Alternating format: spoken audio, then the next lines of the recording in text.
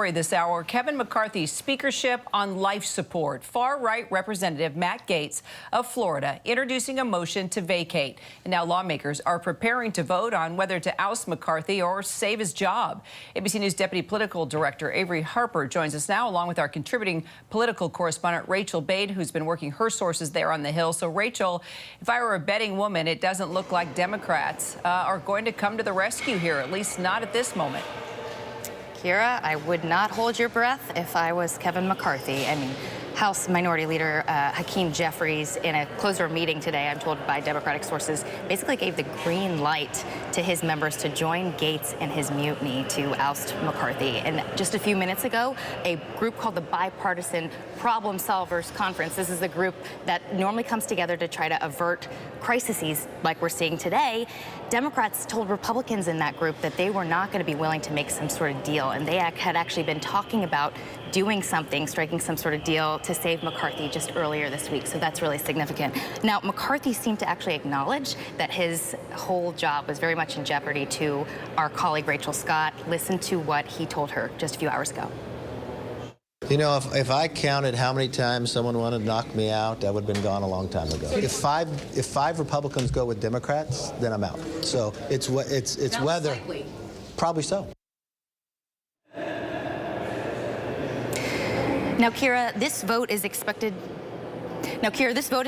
to be extremely narrow, and that is because there's a bunch of conservatives who don't actually like McCarthy, but they're actually not very big fans of what Gaetz is doing right now. One in particular, Dan Bishop of North Carolina, just put out a statement saying he would oppose the motion to vacate, even though he had brought up the idea of vacating and ousting McCarthy just 2 months ago. But he said one person's play call with roughly 5 to 7 potential supporters pretends no path toward success and only chaos. And you can see on your screen right there, these are all the Republicans that have either come out and said they're going to oppose McCarthy or vote to oust him, and a couple of others who said that they might actually join this cause between 5 and 7. So then, Avery, how would the vote work? Let's get technical here. And how quickly could this come down? Right. We are expecting to see a motion to table this entire thing, which means that this could effectively kill off Representative Matt Gaetz, his effort to oust the Speaker of the House. If there is a majority that vote to table this, that means that he will be able to stay in his position for now. I think that if that motion to table does not succeed, then we could see a motion to vacate the Speaker's position there. I know that the Speaker believes that he is confident that he will be able to defeat this effort to oust him. But I think this really does represent just how divisive things and dysfunctional things have become on Capitol Hill, that the Speaker is fighting within his own party to maintain the gavel. So if there is a motion to table, then, Avery, how long does it sit there, and when does it come back off the table? Right. They could move immediately into this vote to vacate his position. And so it is definitely something that we're going to be watching to see. All of our troops that are on Capitol Hill are going to be watching to see exactly what happens there. So, Rachel, what happens if Gaetz wins and McCarthy loses? The upside and the downside here. It's not like there's a number 2 set in place, ready to go.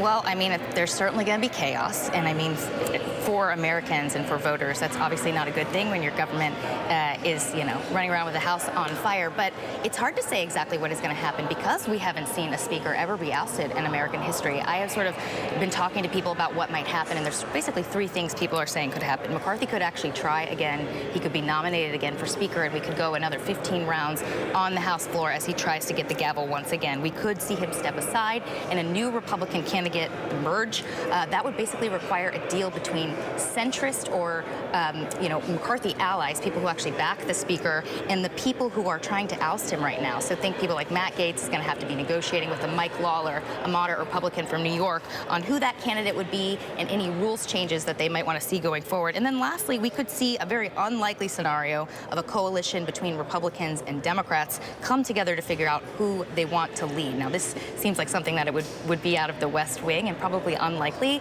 but I reported in Playbook this morning that a group of New York Republicans have actually been discussing this because something very similar was done in the State House in New York a few years ago. So the fact that they're even talking about this, again, not good news for McCarthy.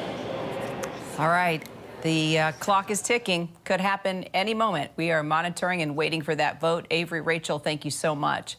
The other story we're talking about, of course, is Hunter Biden pleading not guilty to federal gun charges now at a Delaware courthouse. It was just last month the special counsel David Weiss indicted the president's son on charges that he lied about being drug-free when he purchased a handgun back in 2018, while Hunter Biden's attorney is calling the case the result of political pressure from President Trump and his MAGA allies. My co-anchor and our senior national correspondent, Terry Moran, is outside the courthouse there in Wilmington. He joins us along with attorney Jeff Robbins. So, Terry, let's talk about what happened so far today in court. Look here, what happened was Hunter Biden strode into this courthouse, federal courthouse behind me, for his arraignment hearing, and what happened was it went pretty routinely, which is unusual in Hunter Biden's legal matters because you've seen a lot of chaos in this, but not today. Biden went in for his arraignment, and like any defendant in an arraignment, he listened to the judge as the judge explained the charges against him, made sure that Hunter Biden understood them. Then he took his plea, Hunter Biden's plea, entered by his lawyer, Abbe Lowell, a high-profile, long-time Washington trial lawyer, takes a lot of big cases like this, and then the judge described the terms of pretrial release. They're the same as were imposed back in July when a plea deal between Biden and the special counsel, David Weiss, fell apart. And those include, the judge revealed, random drug tests, which he said Hunter Biden had complied with and had passed and was agreeable to taking, and also that Hunter Biden had pledged to be alcohol-free during this time. And that was it. And then Hunter Biden walked out and went back. But what was contained in that was the fact that Hunter Biden is now facing a trial on very serious criminal charges here that could carry prison time. Now, his lawyer, Abbe Lowell, has both legal defenses. He says that a recent Supreme Court gun rights decision might, in fact, invalidate this prosecution. That remains to be seen. He also says that there are factual defenses, that, yes, Hunter Biden has acknowledged being addicted to drugs at the time he purchased that .38 Cobra Colt revolver, but that there are extenuating circumstances. Somehow he hasn't quite outlined that. Nevertheless, he's admitted that he purchased it and that he was addicted to drugs. So this is an uphill fight, real legal jeopardy on this alone for Hunter Biden. So, Jeff, let's talk about Hunter Biden's lawyers here. How do you think they are doing with his defense?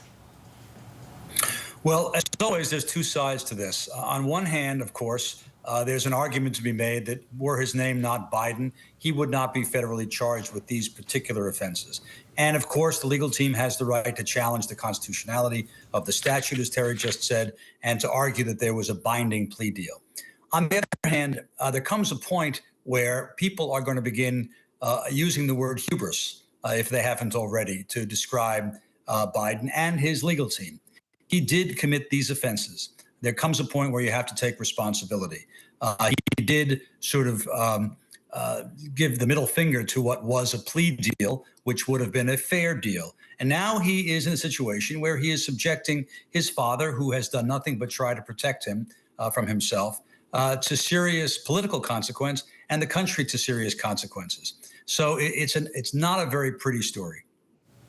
So if he is found guilty, do you think he will serve the, up to 25 years? He won't serve 25 years. He won't serve close to 25 years. But on the other hand, to your question, it's hard to imagine under these circumstances, given what the Justice Department has been put through, that there will not be a request for some form of confinement. It may be house arrest, but it's pretty much clear the Justice Department will have to ask for some kind of confinement, since Hunter Biden sort of spurned a deal which would have permitted him to avoid any kind of confinement. So, Terry, this is not the only legal battle that Hunter Biden is facing, clearly. Let's talk about everything that we could see, I mean, just within the coming months.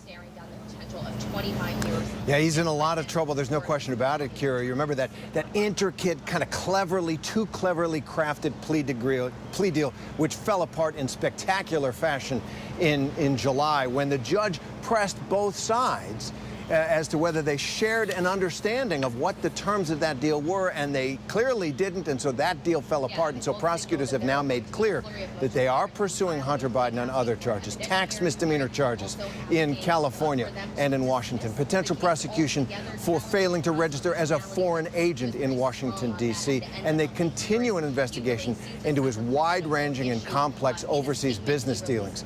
So this is far from over from Hunter Biden or his father. Obviously, President Biden heading into a re-election campaign where his poll numbers are abysmal, where Republicans are trying to use Hunter Biden's legal problems to impeach him. This is not good either for father or son. Kira? Terry, Jeff, thank you.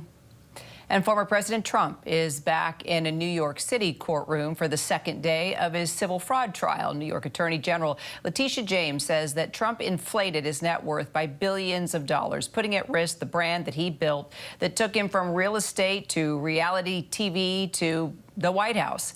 ABC News senior investigative reporter Aaron Katursky joining me now from the Manhattan courthouse. So let's talk about what's happening in court for the former president right now, Aaron. Well, right now it's lunch break, Kira, and the former president emerged ready to be as combative as ever, but he conceded when I asked him, why are you here? He conceded he did not have to be here. He's been saying he's being forced into this courtroom instead of being allowed to campaign, and he's accused the Attorney General of timing this lawsuit to purposefully take him off the campaign trail. He conceded he doesn't have to be here, at least not until he's called as a witness later in the state's case. But he said he wanted to be here because he says the case is a sham, and he's been fighting the notion as his statements of financial condition, which have already by the judge been determined to be fraudulent, are entered into evidence. He says his statements came with a disclaimer that banks and lenders should have done due diligence, and he says the values that the Trump organization put on his properties were just fine because there's more than assessments at work. The way he sees it, he can value his properties whatever he thinks they're worth. So Trump has repeatedly attacked the judge in this trial. We heard a mouthful yesterday, but it's a bench trial. There's no jury here. Is this a good idea to be bashing the judge? Well, if the judge is taking note of what the former president is saying in the hallway, he's not revealing it publicly. We know he's had a couple of sidebar conversations with lawyers. Whether it's come up then, we don't know. But the judge has already ruled against Trump, sided with the state in finding the core issue of the case, and that is that the former president inflated his net worth by as much as $2.2 billion so he could get better terms on loans and from insurance companies, and overvalued the many holdings in his real estate portfolio, in some cases by hundreds of millions of dollars. And while Trump says that these valuations were subjective, the Attorney General is pointing out things like the square footage of his Fifth Avenue apartment in Trump Tower. The square footage is 11,000 square feet. No small apartment, Kira, but the Trump organization once put it at 30,000 square feet and said it was worth $327 million, an unheard of price, even in Manhattan real estate. Just trying to calculate 11,000 versus 30,000 feet. I mean, can't even imagine having a place like that, Aaron. Well, yeah, exactly. Wow.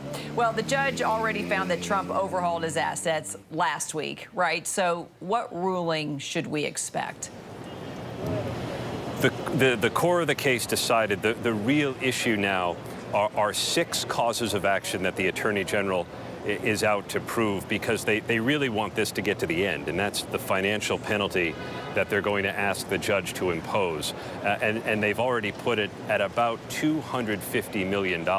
So already Trump is in danger of losing control of some of his prized properties here in New York.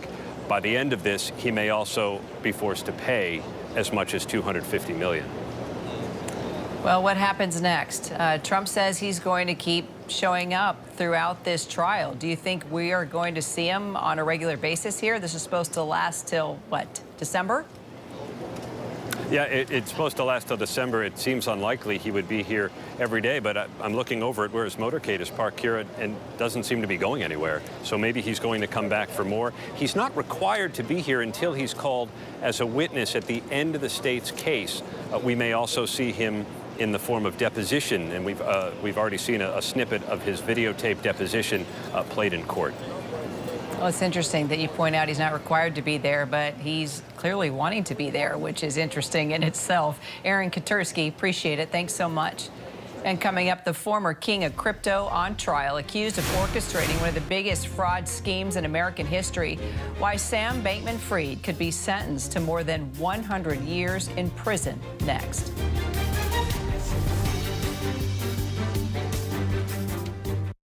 Whenever news breaks, the crush of families here in Poland. Here in Kentucky, no match for the tornado. From Monterey Park, California, on the ground in Ukraine. Reporting from Uvalde, Texas. ABC News Live is right there everywhere. From the scene of that deadly missile strike in Dnipro, Ukraine. Reporting from the earthquake in Turkey. From Charleston, South Carolina, on the 2024 campaign trail. From Kathmandu, Nepal. Truckee, California, covering record snowfall. Traveling with the president in Mexico City. Wherever the story. Here at this airport in Tampa, it's already shut down. Reporting from the nurses on the picket line. Reporting from Jerusalem. Here at 10 Downing Street in London. Streaming live to you. Wherever the story is. Wherever the story is. Wherever the story is. We're going to take you there. You're streaming ABC News Live. ABC News Live. You're streaming ABC News Live. ABC News Live. Streaming free everywhere. America's #1 streaming news. It's lunchtime in America, so what are we serving up? Well, how about everything you need to know? You know, that sounds pretty good. Give it to me. Your health, your money, breaking news, pop culture, with the biggest stars, music, trends, and of course, good food.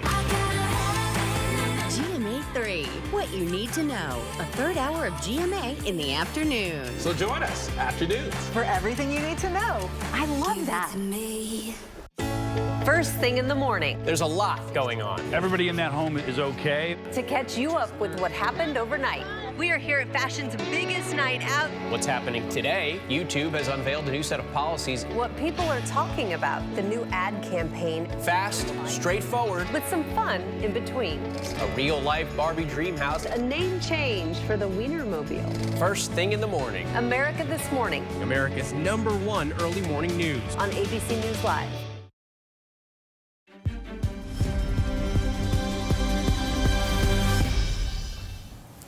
Glad you're streaming with us. Well, jury selection begins today in the trial of Sam Bankman-Fried. The founder of the failed cryptocurrency exchange FTX faces 7 counts of fraud now, conspiracy and money laundering for allegedly masterminding one of the biggest financial frauds in American history. Chief Business Correspondent Rebecca Jarvis has more.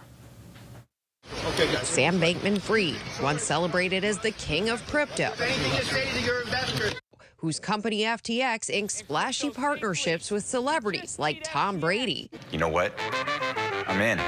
Set to appear in this Manhattan courthouse as jury selection in his criminal trial begins. Bankman-Fried is accused of masterminding one of the biggest financial frauds in American history, allegedly using billions in FTX customer money to pay off debts at his crypto hedge fund, buy up lavish real estate, and make political donations as he sought influence in Washington. It's an honor to be here. At his peak, Bankman-Fried, who's now 31 years old, was worth an estimated $26 billion. We've never had customer losses. George Stephanopoulos sitting down with Bankman-Fried in the Bahamas shortly after his company filed for bankruptcy, and just days before his December arrest. A lot of people look at you and see Bernie Madoff. Yeah. I mean, I don't think that's who I am at all, but I understand why they're saying that. People lost money. Now it's up to the government to convince a jury those losses weren't just a mistake, they were criminal. The prosecution not only have insiders that are willing to testify, but they have statements of the defendant himself. What the defense is really going to be looking to prove is that he was unaware. It's going to be a little harder to prove. Set to testify against Bankman-Fried, insiders including his ex-girlfriend, Caroline Ellison, and co-founder Gary Wang, who quietly pleaded guilty to fraud and conspiracy charges.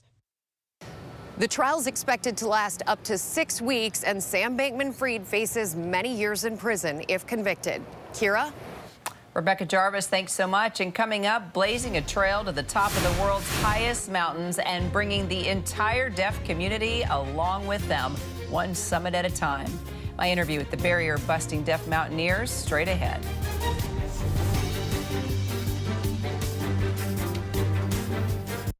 Tonight, Hunter Biden's plea on federal firearms charges. Plus, chaos on the Hill. House Republicans battling each other. What's next for Speaker McCarthy? More Americans turn to the most watched program on television. World News Tonight with David Muir.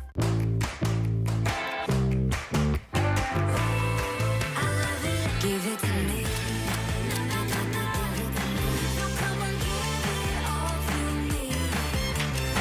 Give it to me.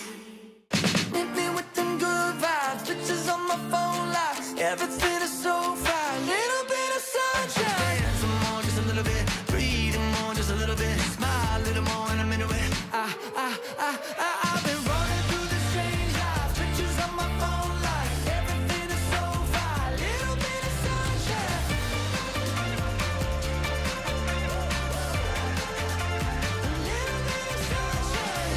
Good morning, America. From America's #1 news source comes the all-new ABC News app. Breaking news, incredible video, faster, smarter. And it can customize to you and your interests. If you love being in the know, you're gonna love this. Experience what all the buzz is about. Experience the all-new ABC News app. Download it now. We're honored ABC's 2020 winner of 3 Emmy Awards for Excellence. Thank you for making 2020 Friday night's most watched and most honored news magazine. I think vulnerability is extremely powerful. This is an artist that I looked up to at one point. I never would have imagined that the ending would have been what it was. They do not shock me. The treatment was just so disgusting on everyone's part. Did Lizzo ever put her hands on you? No, she didn't get to that point. She attempted to come at me with her fist balled up. Lizzo is denying it all. Lizzo's legal limbo. You never expect for it to turn into that. Now streaming on Hulu. Reporting from South Korea, I'm Joo-hee Cho. Wherever the story is, we'll take you there. You're streaming ABC News Live.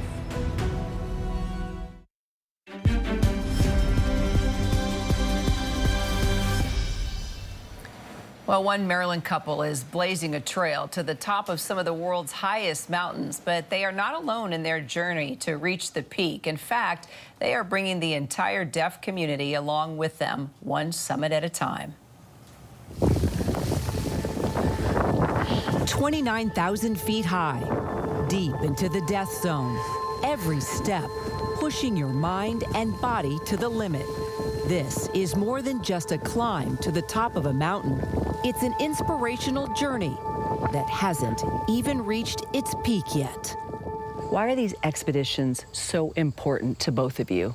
Many people didn't believe it was possible. People would see, us as being deaf individuals. We can't hear, we can't speak. So, are you going to be safe on the mountain? You should stay down here where it's safer. And people saw us as a liability. So they questioned our, abilities to be able to do it and to overcome different obstacles. I think being deaf climbers shows who we are. I think if we weren't deaf, we would not be the same people. I think we stand out from others. A quest that came with so many barriers, but for adventurers Shayna Unger and Scott Lehman, they learned how to bust right through them and make history. Everest. How did it feel to reach the top of that mountain? We overcame all of the odds to get to the top of the world. So, especially for ourselves, but also our community, the deaf community.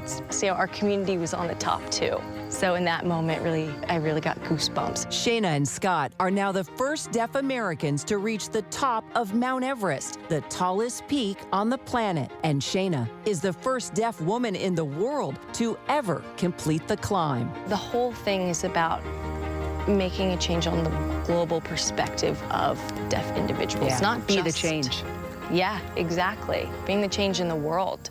people see a deaf individual and they think, oh, wow, you know, they can't hear, they can't speak. How can they function in the world? It's about changing the perspective and bringing a different light to our deaf community. And here's the best part. These high school sweethearts and trailblazing teachers are just getting started. Mount Everest was just part of their higher plan. Shayna and Scott want to be the first deaf climbers to ascend the highest mountain on each of the 7 continents. They are 4 down, with 3 to go. How did you communicate with Sherpas, signing with gloves on, with an ice axe? We worked with them for 2 months, 60 days. So from start to finish, we were able to communicate so fluently. We didn't use our phones at all. We were able to gesture and communicate to the point where other people were looking at us and saying, how do you understand each other? Which is why these ambitious expeditions are much bigger than climbing mountains. It's about showing the deaf and hard of hearing anything is possible. I remember when we first did our first presentation at a school after Denali, a girl said, wow, you're deaf? You're just like me, I'm deaf.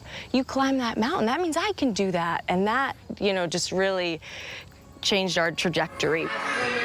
Role models on the road, embarking on school tours around the country, inspiring the next generation of deaf explorers. A higher purpose no climb could ever match. When I see you two interacting with the children, their faces light up. They're curious. You know, they want to learn more. It's inspiring.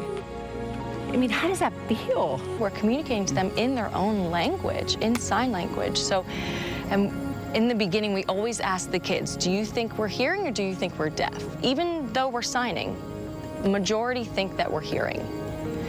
Because mountaineering, you know, or seeing people in the mountains, that's always people who are hearing that do that. So whenever we say that we're deaf, they're like, really? Wow, and then, you know, that means that we're the same, that we can do this. Some people want to be President of the United States, they want to be a doctor, an astronaut, a lawyer, you know, it's possible for them. It starts with the children, it starts with the kids, so putting that belief inside of them and that the possibilities are endless.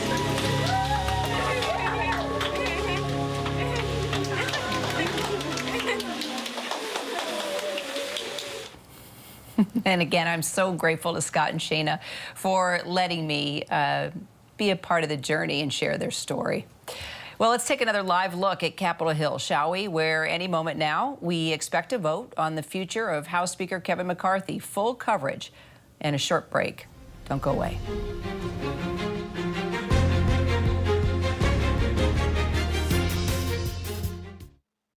When I got sent to Idaho to cover the murders of 4 college students, it was a story that didn't make any sense. 4 students stabbed to death in their beds while 2 roommates were home.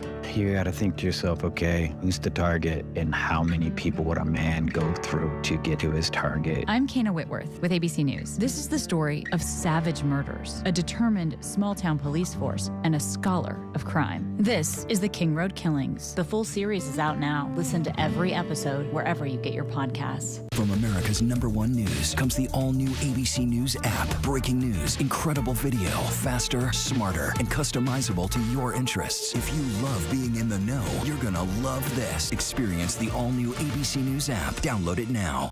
All right, here we go. You ready? Let's do it. Yes, it's the show America wants and America needs right now. This is What Would You Do? Let's go. How are you? Yes. So what will you be watching Saturdays on ABC News Live? What would you do? Hey, I guess I just found out. The What Would You Do Marathon, 2 to 6 Eastern, every Saturday on ABC News Live. My favorite show. Tonight, Hunter Biden's plea on federal firearms charges. Plus, chaos on the Hill, House Republicans battling each other. What's next for Speaker McCarthy? More Americans turn to the most watched program on television. World News Tonight with David Muir. With so much at stake in our world right now, we wanted to thank you for your trust and for making ABC News America's #1 news. And thank you for making ABC News Live America's #1 streaming news. What's good to watch, read? Where can I get a great deal on what I'm just dying to buy? Oh, it's all right here. GMA Life. Get the latest celebrity buzz, deals and steals, and the coolest lifestyle tips from GMA. I love that so much. Streaming weekends on ABC News Live. ABC News, America's #1 news source.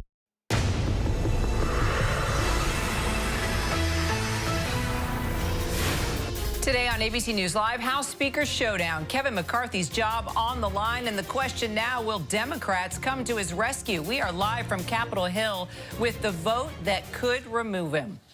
Good afternoon, everyone. I'm Kira Phillips, and that's exactly our top story this hour. Kevin McCarthy's speakership on life support. Far-right Representative Matt Gaetz of Florida introducing a motion to vacate. And now lawmakers are preparing to vote on whether to oust McCarthy or save his job. ABC News Deputy Political Director Avery Harper joins us now, along with our contributing political correspondent Rachel Bade, who's been working her sources there on the Hill. So, Rachel, if I were a betting woman, it doesn't look like Democrats are going to come to the rescue here, at least not at this moment. Kira, I would not hold your breath.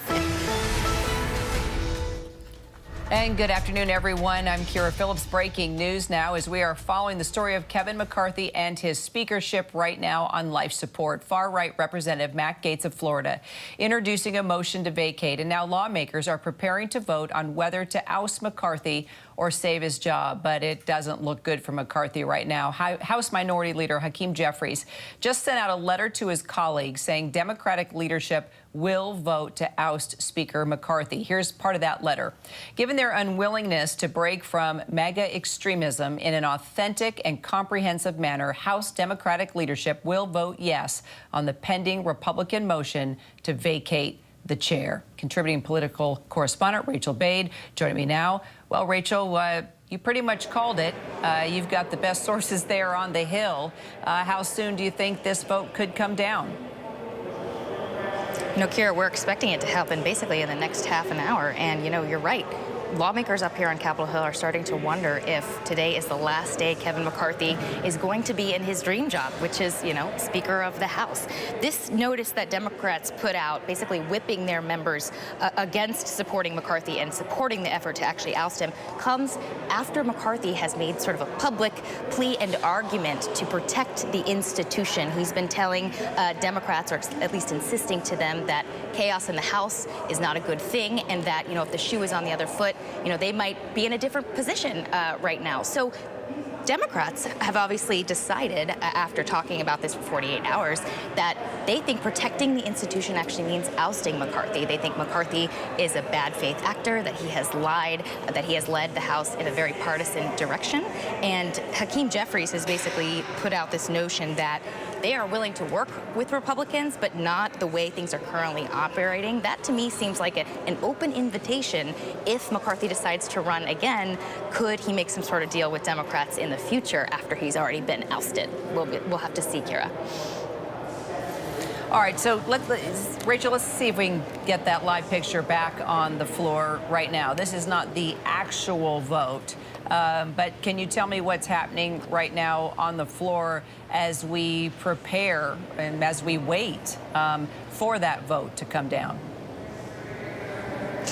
Yeah, so House lawmakers in a vote series, they'll be called to the floor for a number of votes.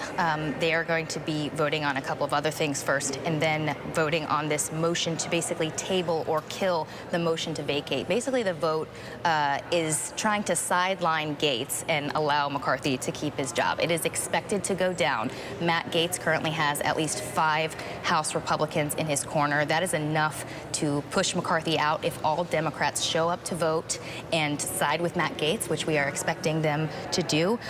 So look, it's not looking good for McCarthy. One question I have sort of been asking throughout all of this is, where is Donald Trump right now? The reality is this is a war going on, a very personal war between the Speaker of the House and Matt Gaetz, this Florida Republican who is leading this effort to oust him. Both of these men are actually very close allies of Donald Trump, potentially some of his closest allies actually in the House. And, you know, back in January, we saw Donald Trump come to McCarthy's aid when he was trying to get those votes. There was a number of calls with the former president and some of these hardline Gaetz allies where the former president basically said, look, give McCarthy a shot. And eventually they fell in line and they voted present to give McCarthy a chance to be speaker. Now we're hearing nothing about Donald Trump actually making calls. In fact, I had reported a few weeks ago that Trump was still upset with McCarthy because he had not brought up a motion to basically expunge the impeachment votes against him when Democrats controlled the House. So it does seem like there's been a little shift in the relationship between McCarthy and Donald Trump, and that could be a real problem for him right now. Well, clearly. Let's bring in our political director, Rick Klein. Let me get you to follow up then on that, Rick, as we watch Republicans here basically sinking McCarthy and just hearing what Rachel just said. Do you think there's any way, Rick, that we could see, I don't know, Trump at the last minute throwing a lifeline, or is that pretty much dead in the water? Look, Trump knows where the wind is blowing inside his own movement, or tries to anyway. In this case, he's caught between different factions of folks who are allied with him. It was his support for Kevin McCarthy that helped get him the speakership itself. And it could be that he saves him this time around. I think that would take a lot of the air out of Matt Gaetz's balloon if Donald Trump came out and said, let's stick with Kevin McCarthy. He could also effectively end Kevin McCarthy at any moment. And that's where his power has long resided. But he's also cognizant of the fact that it's not like the members of the House Republican Conference just take directions from Donald Trump. So I think he wants to be careful about how he wields that power and what the other side of it looks like. I think Donald Trump and anyone politically is going to want to be somewhat removed from the very messy things that are going on right now in the House. Things are very uncertain at this hour. Even if we think we know how the next vote on the motion to table might go, there's still room for negotiations. There's still room for compromise. There's still room even for Democrats to end up trying to save McCarthy. And I don't know that Donald Trump wants to be associated with that. So my Trump radar would suggest that he's going to stay out for now and maybe get involved if and when it feels like it's absolutely necessary. So then let me take that same question to former Republican Congresswoman from Virginia, Barbara Comstock. What do you think? Do you think could we see Trump stepping in? I mean, you heard what Rick just said, messy, uncertain.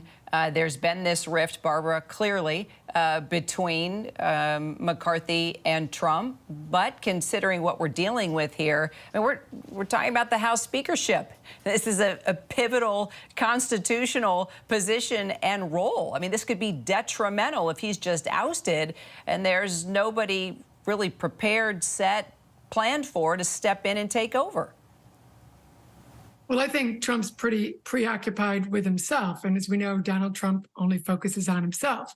Now, of course, the problem, the whole Republican Civil War, is just another symptom of MAGA problems. But I think the Republicans within the House are going to have to solve this Civil War themselves. And now the Democrats have clearly said they have to solve it. They're not going to give them any votes, and I don't think they'll get it. So I think when it comes down to it, I mean, last night I was saying, listen, Matt Gaetz is certainly pretty universally loathed, but the distrust that the Democrats have with Kevin is now going to put it in the Republicans' camp. And so are they going to hang together or are they going to hang separately? If they allow this to happen, then they are all going to be on lifeboats of their own. And next year is going to be a real problem. You got the 4 times indicted, twice impeached Donald Trump focused on himself. He's not going to be helping them. If you don't have a speaker and you don't have his money and you have somebody new, who knows what's going to happen? So these guys are all going to be out there on their own. And I think maybe some of these guys, you heard Dan Bishop, who's been really a problem child, has said, well, maybe I won't do it. So when they're down there and a few of those guys have to decide, they might think twice. I don't know. But if they do go forward with this, they're going to be in a world of hurt. And they're going to, hey, for someone who doesn't like MAGA, this is going to be a MAGA on MAGA war, and MAGA stock is going to go way down. So if they want to let this happen, it's going to be a MAGA death spiral that for those of us who don't like MAGA, go to it. So what's the expression? It's better to stick with the devil you know than forge an all-out rebellion and get rid of the House Speaker. I mean, what are... Well, listen, I think Kevin would have been better off sticking with the plan he had over the weekend where he kind of said, okay, we're going to work together, work with Democrats, we're going to get things done for the American people. That's a plan. That worked well, and I think people liked that. I think that's what we should do going forward and excise this cancer. I mean, Matt Gaetz is a cancer. These people who are holding him hostage, that's a cancer. If he can pull another rabbit out of the hat and excise this cancer, that would be good for the country, of course, but it also would be good, I think, for the party. Get this MAGA cancer out of the party, and I think they'll be doing much better. But if the MAGA cancer kills the party today, so much the better, I think. So let me ask you a question then. You mentioned this weekend. You served clearly with many of these Republicans, and you know plenty of the Democrats as well. Do you think something should have been done differently? What would you have advised Kevin McCarthy if you were there with him over the weekend? Listen, I think he did what he had to do at the end of the day. That was the deal that obviously could get done, because that MAGA group won't take yes for an answer, as 200 plus Republicans continue to point out. I mean, there are 200 Republicans that go from so many of the MAGA Republicans all the way over to moderates who are trying to govern. And that extreme wing won't take yes for an answer. So they need to be ditched, that small group that are a cancer on the party. And you need to, try and, work with Democrats. And I think the deal to work is what Lindsey Graham said over the weekend. Get a deal that, keeps the government open, get border funding, get disaster relief funding, and get funding for Ukraine, and continue to fund the government at the levels that were agreed upon back in May. That's the deal you can do when you have divided government. And that's the deal that the American people would be happy with, and that you can live to fight another day and go out and make your case. But you don't have the votes to do anything else. And that's actually a good deal that Republicans who care about the border should be happy to get. Okay, but that's not what we're dealing with right now, to continue using the word if deal. If the MAGA Republicans want to kill the party, then go ahead, burn it down, burn down MAGA. Trump's going to burn down MAGA too, and then we'll finally get rid of MAGA. Well, how do you see this playing out then? Clearly, this is more than likely going to be House Speaker Kevin McCarthy's final day. Now, he could try and jump back. Yes? Well, if some of these Republicans who claim they're with Matt Gaetz realize this actually may even kill MAGA, some of those guys may pull back. It depends on how irrational they are. Some of them are leaving themselves. I mean, if they go through with this, you could have some of these members who are retiring just say, here's another scenario. You vote out Kevin. Kevin could just say, hi, bye, I'm leaving. You could have some of these other guys just retire and say, bye, I'm leaving. Then you throw the whole House over to Hakeem Jeffries, and he's Speaker tomorrow, and great, you're in the minority now. How fun is that? So then let me ask you this. Trump hasn't said anything to this point. He's had his tension with Kevin McCarthy. Do you see Trump coming out of the woodworks here and all of a sudden speaking up? No, I don't, because he's just focused on himself. This is so out of his wheelhouse. He doesn't understand it. All he said yesterday was, hey, Kevin said nice things about me, so he didn't really want to get involved. Now he's worried about losing in court and his business, and he's very preoccupied with that. Maybe he weighs in, but, maybe someone tries to get one of these guys on the phone. Maybe that brings it back. But so maybe on a lunch break, maybe some of these guys got called. Another thing might be, maybe there's enough absences on the Democrat side to maybe make the numbers work that Kevin lives to fight another day. That might be another scenario. What do you think, Catherine Falders? Will he live to fight another day? Let's do the math and talk about where we are right now, procedural vote, and then, of course, the vote. Yeah, the vote that Kira, that you're seeing on the floor right now is not this motion to table, for example. We'll see that at the end of this vote series. But I will say we're just learning that now we're up to 6 Republicans who have said that they are in favor of this motion to vacate. Those are Gates, of course, Biggs, Crane, Burchett, Good, and now Rosendale has come out in support of this. It's worth noting that even though there's only 6 of them, the majority of the conference still does support McCarthy. But as you just saw and you were talking about at the top of your show here, Democrats sent a Dear Colleague letter from Leader Jeffries that said that they will vote yes on this motion to vacate. You see the quote up there from that letter. It says, given their unwillingness to break from MAGA extremism in an authentic and comprehensive manner, Democratic leadership will vote yes. So they are not bailing him out here, as there was some discussion surrounding whether or not they would do that. There's also some discussion around what happens next. Is McCarthy renominated, for example? I know that some Republicans are talking about that behind closed doors. So all of that we'll have to wait and see. But again, that vote that is up on the screen right now is not the one that we are all anticipating. We'll see that here, Kira, in a few minutes. Okay. And Rachel Bade, let's just back up here. And since we're going into rolling coverage until we indeed see the vote firsthand, observe the vote. Let's just talk about how we got to this point.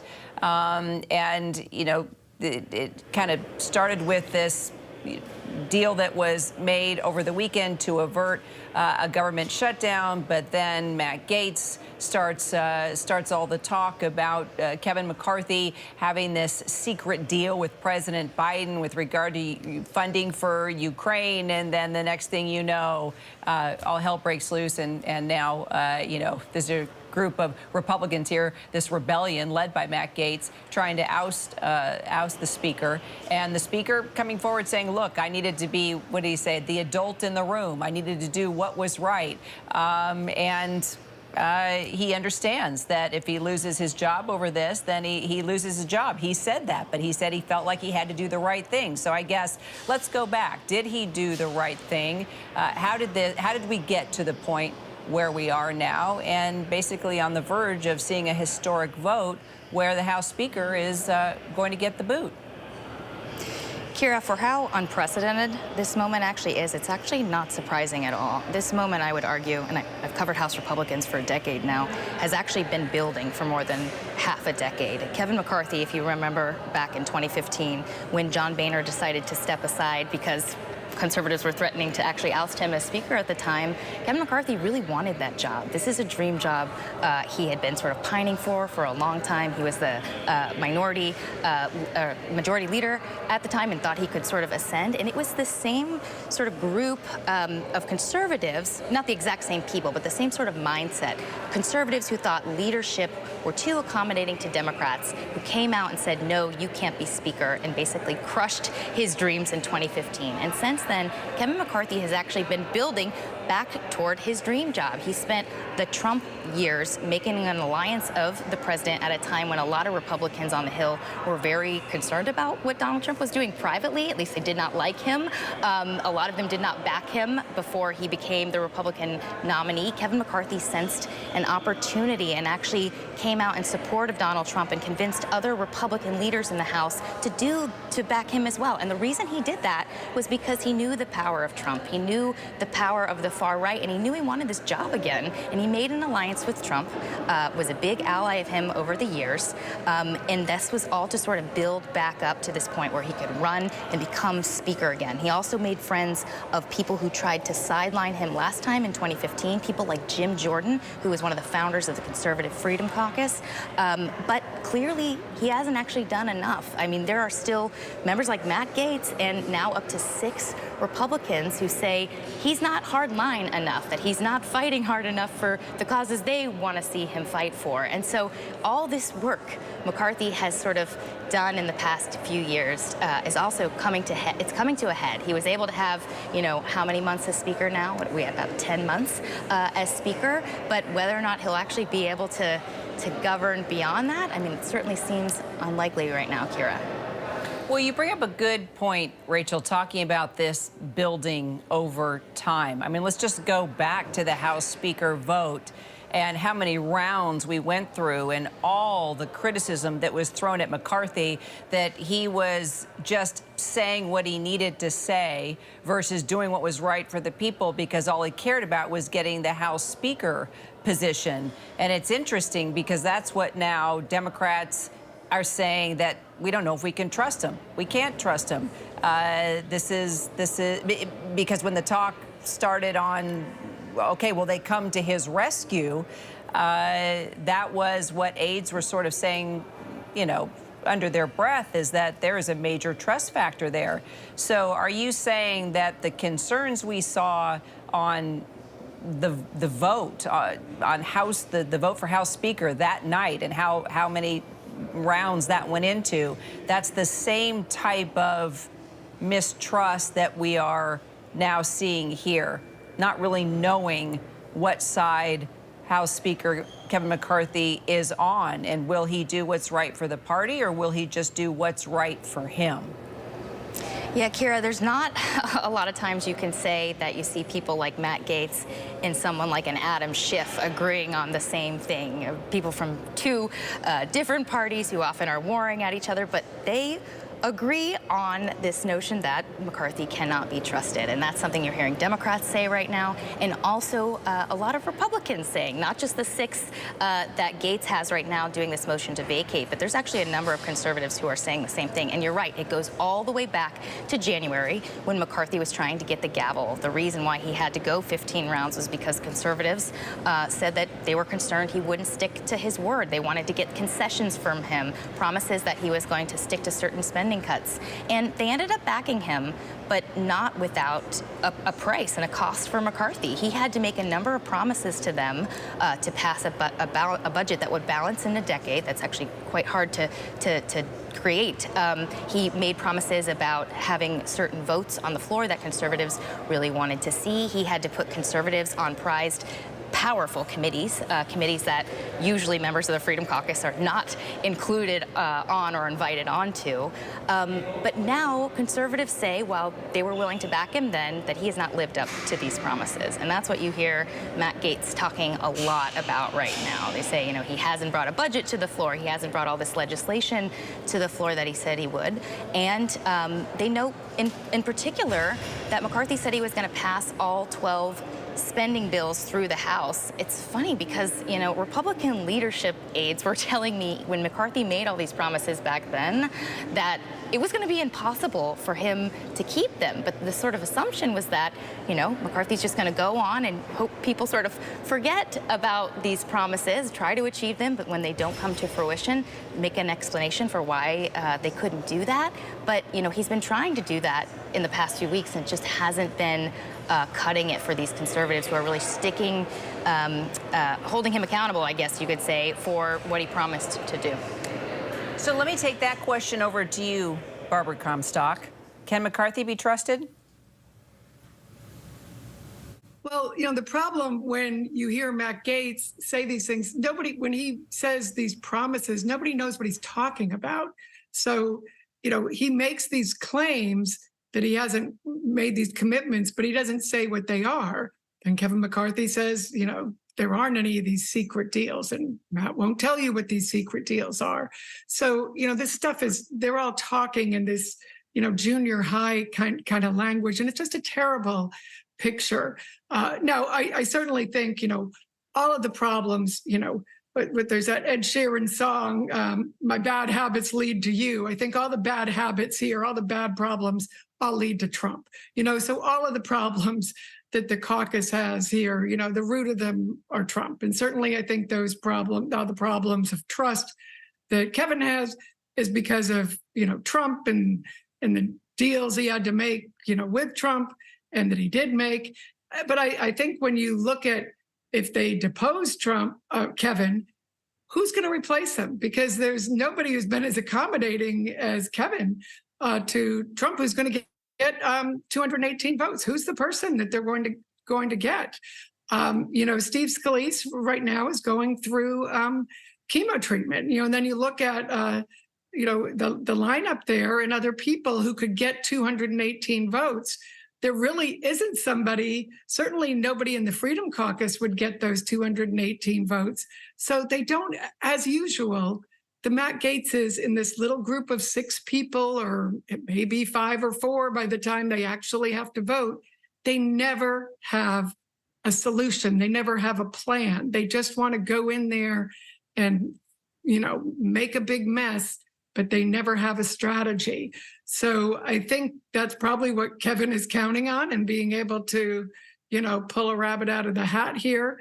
And also the fact that the Democrats are going to be united. So at the end of the day, do these 6 or 5 or however many there are, do they really want to give that win when even most of their MAGA friends are going to be on the Republican side? Again, saying as an anti-MAGA person, I just find it interesting that this extreme MAGA group wants to give a win to the Democrats and to Joe Biden. It doesn't bother me that they want to give a win to them, because this puts them in turmoil and makes them look like the children that they are. So the more they highlight how unfit that MAGA is to govern, the better. I mean, I think you've had General John Kelly and lots of the Trump former members of the cabinet pointing that out. And really what you're seeing now with Matt Gaetz and his little, merry band, they're highlighting how unfit that this little small group of MAGA is to govern, because they aren't able to govern. And of course, most of them have never even passed bills.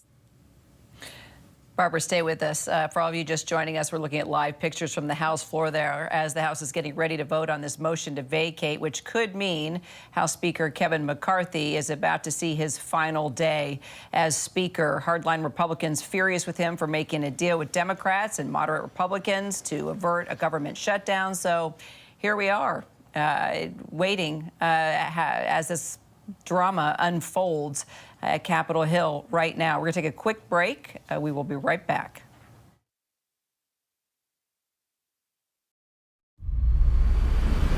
I'll never forget those sounds. Pow, pow, pow.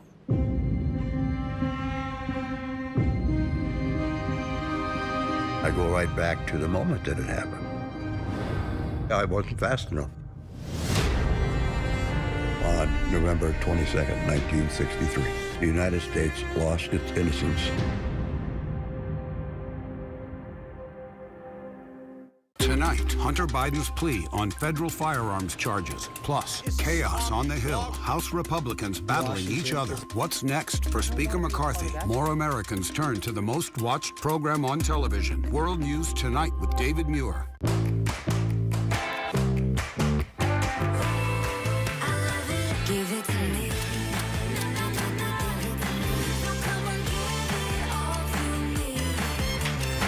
Give it to me. When I got sent to Idaho to cover the murders of 4 college students, it was a story that didn't make any sense. 4 students stabbed to death in their beds while 2 roommates were home. You gotta think to yourself, okay, who's the target and how many people would a man go through to get to his target? I'm Kana Whitworth with ABC News. This is the story of savage murders, a determined small-town police force, and a scholar of crime. This is the King Road Killings. The full series is out now. Listen to every episode wherever you get your podcasts. He's the global superstar with over 63 million followers, Maluma. And this Thursday, his first live morning TV concert ever in America happens on GMA. And just wait till you see the surprise he's about to drop. Thursday on Good Morning America. From America's #1 news comes the all-new ABC News app. Breaking news, incredible video, faster, smarter, and customizable to your interests. If you love being in the know, you're gonna love this. Experience the all-new ABC News app. Download it now.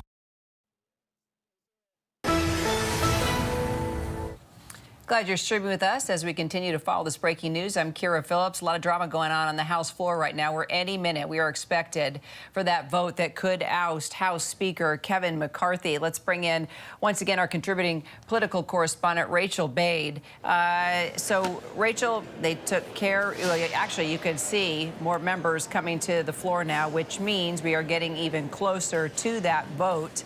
And just for those that are tuning in, let's kind of back up a little bit and talk about how we got to this point. I mean, it just really represents where we are, I think, in politics right now here in America. And that is just this, I mean, we talk about the lack of trust that Democrats have in Kevin McCarthy, but how about even the infighting within the Republican Party? And then that leads just to the American voter that just was so concerned about a government shutdown. Many people worried about losing a paycheck and not being able to put food on their table, thinking they had kind of maybe caught a little oxygen coming off the weekend, averting a government shutdown. And now you've got this chaos here unfolding, talking about a different kind of shutdown, and that's the House Speaker getting a boot. And then where do you go from there?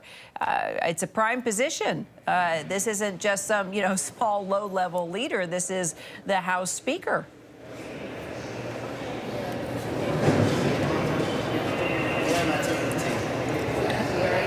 Rachel Bade, are you with us? I am here, Kira. I did not realize that was a toss to me. Yes, totally unprecedented situation. A lot going on up here, watching the floor, trying to figure out how people are going to vote.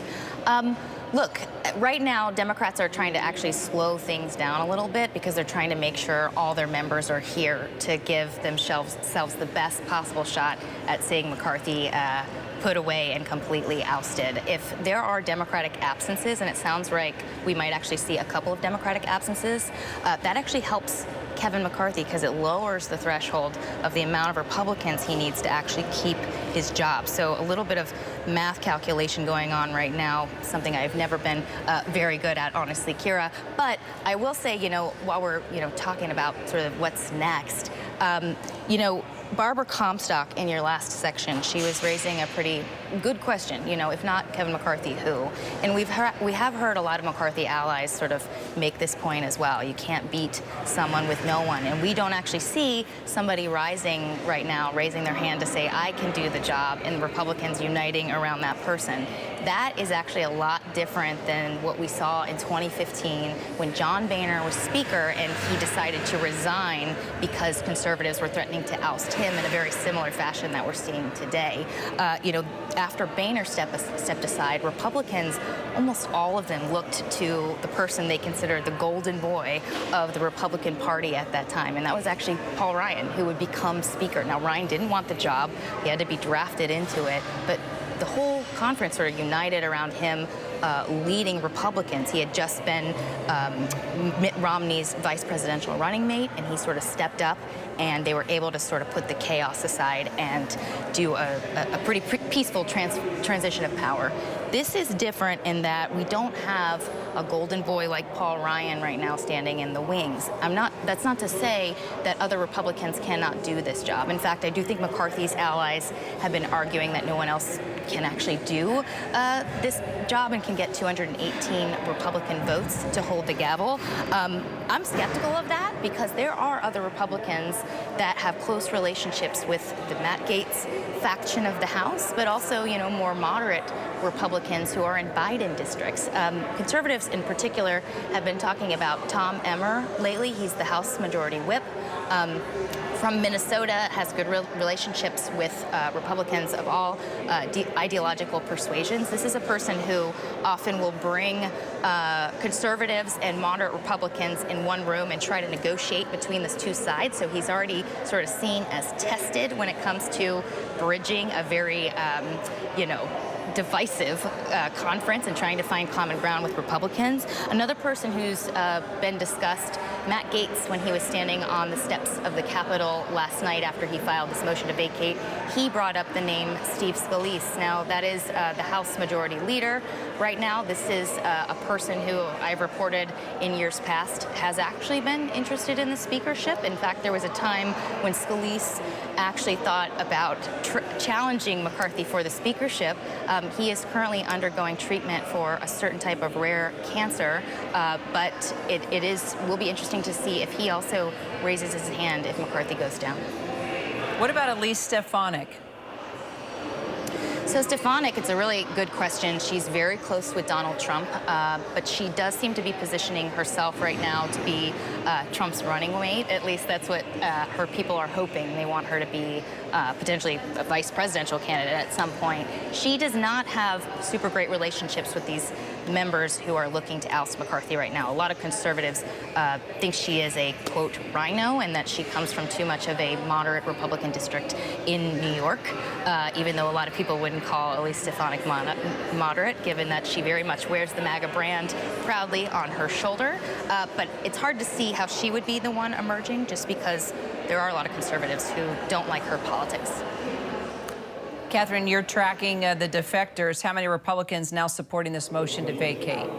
Right, there are now 6 who have said publicly they're supporting it. He can only afford to lose 4 Republicans here. Of course, there's talk about some absences on both sides and how that affects the vote count here. But the 6 that we have, of course, are Gaetz, Reps Biggs, Crane, Burchett, Good, and now Matt Rosendale has become the latest member to say, you see his tweet there, that he supports this motion to vacate. He's an interesting one to me, though not surprising. You remember that photo that got a lot of traction during those 15 rounds of votes that McCarthy went through. Marjorie Taylor Greene was trying to hand Rosendale a cell phone with Donald Trump on it at the time. This was during the speakership vote, and he rebuffed that, refused to take Trump's call, who was trying to call him to sway him to vote for McCarthy as speaker. So he is the latest member to come out and say that he's going to support this motion to vacate. At the same time, the majority, of course, of the Republican conference still supports McCarthy, but that doesn't matter here because he cut this deal when he was wanting to get the speakership, that only one member could force a vote on this. This is why we are here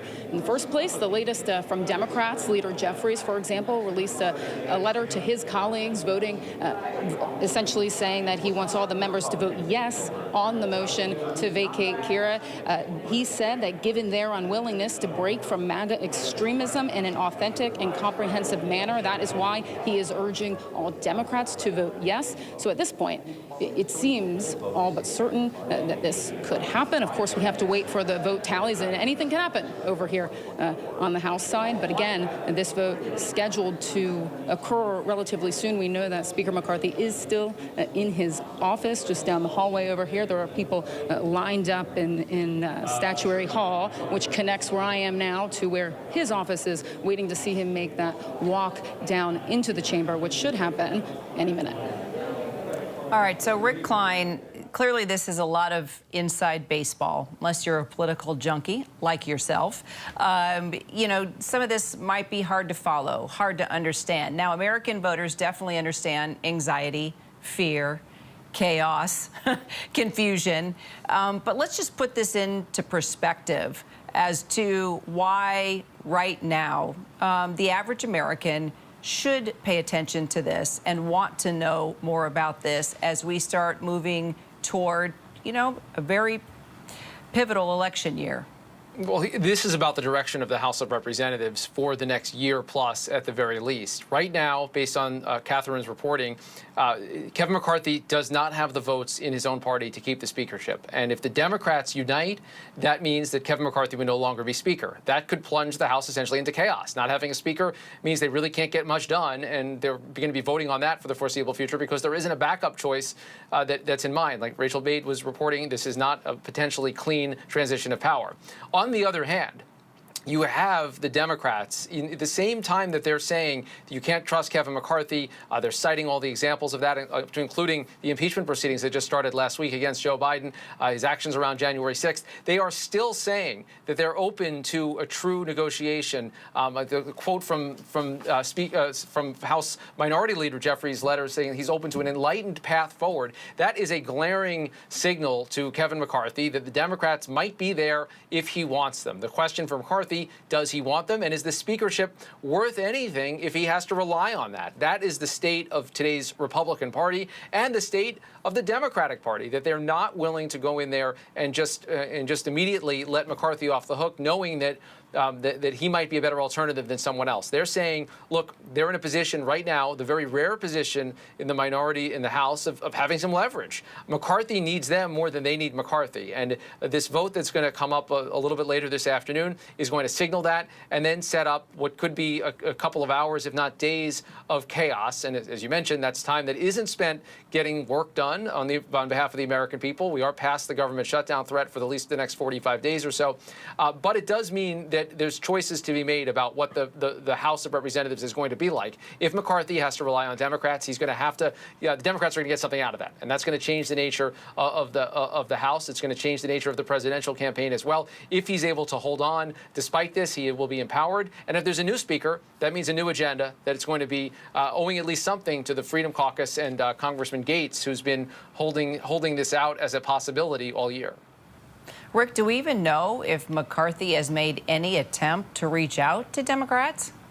We know based on Rachel Scott's reporting that that McCarthy and Jeffries have spoken, but reach out might be a bit of a stretch. And we know that when Democrats convened today, a whole bunch of them, behind closed doors, a whole bunch of them cited chapter and verse about why they shouldn't trust Kevin McCarthy, including his actions over the weekend where he didn't give the minority party, the Democrats, an opportunity to review the bill even up to 90 minutes. That resulted in all of the chaos that we saw over the weekend, including that pulled fire alarm as part of it by a Democrat.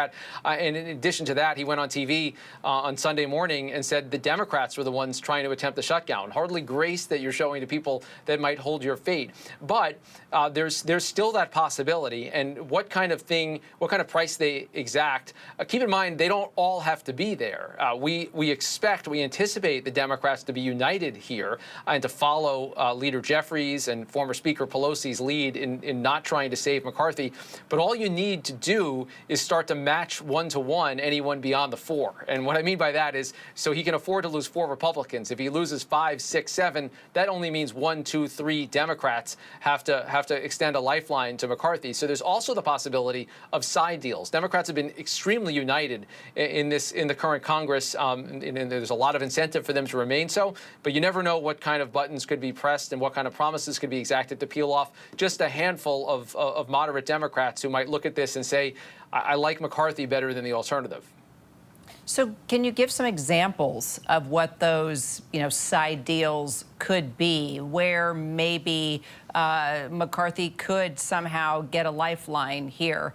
And in addition to that, is he, Kevin McCarthy, is he sort of sitting back watching the news, seeing what's going to happen here? Or is he thinking about working the phones and working the hallways and doing whatever he needs to do in the final hour? I mean, what do you think? I think that the threshold question for him it has to be how much or do you engage with Democrats at all? Because once you open that up, you then could lose even more Republicans. So my speculation would be that he's not going to have any meaningful conversation with Democrats until the Matt Gaetz group shows their hand, until he knows how many votes he has to get. He knows how to count votes. That's what he knows above all. He was pretty sanguine about the whole matter today when our cameras caught up with him on the Hill, making the point that people have counted him out before. People thought he shouldn't get the job back in 2015. People thought he couldn't get the job back this January, and that he is the Speaker of the House. He was proudly noting that he's only the 55th Speaker of the House in U.S. history.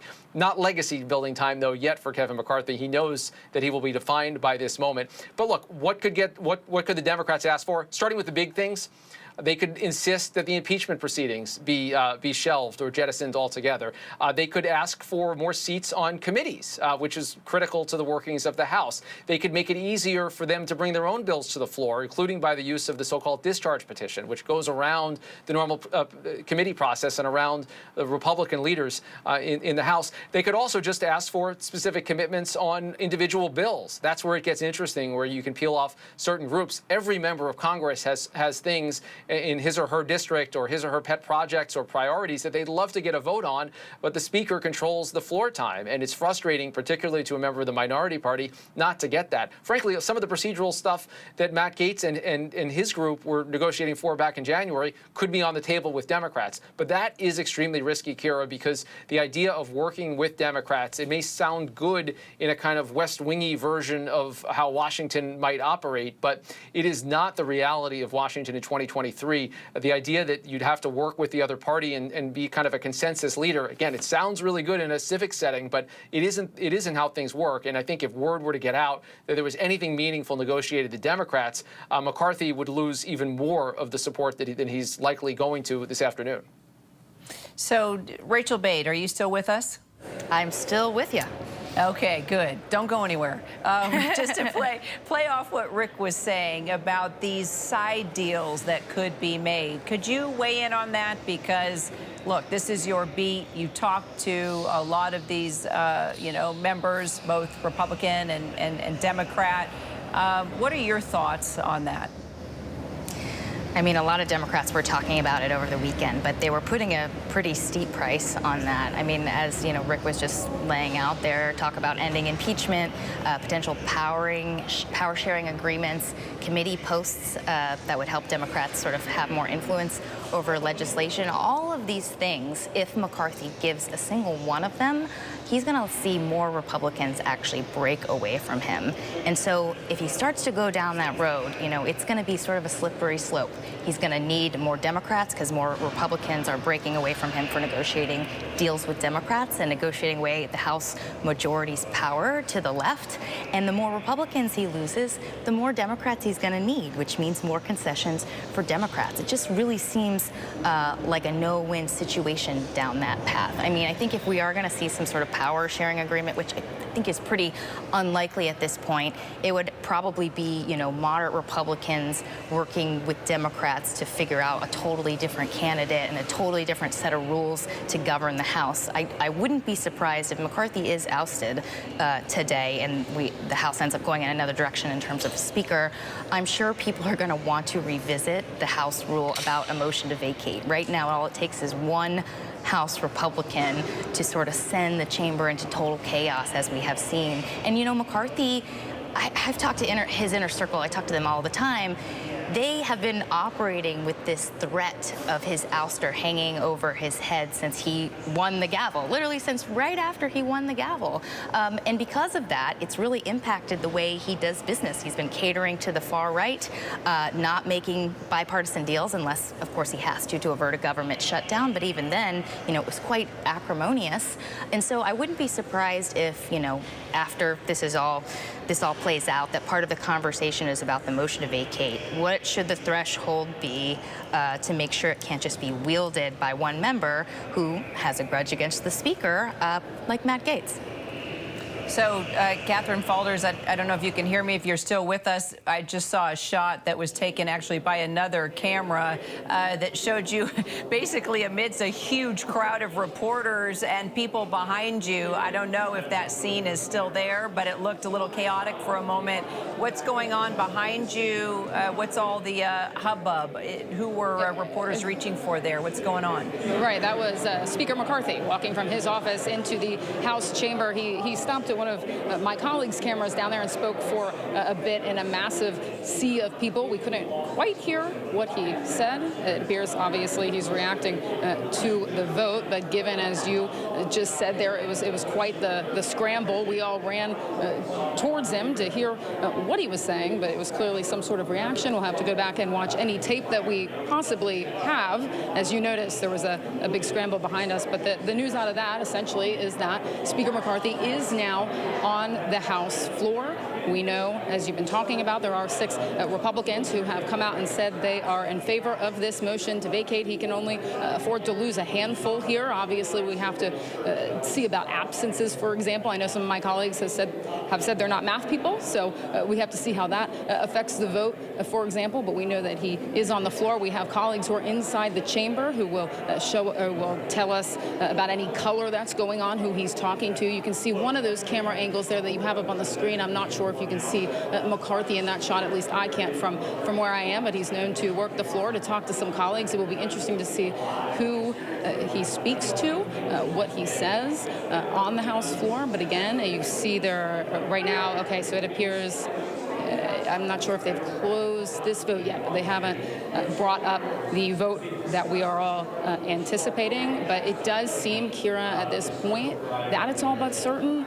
Again, I don't want to speak too soon on that because anything could happen. But I think then the question becomes, what's next here? Is there a clear choice? I heard Barbara Comstock and some others talking about how this can be the plan, but there's never a what's next here with Gaetz and some of these hardliner Republicans who haven't said who they'd support. They're just angry about certain aspects of McCarthy's negotiating on the budget, for example. So who is the clear choice? We know that all of the leadership in the House has come out, all of the Republican leadership, I should say, and they're behind McCarthy, as is the majority of his conference. So the question here is, what is next? And that is just what's uncertain at this point.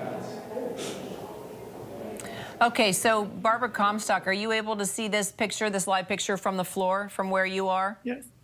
Yeah. Okay, so do you have eyes on McCarthy?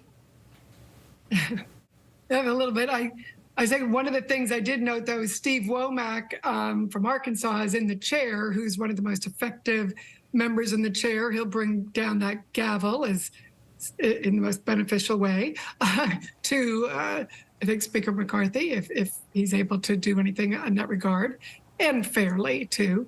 The other thing I'm noticing is it looks like there may be 2 Republicans absent. I noticed there were maybe 2 absent in the previous vote, and there were a few Democrats absent, too. We may see that when this vote is finished up, too.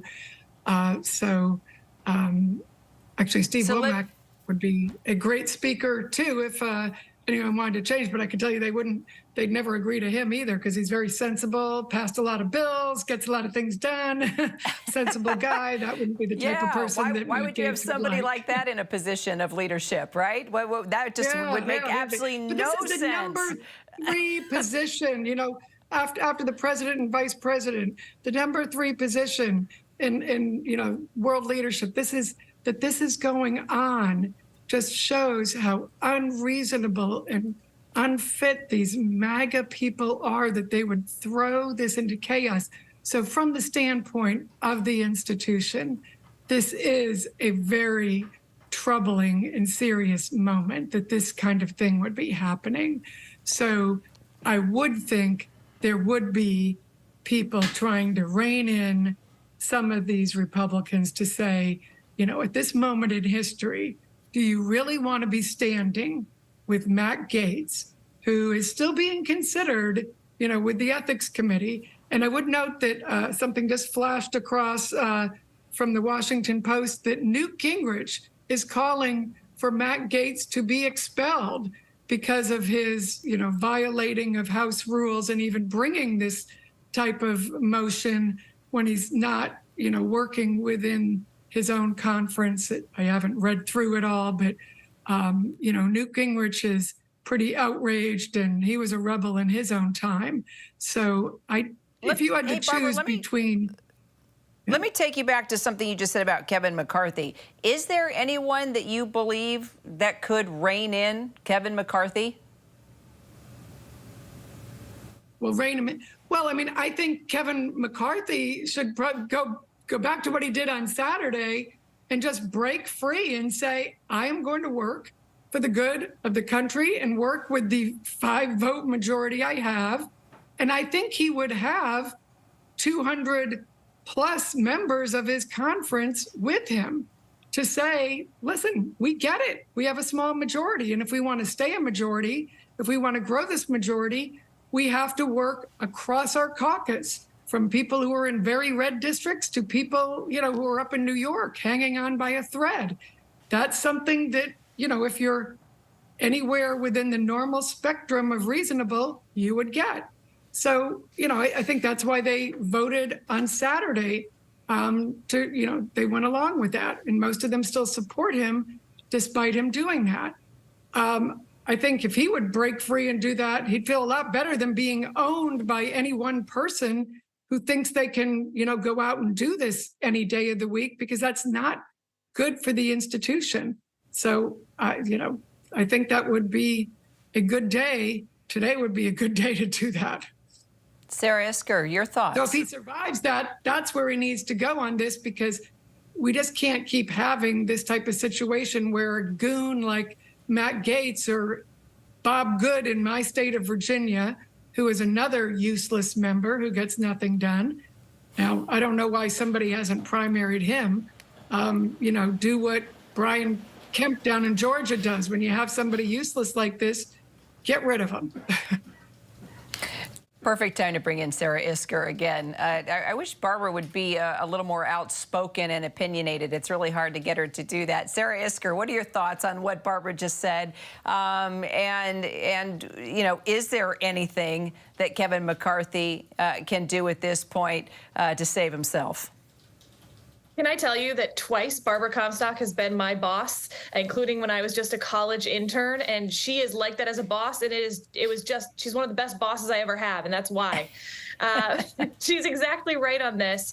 But we've also seen this proliferate more and more, to have more, as Barbara referred to them, useless members of Congress. And that's largely voters' fault at this point. They are sending members in who are there not to legislate, not to compromise. In fact, they're punished for that. They're rewarded for making spectacles, for getting social media attention. That's how they bring in donor dollars. That's how they stave off, primary threats from either their right or left flank, depending on which party we're talking about. AOC is one of the most prolific fundraisers for the Democrats. Her legislative accomplishments, if you're not including renaming post office, she's one of the least productive members of Congress. And so we're seeing some of those chickens come home to roost here in this Kevin McCarthy vote on the right. At the same time, look, Kevin McCarthy needs to own some of this as well. He is a deal maker. He's made a lot of promises to Republicans up and down the ideological spectrum and didn't fulfill those promises. When you look at what Democrats now are saying about him, why they're not going to help bail him out, every single quote uses the word trustworthy. Kevin McCarthy, we can't trust him. He's not trustworthy. He doesn't keep his word. This is a guy who'd been making deals to get this job, deals and promises he couldn't keep. That's a problem. So even if he was able to save his job, that trust factor would still be a huge issue and problem here. It kind of seems like he's in trouble whether he stays or goes. We've been saying that since he got the speakership after umpteen number of votes. But Nancy Mace was on This Week a couple weeks ago, and she was saying the same thing. This is a relatively moderate Republican member of Congress who said, Kevin McCarthy made specific promises to me before that speakership vote, and he hasn't fulfilled any of them. We could end up with sort of a funny situation where Kevin McCarthy and Matt Gaetz aren't really members of this body anymore. There's plenty of members who are angry at Matt Gaetz for putting them in this position, leading the potential of just chaos on the one hand, almost certainly, but really handing quite a bit of power to Democrats on the other hand if they can't decide on a speaker, costing them the majority potentially. A lot of people angry at Matt Gaetz and waiting for that ethics report. At the same time, I don't know a lot of folks who are real gung-ho about Kevin McCarthy. Rick Klein, correct me if I'm wrong, McCarthy didn't have to do this today, right? Why did he decide to do this today? You're not wrong. I mean, he had 48 hours from the time that the motion was introduced. He controls the flow of events on the floor, and my sense is that he was trying to call this as quickly as possible to kind of freeze in the votes. And in a sense, this upcoming vote will tell him exactly what the lay of the land is. It forces Matt Gaetz and all of his colleagues to be on the record. It further isolates them from some of their colleagues, but it does then kick the question of his actual expulsion or elimination as the House Speaker to the full House. So there's risk involved in it. He could have continued to count noses, but I think this is the tactician McCarthy saying, okay, let's lock it in right now and then know what we're up against. Are we talking about 5, 6, 7, or is it 8, 9, 10? How many actually vote to vacate? Knowing that means you won't have a speaker and they don't have a backup option, knowing that you might be empowering the Democrats. The risk is that the House will be on record as defying him, and it'll be seen as a precursor vote for the big one, which would be the actual motion to vacate, which, again, doesn't have to come up.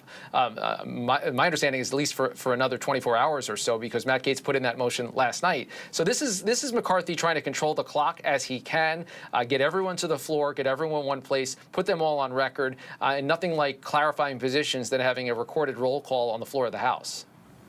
Rick, let me get you to weigh in now on something that we couldn't confirm, but now we can.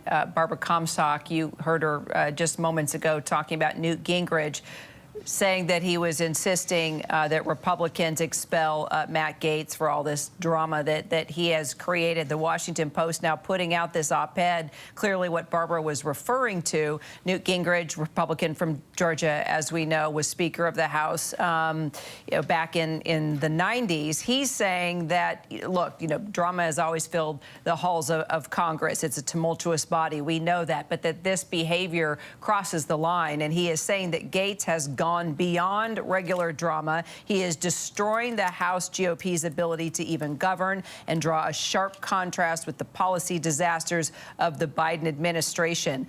He's going after Gaetz hard. We're talking a lot about McCarthy losing his job, but what do you think is at stake here for Matt Gaetz, the one who's leading this rebellion?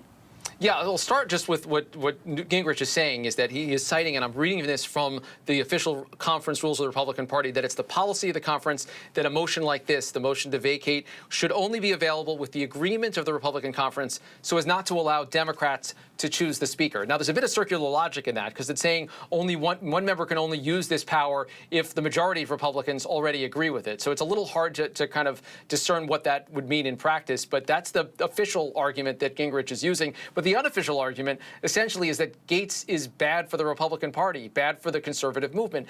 The fact that he and some of his compadres held up the spending bills last week meant that Republicans are actually signing off on more spending with the agreement of Democrats than they would have if McCarthy was able to get the votes just among Republicans. And now you're seeing days consumed with Republican infighting as opposed to focused on how to get spending levels down or how to focus on an agenda, the border, a big one, Ukraine, a big thing that has to be worked through, all the business before the American people. Newt Gingrich, who knows a thing or two about being a rebel in the House and engineered the successful takeover of the House by Republicans back in 1994 and also was ousted in something of a scandal, has lived a lot of lives on Capitol Hill and beyond. And in his view, Matt Gaetz is someone that is not being helpful to the Republican Party. I'd also say that Newt Gingrich knows how to perform for the so-called audience of one, Donald Trump. Gingrich is someone that has been close to Trump over the years, has grown closer to him, was actually considered at least somewhat as his running mate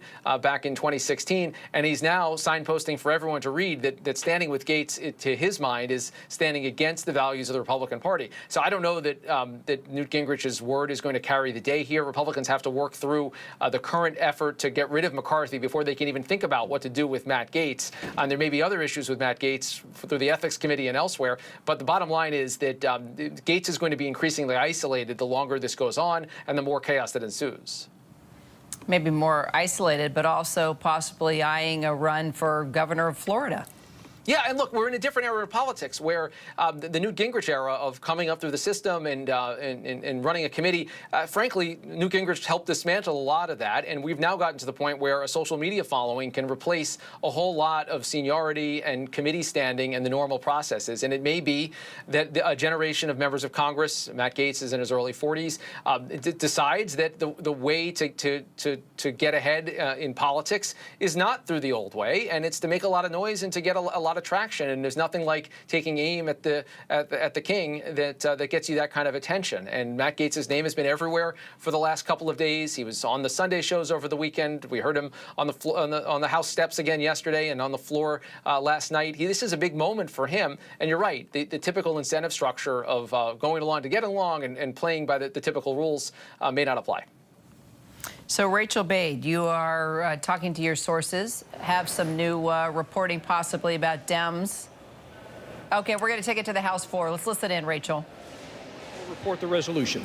House Resolution 757, resolved that the office of the Speaker of the House of Representatives is hereby declared to be vacant.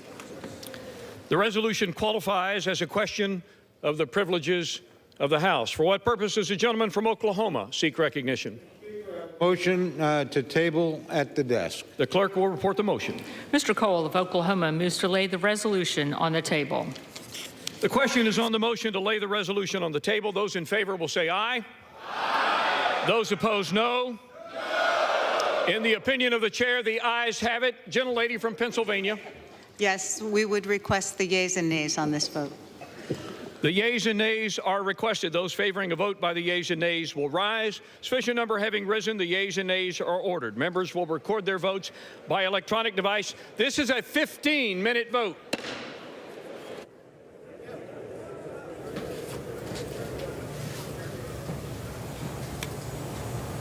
All right. It looks like it's game on. Rachel Bade, let's go with your new reporting, and let's start talking about the motion now to go forward. Yeah, an interesting sort of nugget that my colleagues at Politico just reported. Somebody who's actually not going to be voting, former Speaker Nancy Pelosi. And this is really interesting because Pelosi and Kevin McCarthy have a particularly contentious relationship. They've always, been very frosty toward each other. Pelosi would rail about McCarthy behind closed doors, saying that he was, kissing Trump's boots and just, doing whatever he wanted, basically playing the puppet to Trump.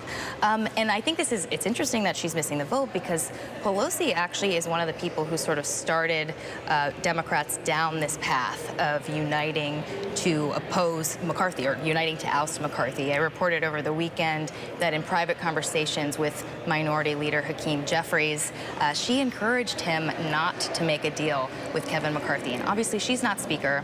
And Jeffries, all Democrats have said, is the one who ultimately was going to make this decision about what Democrats were going to do. But Pelosi is very revered by her party, seen as a mentor to Hakeem Jeffries. Her word certainly means a lot. So it's interesting that she's not here. Her office is now putting out in statements that she actually had to fly back to California to be with the body of the late Senator Dianne Feinstein. So that's why she's not here. But I'm sure if she would certainly be relishing the sweet revenge that I'm sure she would be cherishing. Cherishing indeed. All right, so I misunderstood. We are actually on the motion to table, so we are not there yet for the vote to oust him or not. Now, you say that Democrats are possibly wanting to delay an outcome here. Tell us where we are with this motion to table.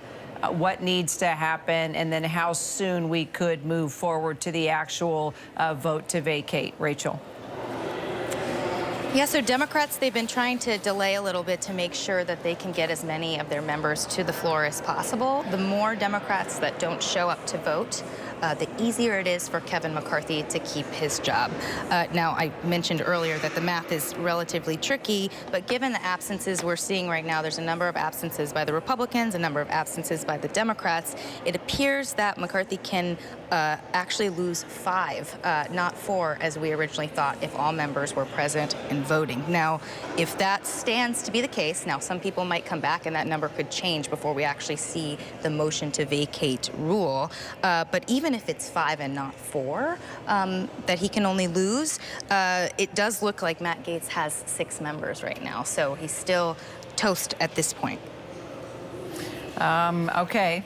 Still toast at this point, but we have to go through the motions, right? And I'm just looking at some notes here from the floor. Apparently, just to add a little color, the House gallery seating packed with more than 300 tourists today. Apparently, it's as full as you've seen. We've seen it, I guess, for quite a long time. Going back to the State of the Union, it's interesting, Rick Klein, because we were talking about inside baseball, and all of this very much is, but clearly those tourists see what's happening now, and they want to be a part of history. It's a historic day. There's never been a successful motion to vacate in the history of the House. I love Rachel Bade's line, toast at this point. You know, you can't untoast toast, to borrow that metaphor. And you know, if McCarthy is ousted, that is going to leave a mark. That is going to be a permanent stain and an inflection point. There's really not any returning from that. And we should be clear on what this is, Kira. This is on an attempt by House leadership to shelve the question entirely and say, we don't want to deal with it. This motion to table would basically hang it up indefinitely and then never have to worry about it again. So a vote for this motion is a vote to save Kevin McCarthy. A vote against this motion is technically a vote to allow what Gaetz is trying to do to come to the floor and then pave the way for an up or down vote on whether McCarthy should continue. The thresholds are the same. You'll need a majority of those present and voting regardless. But I would note that the news about Pelosi is interesting on a couple of levels, as Rachel reported, because of their tense relationship and the fact that she's been out there saying that McCarthy should not be saved by Democrats, but also because there could be a scenario where Democrats who are not voting for any purpose, whether they're back in their districts or they're homesick or just they don't feel like coming to the House floor, come into play here. We saw something kind of roughly similar happen with McCarthy, where some Republican members were voting present at times back in January. There is a possibility that this comes down not to votes to save McCarthy, but on people not showing up, knowing what the impact of that will be. So there's a lot of scenarios that can transpire between now and the moment that Kevin McCarthy actually is toast. You know, and when you think of the fact that he is toast, I mean, we're talking about completely, blowing up the House leadership here. We've talked about having so many political problems and troubles and trying to get decisions made and avert a government shutdown. And I mean, we're going into a very pivotal election year. I mean, just put into perspective, this is coming just before Thanksgiving, just before the holidays. Put into perspective about how bad this could be for our country, because literally the House blows up, nothing gets done. Yeah, and Kira, it's important to remember who Kevin McCarthy is in this equation. We've become used to almost desensitized to prominent politicians, particularly in the Republican Party, whose careers have been effectively ended during the time of Donald Trump. Just a couple weeks ago, Mitt Romney announcing that he's going to resign or retire from the Senate rather than seek another term is another casualty in Trump's war on an existing establishment. Kevin McCarthy's different. Kevin McCarthy is a holdover from a pre-Trump era. He almost became House Speaker before Donald Trump and would have served during the Trump presidency. And he at times broke with Trump, but he has done everything he can since Trump left office to try to cozy up to the MAGA movement and to the former president himself, all but endorsing him, saying that he believes he'll be the nominee. We remember when he denounced Trump's actions after January 6th on the House floor and said that there was no question he was responsible. We also remember that trip to Mar-a-Lago that did so much to rehabilitate Donald Trump in the eyes of the Republican Party and so many leaders. McCarthy had an opportunity to end Trump. He decided not to take it. He ended up embracing him as closely as anyone has in leadership. And the fact that even Kevin McCarthy might be unable to survive in the Republican Party in Donald Trump's Washington is a rather startling statement. Now, the perspective as well, these are small numbers of Republicans. We're talking about right now 10 and counting that are voting to proceed with the effort to try to oust him. So it's not the majority, but you need a majority of the full House to be the Speaker of the House. That has typically not been a problem because Republicans rally behind their person. But this internal gnashing of teeth that started in January and now continues here 9 months later does have repercussions for governance. You're going to see more spending bills come up in a couple of weeks. If McCarthy is ousted over this agreement, it's really hard to imagine how the next one gets done. And you're going to have kind of an emboldened right-wing or hard-right MAGA part of the party that's going to feel like whoever their speaker might be, have more at stake and more they can get done. On the other hand, if McCarthy is able to survive, at this point, it's going to have to be with the help or at least the acquiescence of at least some Democrats, and that itself might be unmanageable. That could then create a cascade effect where McCarthy loses even more support in his party. And look, this House Republican conference at times has seemed ungovernable this year. McCarthy's been able to avert the worst of it by keeping the government open, by avoiding a debt default a couple of months ago, but he may have just reached the end of the rope.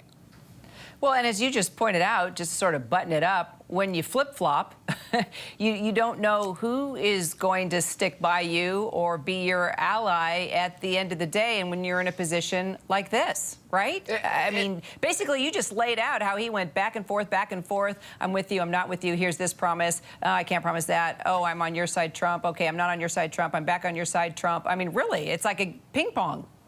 Political ping pong. And Kevin McCarthy is a lot different than the last House Speaker, Paul Ryan. Paul Ryan was known as a policy wonk, came up through the Budget Committee, Ways and Means. This was a guy that knew the numbers and was kind of no nonsense in that sense. Kevin McCarthy's everyone's friend.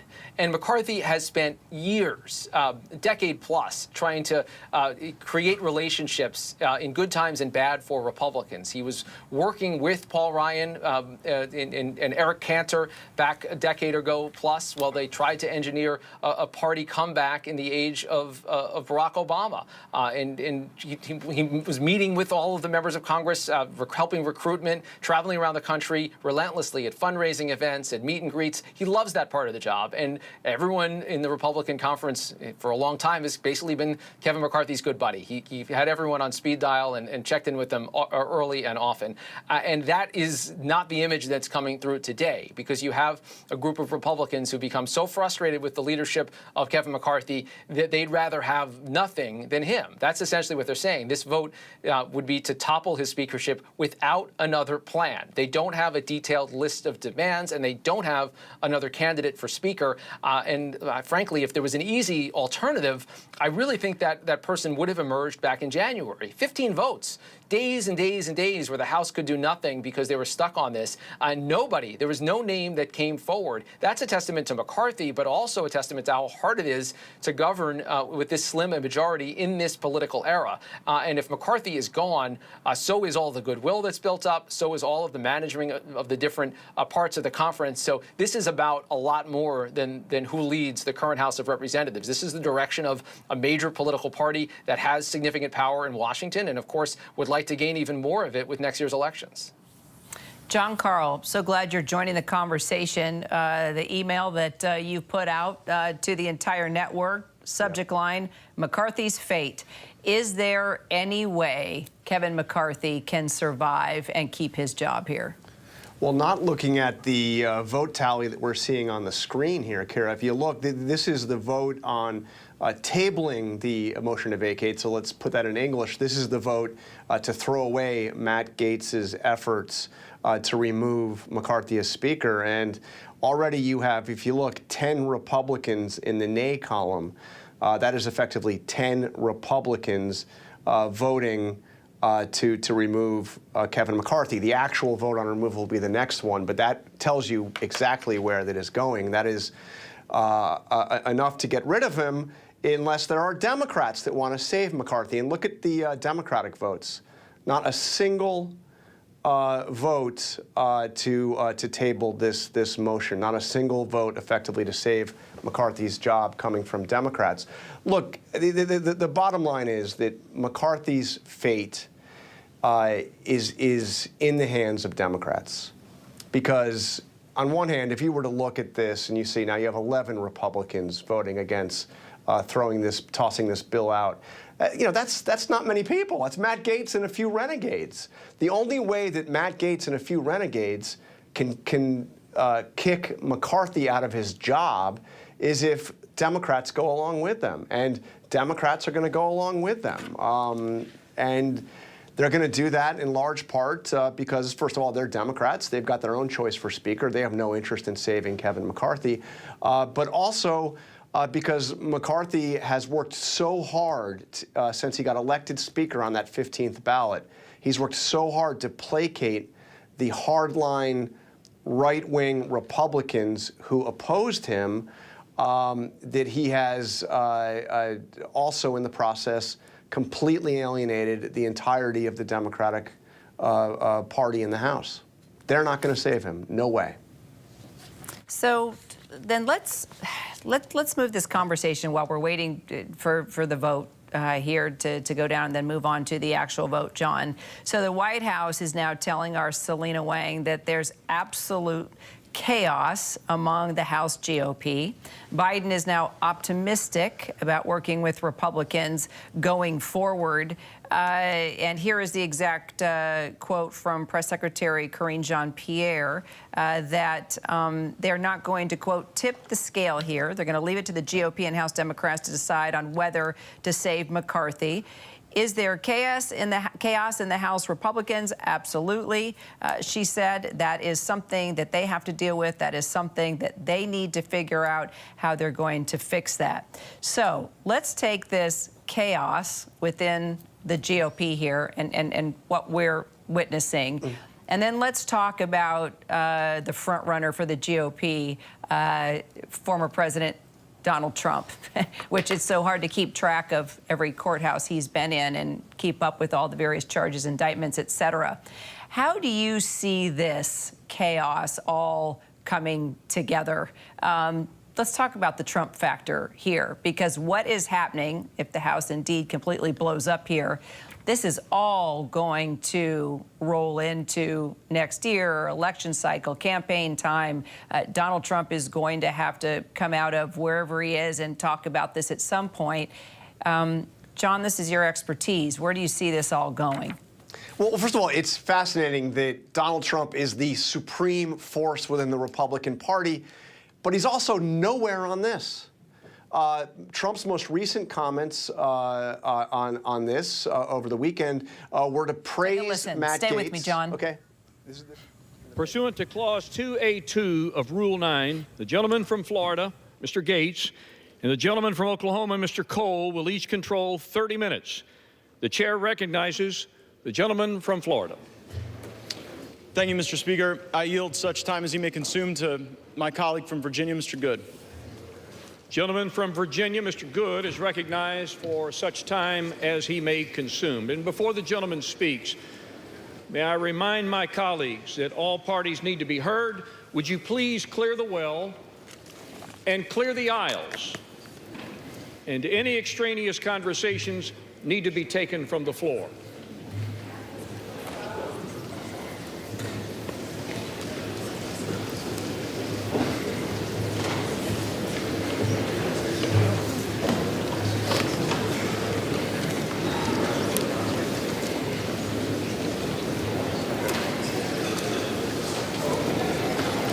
John?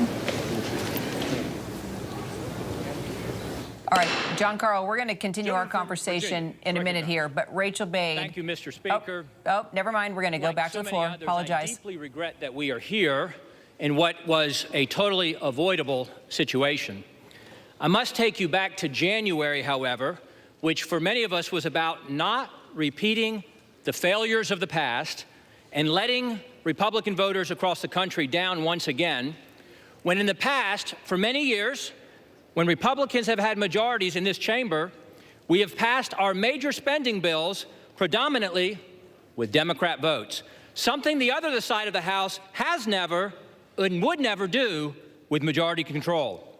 Back in January, I expressed my concern that the previous 2 years, during my first term here in this House, we had not used every tool at our disposal to fight against the harmful, radical Democrat agenda that is destroying the country, bankrupting the country, and under which the American people are suffering.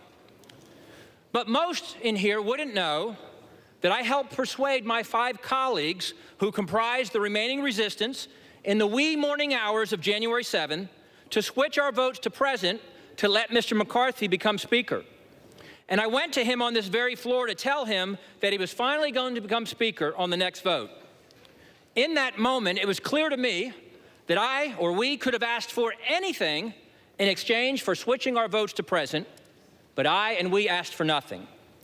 The very next week, I requested and had a meeting with Speaker McCarthy to tell him he had my full support and that I wanted him to be successful because the country needed him to be successful. In the ensuing months, I helped him narrowly pass the Parents' Bill of Rights and the Limit, Save, Grow bill.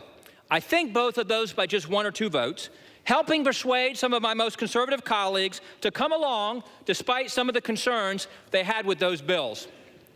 And we remained united as a conference through the Limit, Save, Grow vote as we passed a bill that was cutting spending to pre-COVID levels for non-defense discretionary spending, or just over $100 billion, historic spending cuts, as the Speaker had committed to do in January, and it also included a host of other conservative fiscal reforms. Unfortunately, however, that unity and that commitment to significant year one cuts and spending reforms were discarded in the Failed Responsibility Act, as I call it, which passed overwhelmingly, once again, with a majority of Democrat votes, validating the concern many of us had in January. Many of us had begged the Speaker, pleaded with the Speaker repeatedly to utilize the debt ceiling to leverage spending cuts and reforms. But instead, he negotiated an unlimited increase to the debt ceiling through January of 25, as much as we can come together and gleefully spend through January of 25 with no significant wins for the American people in that FRA, or Failed Responsibility Act. But the Speaker then said that we would use appropriations. We would use appropriations to bring the fight and finally reduce our spending. He said the levels of the FRA were the ceiling and not the floor, and recommitted multiple times to go back to the $1.471 trillion that was the Limit, Save, Grow levels, radically, historically, saving $100 billion and lowering the deficit this year under Republican majority from $2.2 trillion to $2.1 trillion. That's what we were asking the Republican House to do, to go to $2.1 trillion. Meanwhile, the Speaker had committed to bring a balanced budget vote to this floor, something that still has not happened, despite the work that's been done in our Budget Committee to mark it up and have it ready to come to the floor. He also promised that we would bring all 12 appropriation bills well before the September 30 fiscal deadline. We did not. We simply, as Republicans, needed the Speaker to cast the vision, request the support of the entire conference, all of whom voted for the Limit, Save, Grow levels, except for 4 who wanted to go even further, to lead us in joining him, sticking with him, supporting him, and sending the most conservative spending bills with the most conservative cuts possible to the Senate as the best starting position for negotiations with the Senate. Many of us begged and pleaded with the Speaker to do that over the past 5 months. When the Speaker failed us to pass our spending bills, bringing only 1 of 12 to the floor before the August district work period, members began to negotiate amongst themselves without the Speaker to find compromise. I was among those who reluctantly agreed last month to split the difference between failed responsibilities 1.586 and the Limit, Save, Grow 1.471. I reluctantly agreed to do that, to go to 1.526 in order to pass our bills on to the Senate. We then essentially forced the Speaker, with the pressure of the calendar, the debt ceiling, or excuse me, the shutdown threat of the calendar, to bring those 4 bills to the floor last week, all of which I voted for, despite some of them not cutting to the levels we'd agreed to and other concerns I had with the bills.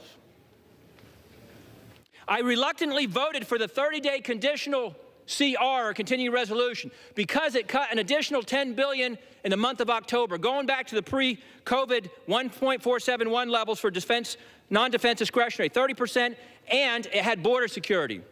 I voted for that. However, when that vote failed, the Speaker this past Friday in the Republican conference meeting made it abundantly clear that he was willing to do anything to avoid the temporary discomfort and the pressure of a pause in the 15% of the non-essential federal government operations, which would guarantee that we would lose to the Senate Democrats and the White House. If you're not willing to say no, then you're guaranteed to lose. And that was confirmed with the passage of the unconditional 45-day CR this past Saturday, once again with 209 Democrat votes.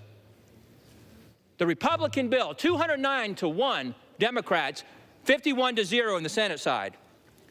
The Speaker fought through 15 votes in January to become Speaker, but was only willing to fight through one failed CR before surrendering to the Democrats on Saturday.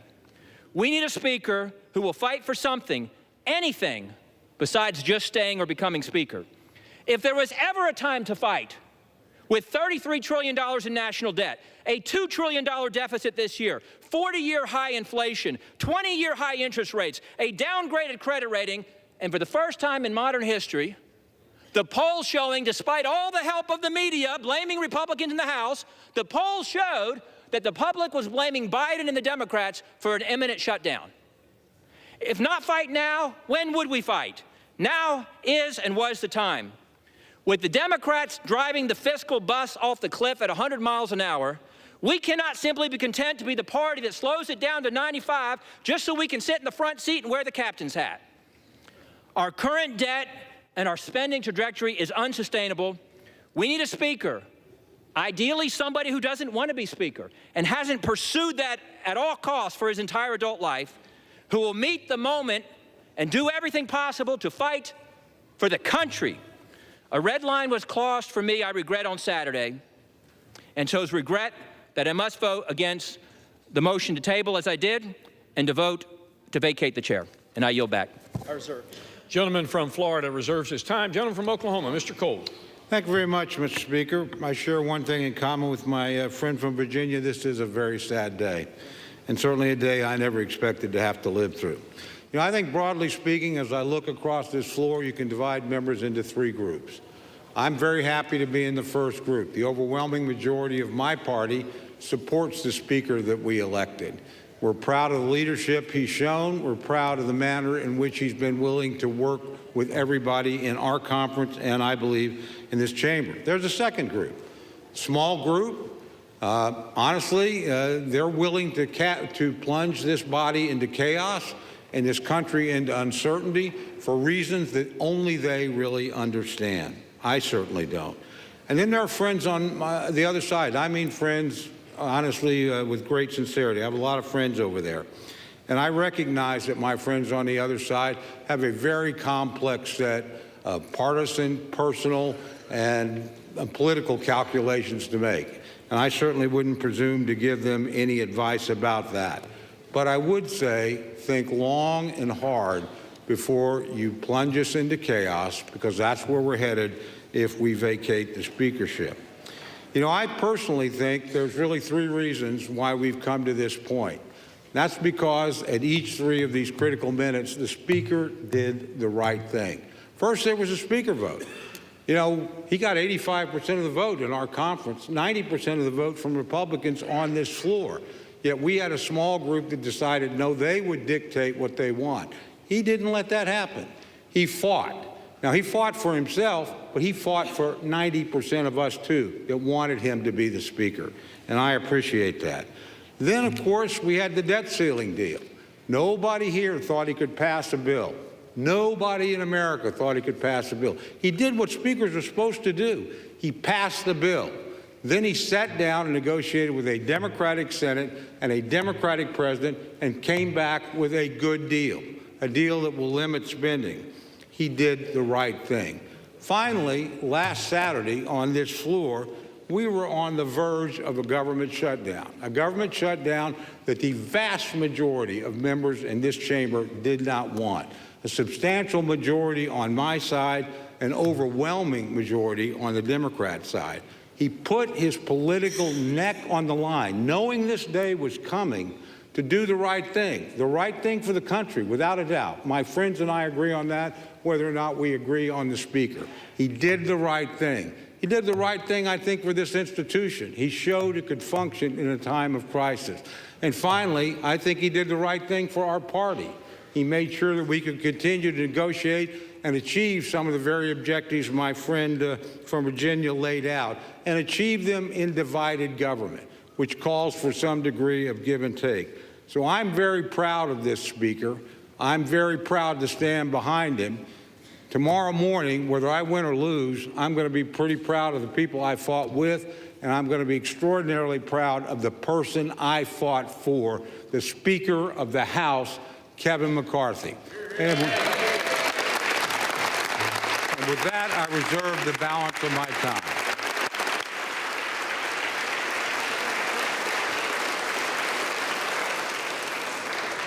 Gentleman from Oklahoma's time is reserved. Gentleman from Florida. Mr. Speaker, my friend from Oklahoma says that my colleagues and I who don't support Kevin McCarthy would plunge the House and the country into chaos.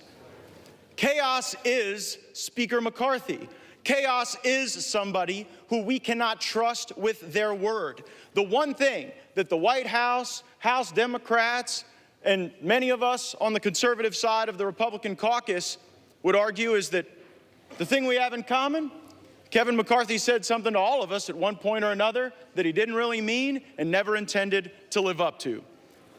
I don't think voting against Kevin McCarthy is chaos. I think $33 trillion in debt is chaos. I think that facing a $2.2 trillion annual deficit is chaos. I think that not passing single subject spending bills is chaos. I think the fact that we have been governed in this country since the mid-90s by continuing resolution and omnibus is chaos. And the way to liberate ourselves from that is a series of reforms to this body that I would hope would outlast Speaker McCarthy's time here, would outlast my time here, and would outlast either of our majorities. Reforms that I have heard some of the most conservative members of this body fight for, and some of the reforms that we've been battling for that I've even heard those in the Democrat caucus say would be worthy and helpful to the House, like open amendments, like understanding what the budget is. We have been out of compliance with budget laws for most of my life, most of many of your lives. And by the way, if we did those things,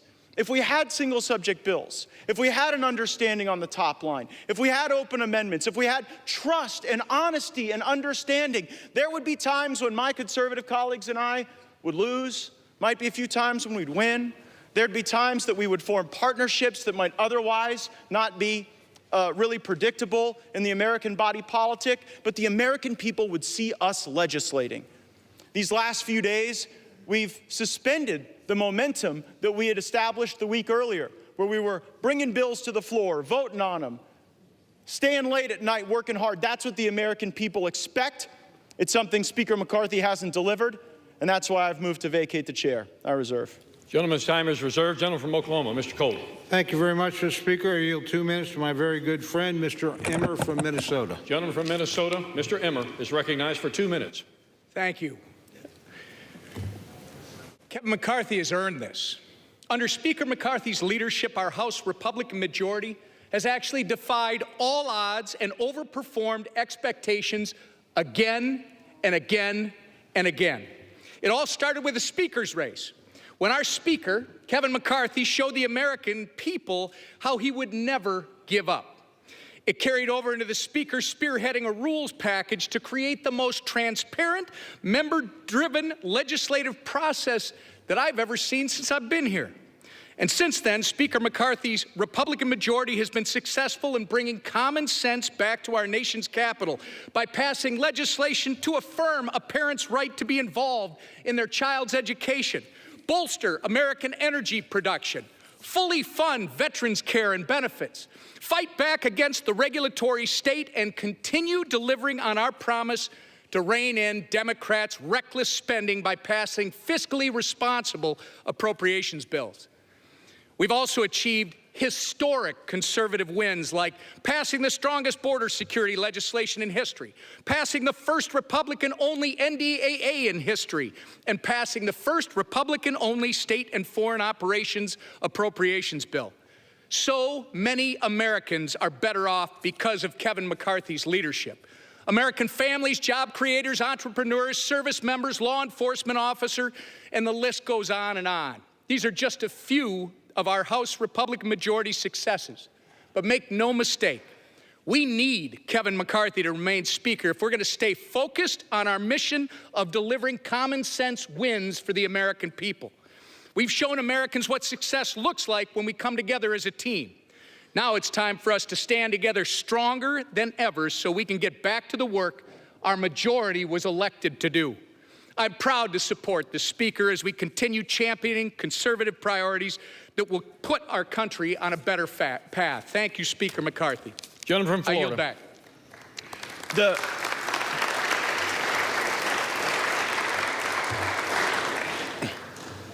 The opening line of my colleague's speech was that Speaker McCarthy always overperforms expectations, but after tweeting, "Bring it," and after engaging in profane-laced tirades at House conference, he just lost a motion to table. So I wouldn't necessarily consider that overperforming expectations.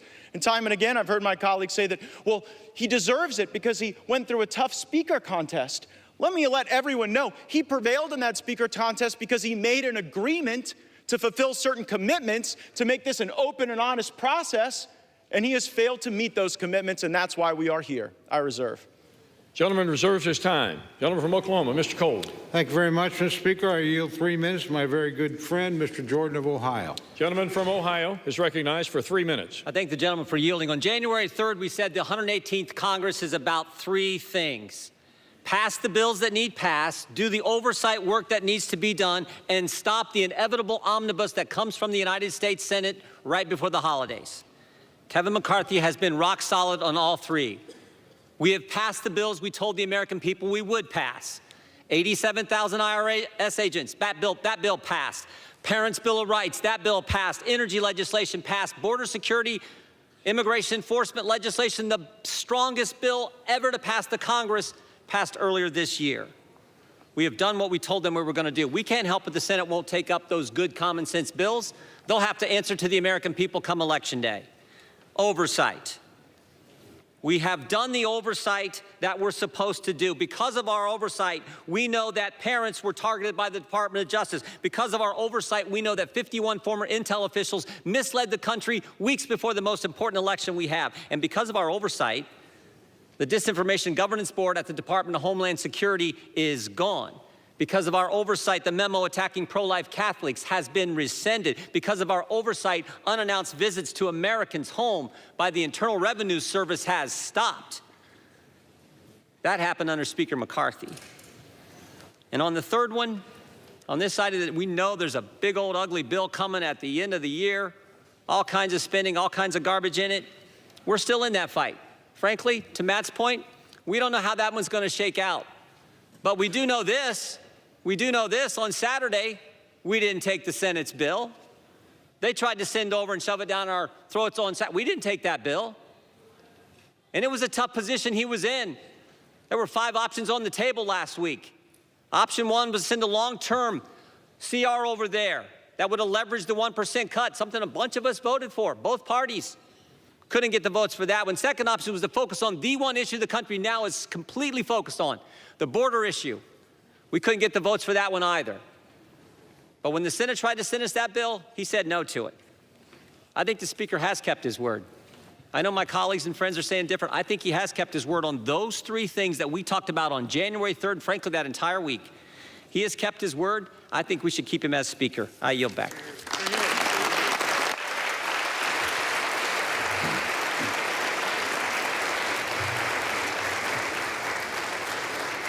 Gentleman from Florida is recognized. Yeah, the problem with my friend from Ohio's argument is that many of the bills he referenced as having passed are not law. We are on a fast track to an omnibus bill, and it is difficult to champion oversight when House Republicans haven't even sent a subpoena to Hunter Biden. So it's hard to make the argument that oversight is the reason to continue when it sort of looks like failure theater. I yield such time as he may consume to my colleague from Arizona, Mr. Bates.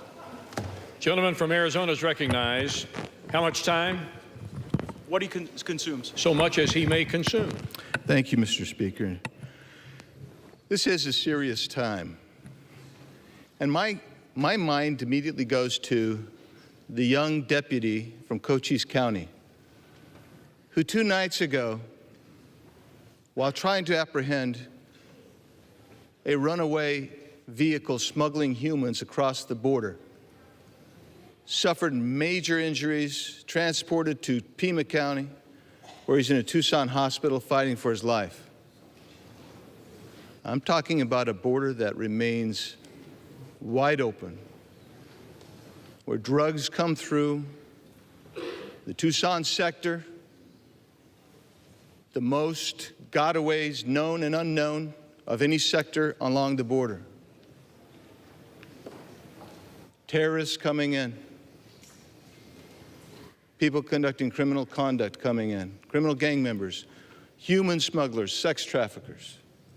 They're coming across our border to the tune of hundreds of thousands every month.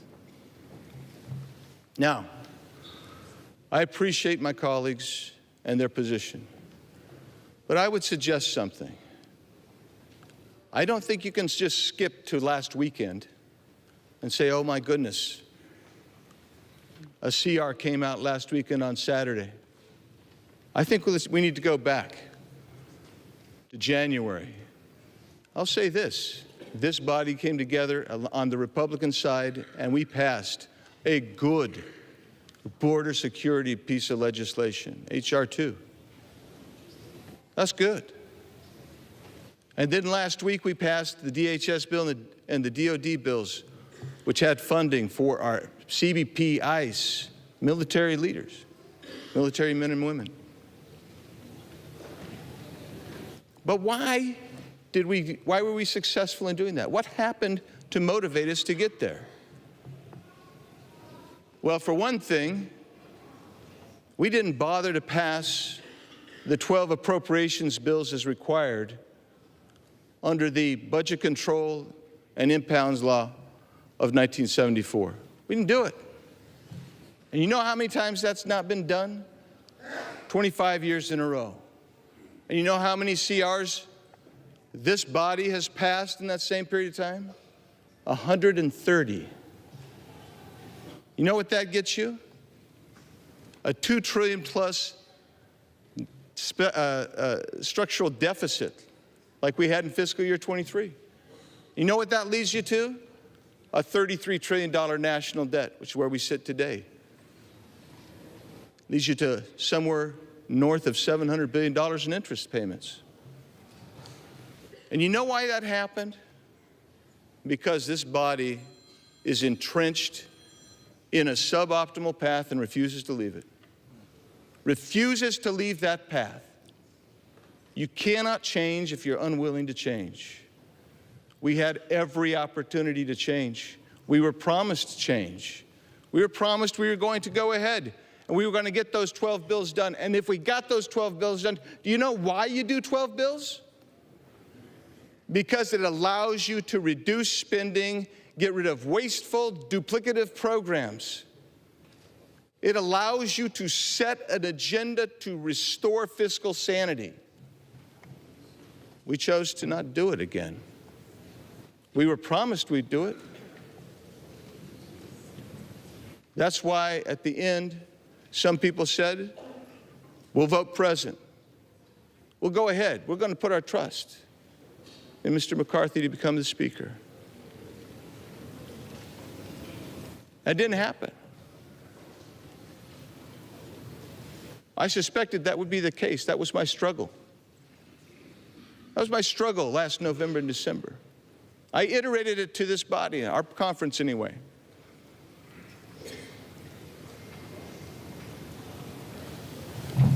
When we got to the debt ceiling, again, that seemed to spring upon everybody like a surprise. And when that happened, I was in there for some of those negotiations on where that number would be. And I was astonished how that 1.5 trillion number was negotiated. Unbelievable. Unbelievable. But I will tell you this. To his credit, the Speaker told us one thing that I believe to be true. He said that that's basically the ante in a poker game. He can sit down at the table. And I told my colleagues who supported that $1.5 trillion in 8 months, that you're willing to raise the debt ceiling, that's the opening marker. And indeed it was. And now projections are many $1 trillion above that. Yes, I think it's time to make a change. I'm not the only one. And that's it's somber. Thus it is somber. But what have we failed to accomplish? Why didn't we get this stuff done? When we're campaigning, we're talking about an extension of the debt ceiling to January of 2025. We're talking about additional Ukraine funding. Is that going to be, maybe that's good in your districts, maybe it's not. But that money's not offset. We're not paying for it. We haven't designated how we're going to pay for that. The same with the disaster package.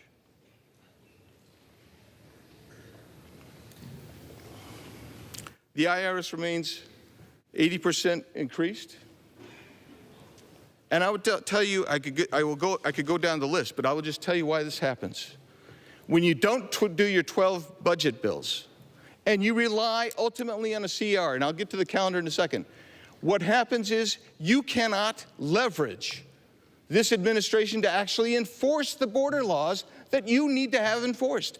This is a lawless Biden regime. They will not enforce border laws. And we can pass them till we're blue in the face. But until you leverage the budget and the spending, you will not see enforcement by this administration. So now take a look at the calendar that we were just provided last week. We're supposed to finish by November 3rd our 12 bills.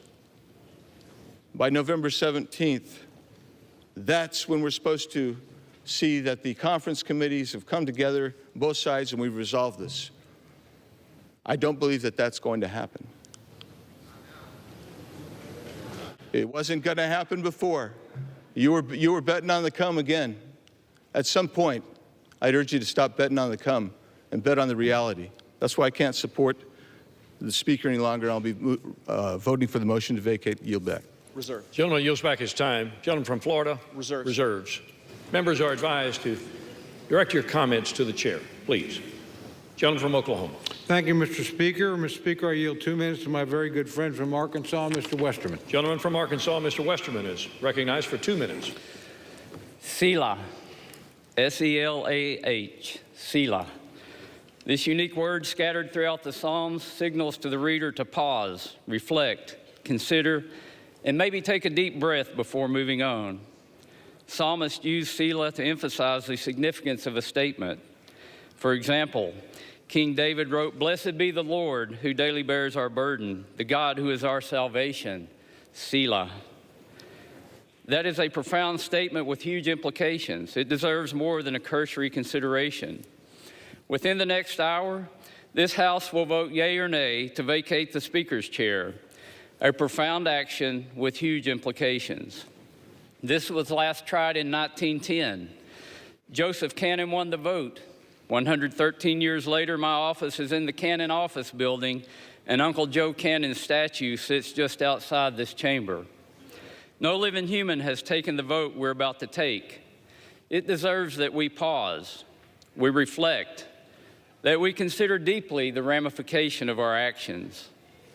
To my fellow Republicans who would consider voting yes to removing our Republican Speaker, please pause and ask yourself 2 questions. Will your yes vote make America stronger? Will your yes vote strengthen conservative policies?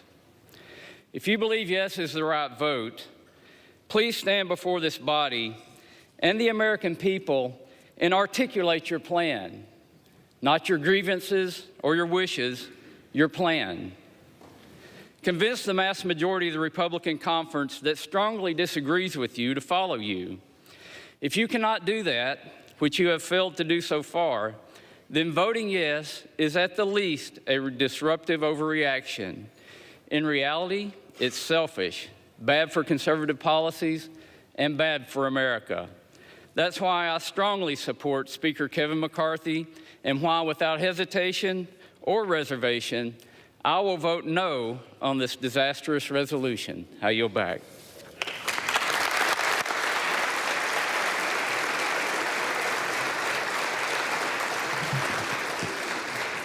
Gentleman from Florida. There's nothing selfish about wanting a Speaker of the House who tells the truth. I reserve. Gentleman reserves his time. Gentleman from Oklahoma, Mr. Cole. Thank you very much. Mr. Speaker, I yield 2 minutes to my very good friend from Kentucky and fellow member of the Rules Committee, Mr. Massey. The gentleman from Kentucky, Mr. Massey, is recognized for 2 minutes. Mr. Speaker, as the only still serving co-author and co-sponsor of the motion to vacate Speaker Boehner, I can tell you this motion to vacate is a terrible idea. As the only member who's serving here who took every chance to vote against Speaker Boehner and to vote against Speaker Ryan, I can tell you that this chamber has been run better, more conservatively, and more transparently under Mr. McCarthy than any other speaker that I have served under. As a member of the Rules Committee, one of three conservatives who were placed there out of trust, the Speaker gave us a blocking position by putting 3 of us on there to keep an eye on the Rules Committee, to make sure the process was fair and even. I can tell you it's been fair and even. None of us are voting against the Speaker today. Regular order is at odds with predetermined outcomes. Yet the Speaker is being accused of not holding to regular order and predetermined outcomes at the same time. It is not possible. You cannot be for both at the same time. I was a party to the January agreement, and I can tell you that there were promises in there, but there was never a promise for an outcome. There was never a promise that you could force Joe Biden to sign something. There was only the promise that we would try, and try we have. We have tried in the Rules Committee. We have tried on the floor. We've been trying this since the summer, and there's enough blame to go around for why we don't have 12 bills, but part of it was a relitigation of the debt limit deal. By the way, there was no promise on the debt limit deal, no conditions on that in January, 0 whatsoever. I was in the room for that. So the 12 bills were delayed over what? $100 billion. That's a lot of money. But it's nothing compared to the $2 trillion that I came here to object to when Speaker Pelosi and President Trump pushed that bill through. We've had over 500 amendments. Listen, this is a referendum on this institution. We have tried regular order. Speaker McCarthy has tried regular order. If regular order fails today, if you vacate the Speaker, nobody is going to try it again. Gentleman's time has expired. This institution will fail. Please do not vacate the Speaker.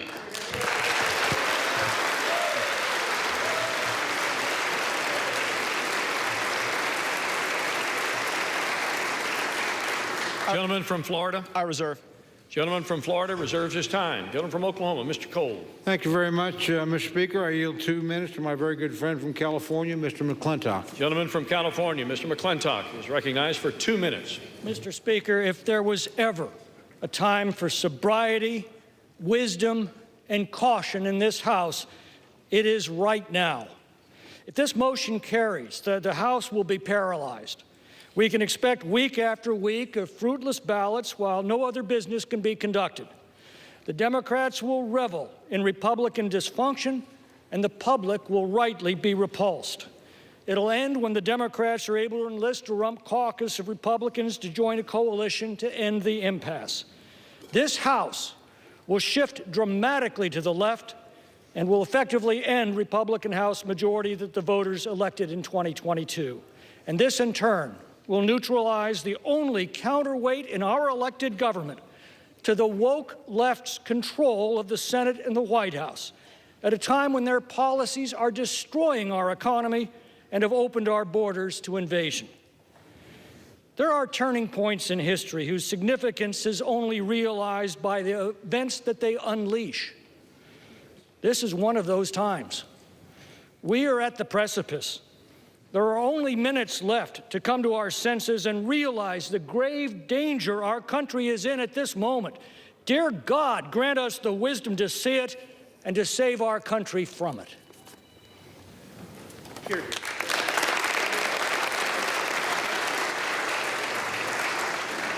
Gentleman from Florida. Mr. Speaker, there is nothing sober, wise, or cautious about the path we are on. We are on a path to financial ruin if this House does not take a different posture, a different procedure, and yield toward different outcomes and a better future. I reserve. Gentleman reserves his time. Gentleman from Oklahoma, Mr. Cole. Thank you very much, Mr. Speaker. I yield 1.5 minutes to my very good friend from Florida, Mr. Jimenez. 1.5 minutes. Gentleman from Florida is recognized for 1.5 minutes. I stand before my colleagues in the nation as a proud representative of the great state of Florida. I truly am beyond blessed to represent the paradise that is Miami-Dade County and the Florida Keys, and I am beyond proud to represent my community before this Congress, to stand with a leader who has consistently demonstrated an unwavering commitment to our country and to the principles that define us as Americans, Kevin McCarthy. Today is historic for a lot of reasons. For one thing, this is the first time in over 100 years as this has been attempted. But it's also because we're part of a Congress with historically tight majorities for the Republicans in the House and the Democrats in the Senate, and we have a Democratic White House. Divided government, that's what we have. The need to negotiate, to find solutions to the issues facing this country. That's a reflection of the principles that are uniquely American, principles that make this country exceptional, and principles that allowed me, an exile who came here from Cuba, fleeing communist Cuba, to serve in this very institution. You see, I wasn't born here, and everything that I am, everything that I ever will be, is thanks to America. The best part about it is that my story, the story of the community that I'm so proud to represent, is a story of many in this body, is that we are not the exception in America, we are the rule.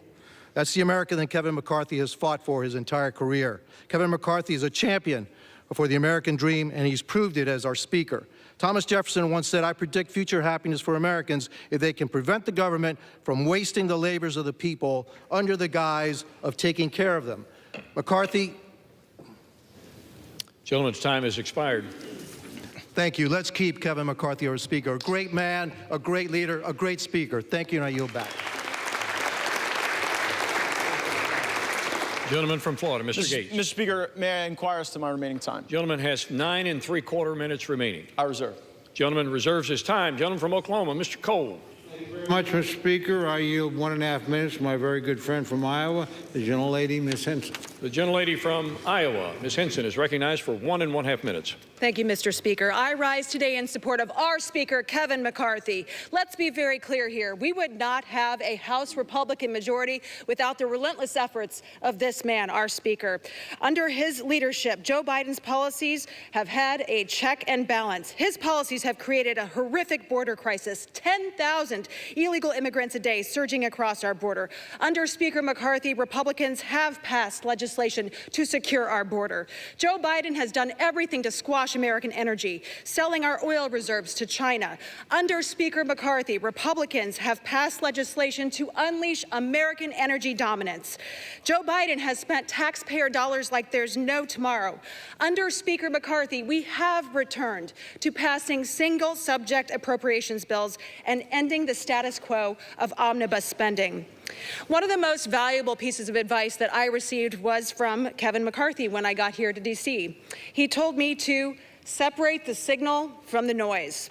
The noise is those who are causing chaos for their own personal benefit while ignoring the needs of their constituents and this country, grinding our work here to a halt. The signal is the many accomplishments that we've delivered for the American people with Speaker McCarthy at the helm. The signal is the failures coming out of the White House time and time again. The signal is the work that we must do today and going forward to save our country for my kids and yours. My colleagues today here have a choice. Be a chaos agent or get back to work. So I call on my colleagues, let's separate the signal from the noise. Let's support our Speaker, Kevin McCarthy, so we can get back to work for the American people. Thank you, Mr. Speaker. I yield back. Gentleman from Florida, Mr. Gates. Thank you, Mr. Speaker. I think I've caught the signal, too. The signal is for $33 trillion in debt, facing $2.2 trillion annual deficits. And our fellow Americans may be watching, wondering, how does that happen? How does the greatest country in the world have a process so broken that it would be laughed out of the rooms in the halls of the state legislatures where many of us come from? Here's how it works. The law says we're supposed to have the very single subject spending bills that my colleague referenced in the summer. That we're supposed to have that and move it. But there's a dirty little secret in this town, and that is if you delay, if you hold the bills, if you make multiple contradictory promises, as Speaker McCarthy has done, and you back everybody up against shutdown politics, well, Nobody wants to shut the government down. No one cheers for a shutdown. And of course, when people are backed up against shutdown politics, the decision calculus changes. So year after year, decade after decade, we break the law and we do the same thing. We pass a continuing resolution, then we pass another continuing resolution, and then it's either another continuing resolution or an omnibus bill or a series of minibuses that lump these disparate things together. The American people want all of us to take votes on single subject matters. They don't want to see these things all mushed together and log rolled. And it was concerning to me to hear of news of a secret deal on Ukraine funding that would have log rolled more money with Ukraine with our southern border. Now, how offensive is that to our Customs and Border Patrol, to our ICE, to the people that are suffering as a consequence of our border, that some of my colleagues are only willing to stand up and fight for our border if they could send billions to Ukraine to fund their border too? Well, I've had enough of that, and that's why I brought this motion to vacate. I reserve. Gentleman's time is reserved. Gentleman from Oklahoma, Mr. Cole. Thank you very much, Mr. Speaker. I yield 1 minute to our distinguished Majority Leader, my good friend from Louisiana, Mr. Scalise. Gentleman from Louisiana, the Majority Leader, Mr. Scalise, is recognized for 1 minute. Thank you, Mr. Speaker. Thank my friend from Oklahoma for yielding. And when we go back to January, as many people have, we knew that it was going to be a narrow majority. We also knew that it wasn't going to be easy. How many of us came here because we thought this job was going to be easy? How many of us thought the task ahead of us to address the problems of this country was going to be easy? One thing we did know is that if we were going to finally start confronting problems that had been ignored for years and years and years, we had to change the way that this place worked. And one thing Speaker McCarthy embraced from day one is to start making those kind of changes to this institution, opening up the process, allowing members to be more engaged, having amendments come to the floor, single subject bills, doing appropriations bills. Yes, making that happen overnight is not something that happens automatically, but it started to happen, and we are now seeing the fruits of it. Just last week, we had 4 different appropriations bills on this House floor, 4 different ones. Now, those bills took weeks and weeks to finally get to the floor, going through an open committee process, hundreds of amendments, each one of them, where Republicans, Democrats could bring their ideas. And we debated those bills on the floor, some until after midnight, where members could actually participate in the process.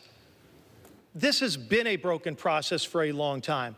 But it's a process where if we're going to confront the problems that families are facing, because right now we need to resolve our differences inside this House chamber before we can then go and fight for those families who are struggling. But every single day across America, families are struggling with real problems that we're going to have to get back to solving. And those problems are real for them. It's inflation, it's the economy, it's high energy costs. It's an open southern border that doesn't just affect the border states. It's affecting every state, Republican districts, Democrat districts. Everybody knows it. And it can be ignored by the White House, but this House is the only body that started to take action.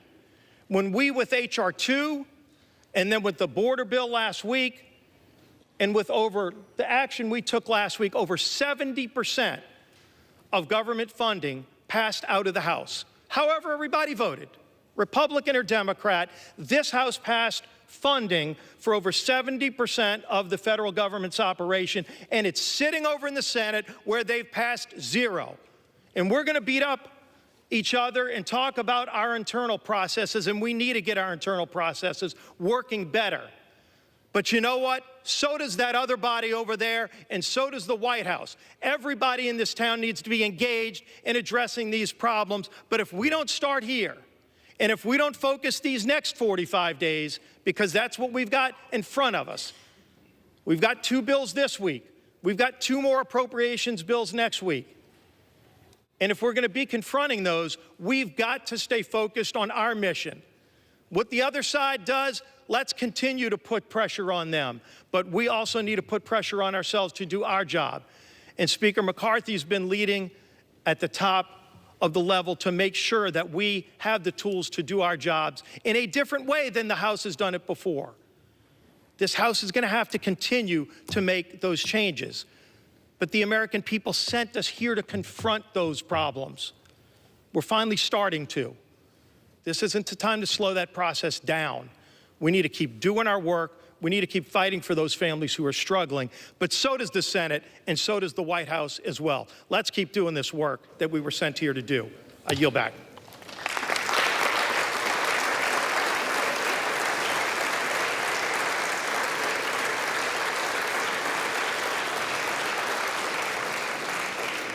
Gentleman from Florida is recognized with 7 3/4 minutes remaining. Mr. Cole commands 12 1/2 minutes left in this debate. Gentleman from Florida.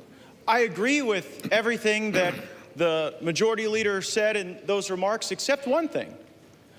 It is astonishing to hear any colleague give Speaker McCarthy credit for moving on to the single subject appropriations bills. As you heard my colleague, Mr. Biggs, say, that was never the plan from Speaker McCarthy. The week before we moved on to those single subject appropriations bills, the plan was another CR.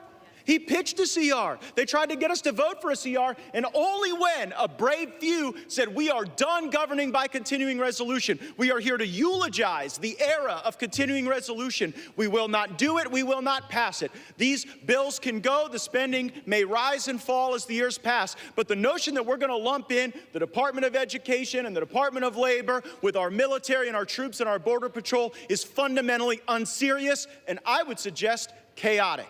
We cannot do that. It was only because we forced that to happen. And by the way, if we continue with Speaker McCarthy, the appropriations process will go right back to what he wanted it to go back to. Just a sideshow, just a puppet show, just something to keep the hamsters on the hamster wheel as they continue to back people up against a calendar, centralize power with the lobbyists and special interests that move all kind of money through the leadership.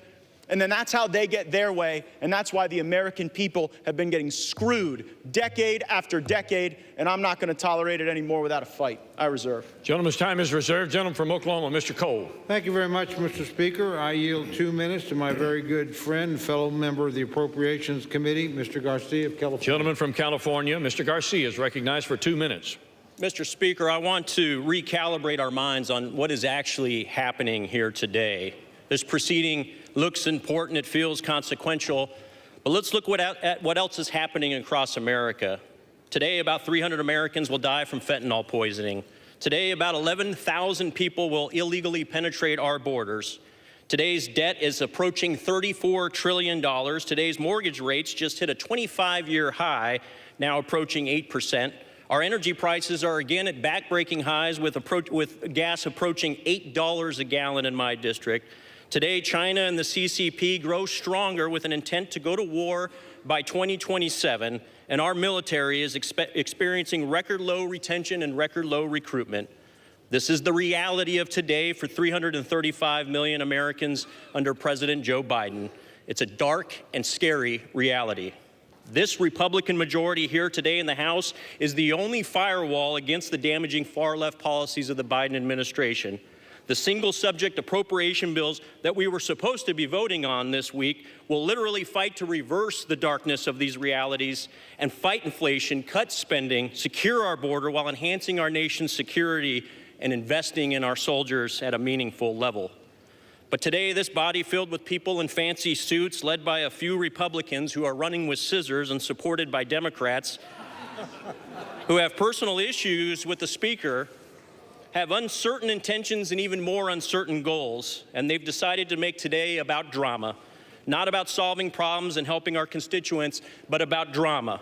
We need to be the no-drama option for America, this party, this majority, and I fear that this self-inflicted drama of today jeopardizes our majority and by definition removes the last layer of defense protecting America from this Biden administration. Let's dispense with the drama, do our jobs, and move on with defending this beautiful country. I yield back.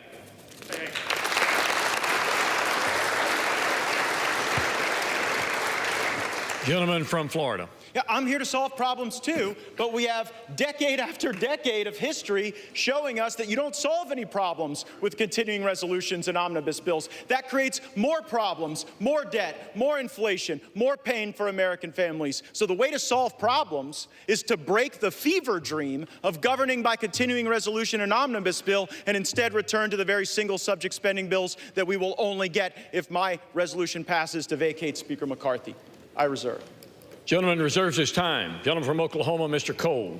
Thank you very much, Mr. Speaker. I yield 2 minutes to my very good friend from North Carolina, Mr. McHenry. Gentleman from North Carolina, Mr. McHenry, is recognized for 2 minutes. Thank you, Mr. Speaker.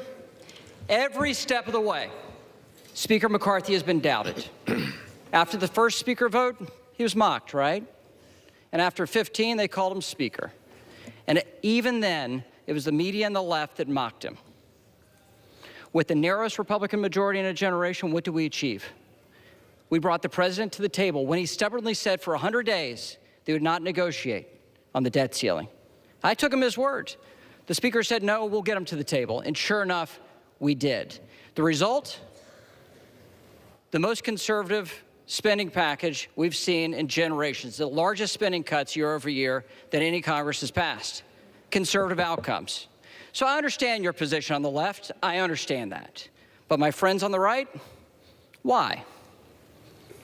And then this past weekend, so I understand the frustration on the left at what happened on the continuing resolution. But why would we have conservatives object to that? Why will we have House members object to that? We rolled the Senate. We never roll the Senate as a House. Moreover, we never roll the Senate to get less spending, and we got it this weekend. So I understand why the left is mad. What I don't understand is why some Republicans think that that's a bad thing. The frustration for me today, I understand where the liberals are. I know you support the constitutional order, except in a moment like this when you are questioned on that. I understand that. You can't be counted on in a moment like this with the state of the speakership. But for Republicans, why will we give up a conservative working majority for better outcomes and hand the keys over to the Democrats? Why would we do that? And furthermore, with this record of success that we've seen Kevin McCarthy and a Republican majority produce in a Washington run by Democrats, we're going to throw that away, resulting in more liberal outcomes, not more conservative ones. So I understand why the left is where you are today. You don't like an effective conservative majority, and I don't blame you. But on the right, gentleman's time has expired. Gentleman from Florida. It is lovely to hear from the principal architect of Mr. McCarthy's debt limit deal, but here's the reality. The only Republicans in America who believe that the debt limit deal was conservative are in this chamber right now. Because all over America, Republicans think that when you negotiated that debt limit deal, they took your lunch money. I reserve. Gentleman reserves his time. Gentleman from Oklahoma, Mr. Cole. Thank you very much, Mr. Speaker. I yield 1.5 minutes to my very good friend from my home state, gentlelady Ms. Bice. Gentlelady from Oklahoma, Ms. Bice, is recognized for 1.5 minutes. Thank you, Mr. Speaker. I rise today in support of Speaker Kevin McCarthy. Under his leadership and a very small 5-seat majority, House Republicans have achieved, contrary to popular belief, numerous victories. We passed the Parents' Bill of Rights, the Lower Energy Costs Act to lower the cost of gasoline and restore American energy independence, the Fiscal Responsibility Act, which was one of the largest enacted cuts with enforceable spending caps in American history, and H.R. 2, the most conservative southern border security bill in history. All of this while fully funding our military and our nation's veterans. Let me be abundantly clear. Attempting to remove Speaker McCarthy will put this House in a stalemate and paralyze our ability to fight for our constituents and instead create a fight amongst one another. We have 43 days to restore fiscal responsibility and advance conservative appropriations priorities, which is exactly what my colleagues have asked for. Instead, we are threatening any House proceedings. This is an unnecessary distraction. Working together under the leadership of Speaker McCarthy is of the utmost importance. I stand and strongly support Kevin McCarthy for Speaker of the House, and I encourage my Republican colleagues to do the same. Thank you, and I yield. Mr. Cole continues to reserve his time. He has 7 minutes remaining. Mr. Gates controls 5 1/2 in this 1-hour debate. The gentleman from Florida is recognized. I'll reserve. Gentleman reserves. Gentleman from Oklahoma, Mr. Cole. Thank you very much, Mr. Speaker. I yield 2 minutes to my very good friend and our distinguished conference leader, Ms. Stefanik of New York. The gentlelady from New York, Ms. Stefanik, is recognized for 2 minutes. Anyone and everyone who knows Kevin McCarthy, whether they are friend or foe, knows that Kevin McCarthy is a happy warrior. He is tireless. He has that uniquely American grit. Under Kevin's speakership that lasted 15 rounds of him never giving up, this Republican majority has exceeded all expectations. We reopened the People's House. We passed the strongest border security bill in our nation's history. We passed an energy plan to unleash American energy dominance. We passed defense bills to support our troops. Under Kevin's leadership, he's brought hundreds and hundreds of bipartisan members of Congress to Israel, our greatest ally.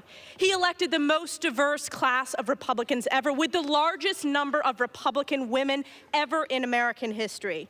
This boy from Bakersfield, he cares deeply about his constituents, his country, and the American people. And that includes each and every one of his colleagues. He's been to our districts, Gentlelady will toasted at our suspend. weddings, celebrated the birth of our children, and has cheered us when we haven't believed in ourselves, which is why the Republicans strongly support Speaker McCarthy and are proud he is our Speaker. And I yield back. Gentlelady, it was not the intent to cut the gentlelady off, except that we have too much chatter going on in the House chamber. Every member deserves to be heard. So if you have private conversations you need to have, please take them from the floor.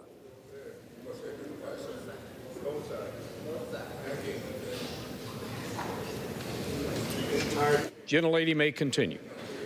As I have said, this Speaker has been to our districts. He has toasted at our weddings. He has celebrated the birth of our children, mourned the loss of our loved ones. Now more than ever, the Republicans must unify. The stakes are too high. We need to save our country, which is why this conference is proud to strongly support Kevin McCarthy as Speaker of the House. I yield back.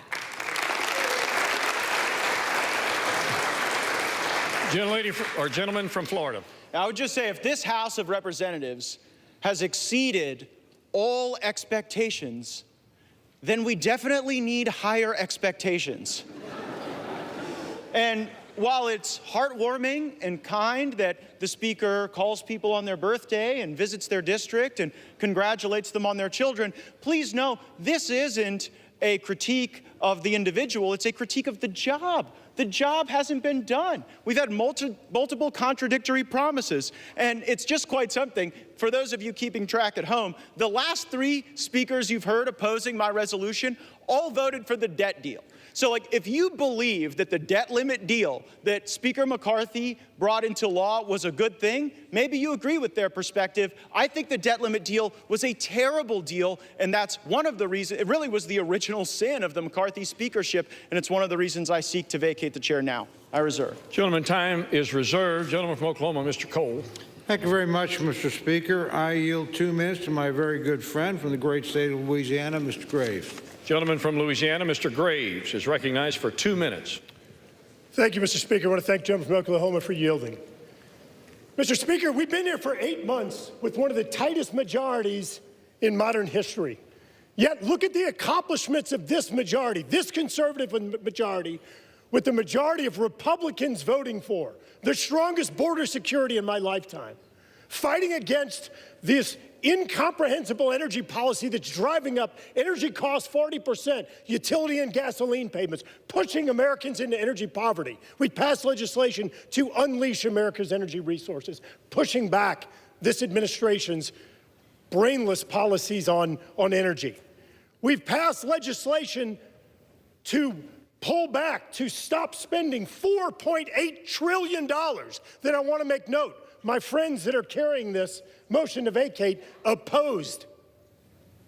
We've passed legislation to streamline regulations, permitting, environmental laws for the first time in 40 years. Again, my friends here opposed. We strengthened work requirements for welfare to get people back into the workforce. Again, my friends over here opposed. I keep wondering, what is going on? Are we redefining what conservative is? What's going on in this country today? What's going on in this body? Where you have Freedom Works, Heritage, Chip Roy, and Jim Jordan say something's conservative, and these folks say it's not, and they're right. And all of a sudden, my phone keeps sending text messages. Text messages saying, hey, give me money. Oh, look at that. Oh, look, give me money. I filed the motion to vacate. Using official actions to raise money. It's disgusting. It's what's disgusting about Washington. Mr. Speaker, we've watched as these folks right here that have brought up this motion to vacate have refused to pay our military service members, refused to pay them. I want to quote my delegation member, my senator from Louisiana, John Kennedy. If we're not going to pay our service members, if they're not going to be there to protect us, next time someone invades America, call a crackhead. Let me know how that works out for you. Yield the gentleman another 30 seconds. The gentleman is recognized for an additional 30 seconds. Mr. Speaker, I've heard people talk about bad faith here. I've heard them make reference to this January agreement, my friends from Arizona, Virginia, and Florida. Let me be crystal clear. Not a single one of them were in the room. You know what? The Speaker didn't meet the targets of that January agreement. He exceeded them. The greatest savings in American history. The greatest savings in American history. Mr. Speaker, this isn't about fundraising. This is about our country. It's about our children and our grandchildren. We need to stand behind the slimmest 30 majority. seconds. We need to stand behind the greatest speaker in modern history that has delivered the best conservative wins for this country. I yield back.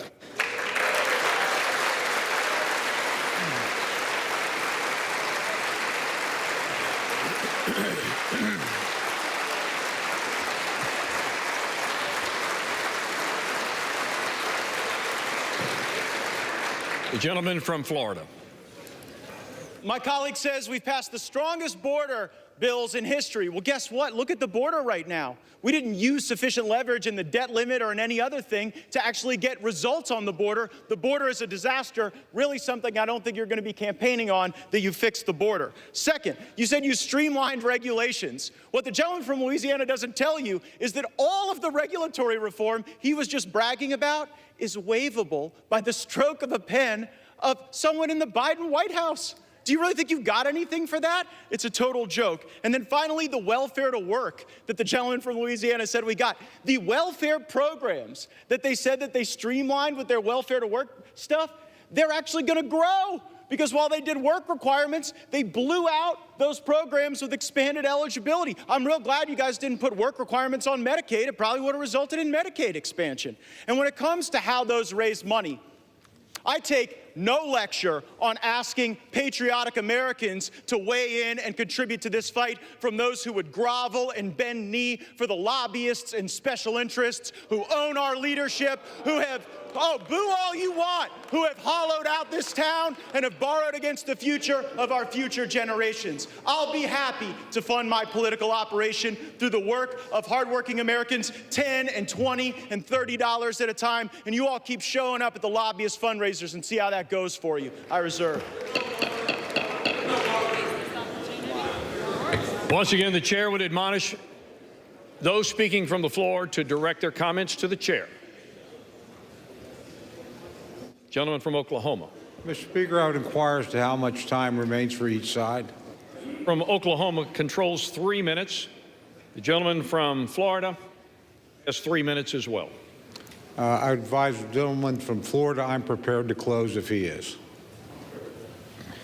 Mr. Speaker, I yield the balance of my time to my great friend from North Dakota, Mr. Armstrong. Gentleman from North Dakota, Mr. Armstrong, is recognized with the remaining 3 minutes. Thank you, Mr. Speaker. Let's be clear why we're here.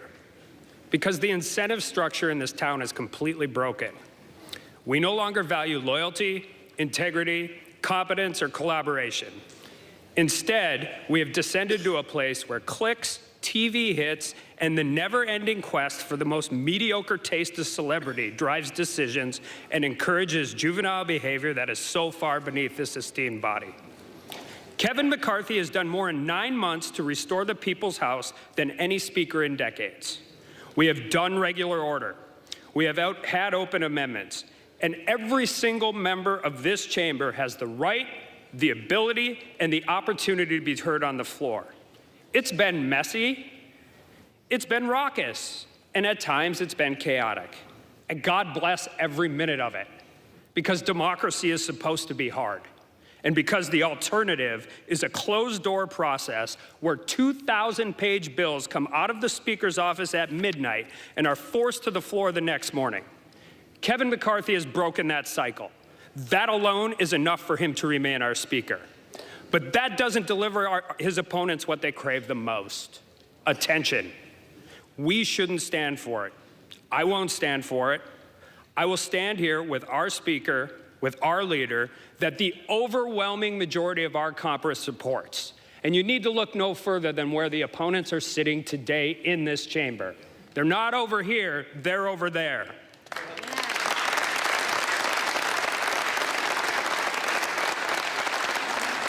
So we're going to face these challenges together, and I say bring whatever comes next, because we believe in the job you have done, Mr. Speaker. We believe in your vision, and most importantly, we are proud to call Kevin McCarthy our friend and our Speaker of the House. And with that, I yield back.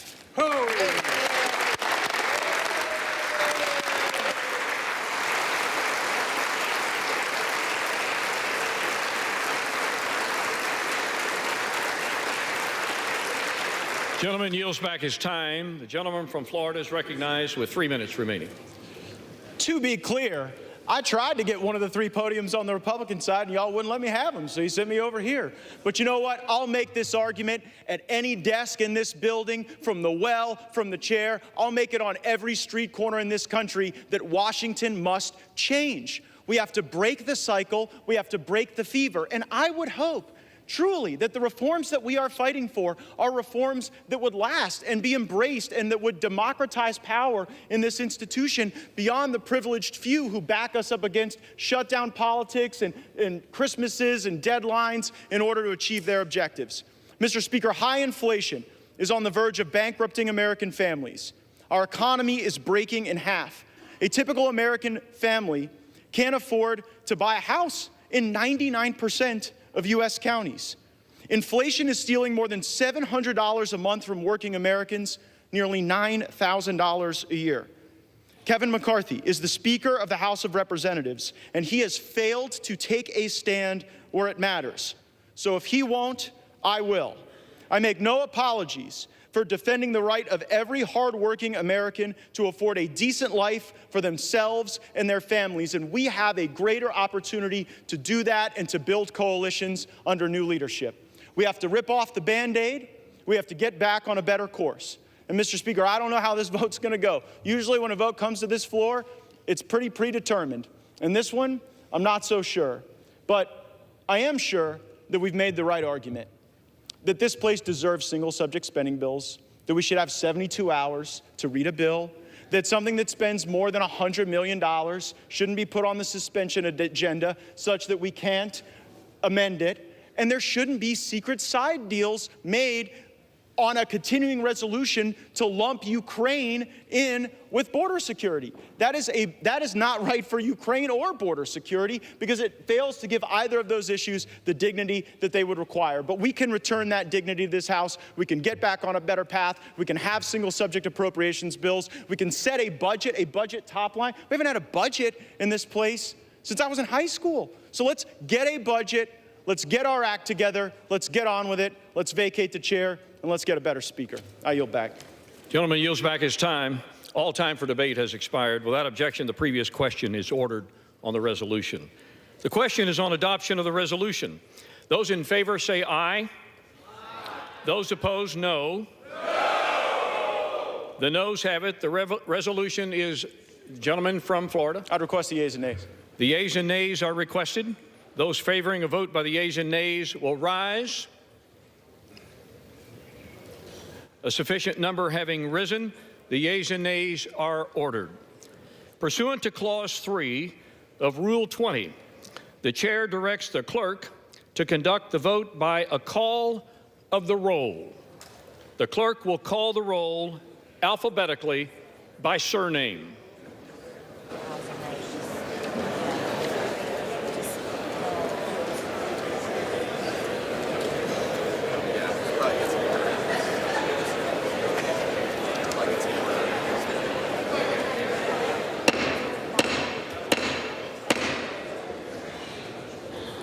The House will be in order.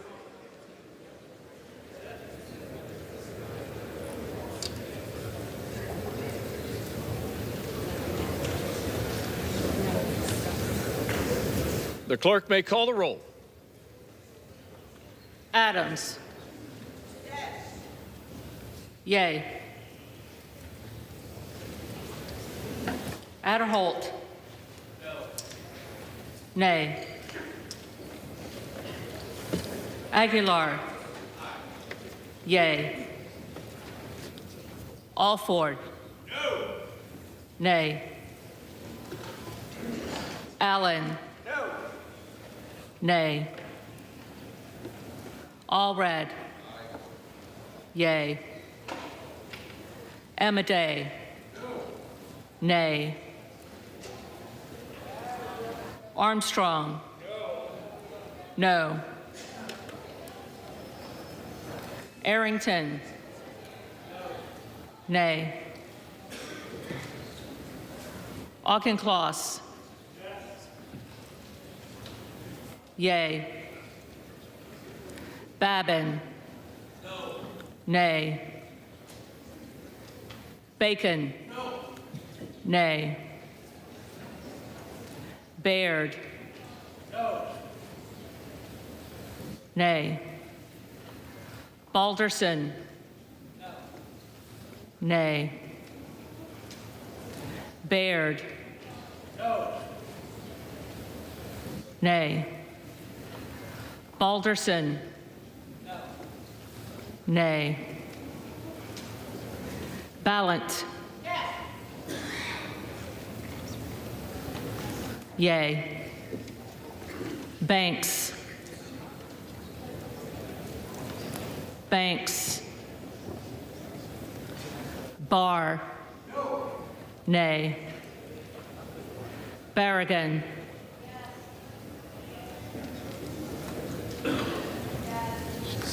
Unswallow with a mask. Barragan. Yay. Bean of Florida. No. Nay. Beatty. Yes. Yay. Bentz. No. Nay. Barra. Yay. Bergman. No. Nay. Beyer. Yay. Yay. Bice. No. Nay. Biggs. Yay. Bilirakis. No. Nay. Bishop of Georgia. Yes. Yay. Bishop of North Carolina. Yay. Nay. Blumenauer. Yay.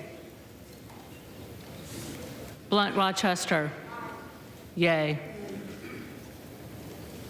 Boebert. Nay. Bonamici.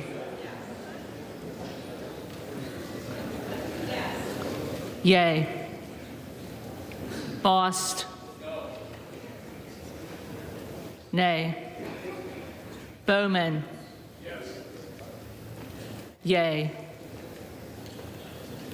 Boyle of Pennsylvania. Yay. Burkeen. Nay. Brown. Yes. Yay. Brownlee. Yay. Buchanan. No. Nay. Buck. Yay. Bouchon. No. No. Bazinski. Yay. Burchett. Yay. Yay. Burgess. No. Nay. Burleson. Nay. Bush. Bush. Calvert. Nay. Kamek. Kamek. Caraveo. Yes. Yay. Carbajal. Yes. Yay. Cardenas. Yay. Carey. No. Nay. Carl. No. Nay. Carson. Aye. Yay. Carter of Georgia. No. Nay. Carter of Louisiana. Yes. Yay. Carter of Texas. Carter of Texas. Cartwright. Yay. Yay. Kassar. Yes. Yay. Case. Yay. Caston. Yay. Castor of Florida. Yay. Castro of Texas. Yay. Chavez de Reamer. No. Nay. Sharfelis McCormick. Yes. Yay. Chu. Aye. Yay. Siscomani. No. Nay. Clark of Massachusetts. Yay. Clark of New York. Yes. Yay. Cleaver. Yay. Klein. Nay. Cloud. Nay. Clyburn. Yay. Yay. Clyde. Nay. Cohen. Yay. Cole. No. Nay. Collins. Nay. Comer. Nay. Connolly. Yay. Yay. Correa. Yes. Yay. Costa. Yay. Courtney. Yay. Craig. Yay. Crane. Yay. Crawford. No. Nay. Crenshaw. Nay. Crockett. Yes. Yay. Crow. Yay. Cuellar. Yay. Curtis. Nay. Davis of Kansas. Yay. Davidson. Nay. Davis of Illinois. Davis of Illinois, yea. Yay. Davis of North Carolina. Aye. Yay. Dean of Pennsylvania. Yay. DeGette. Yay. Dela Cruz. No. Nay. DeLauro. Yes. Yay. Del Bene. Yay. DeLuzio. Yes. Yay.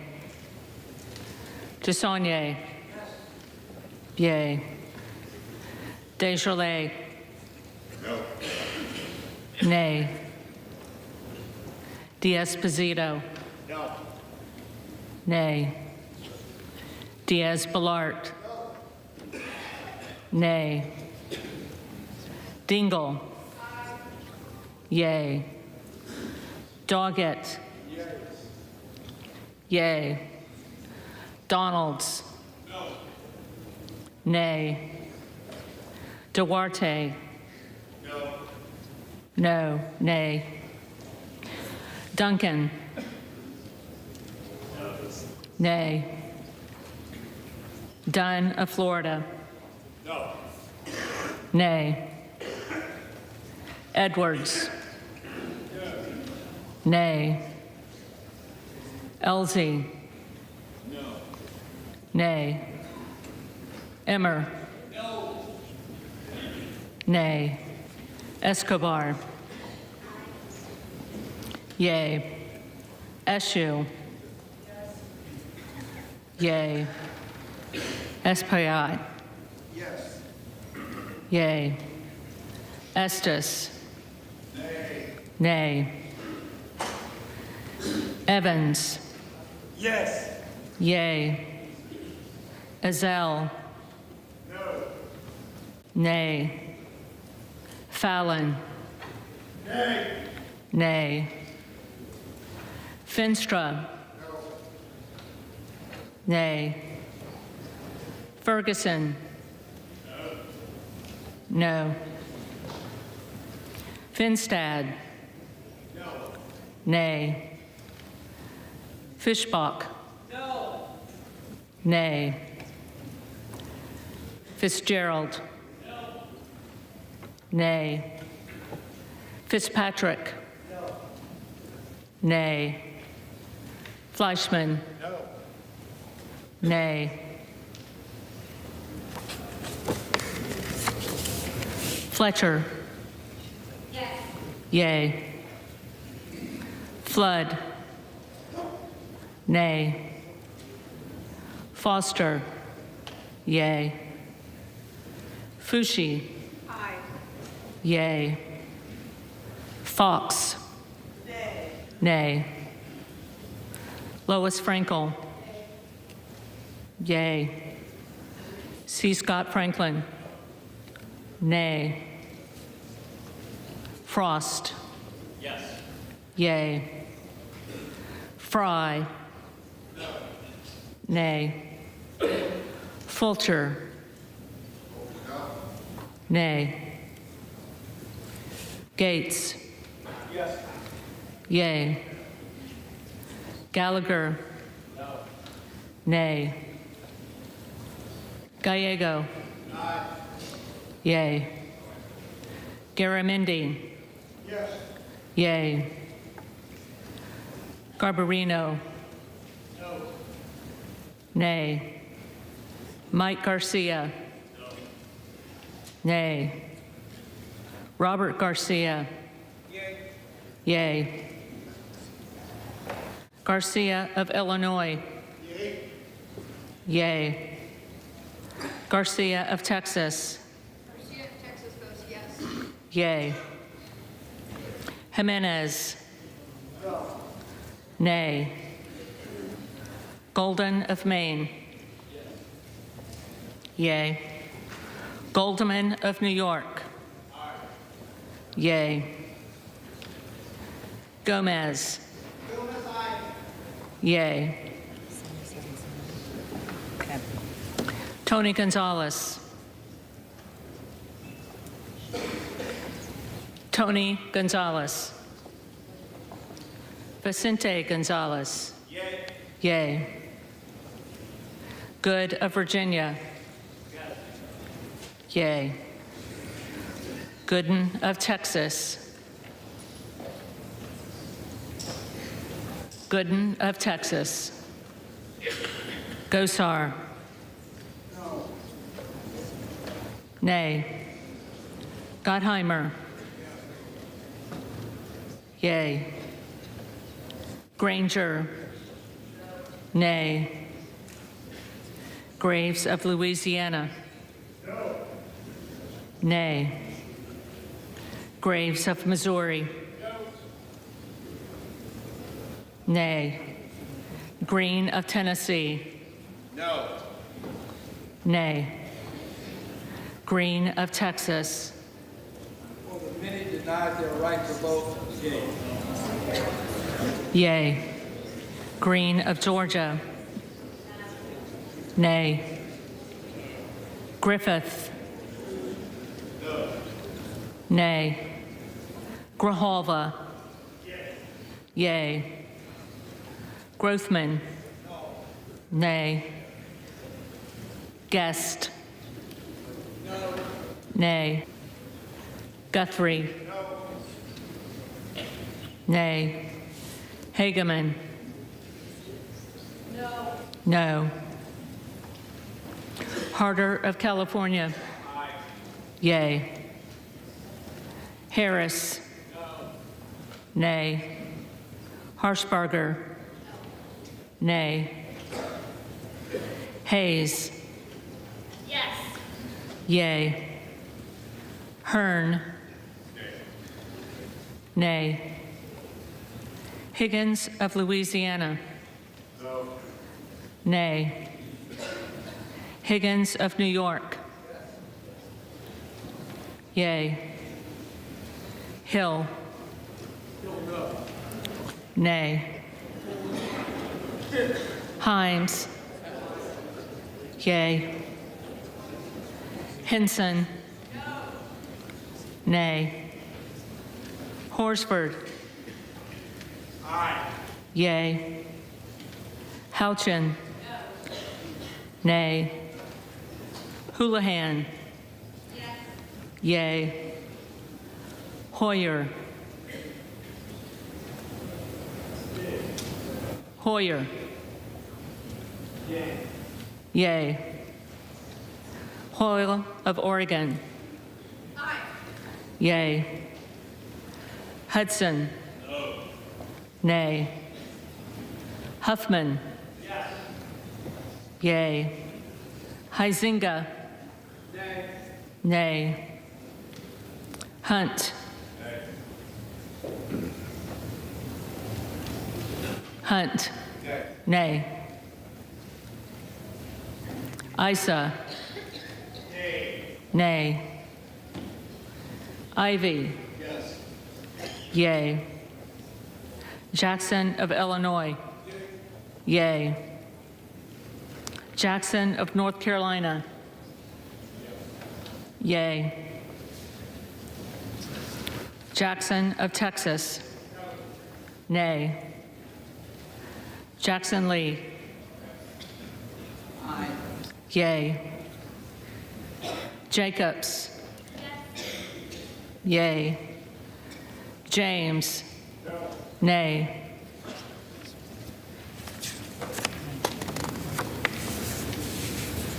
Jayapal.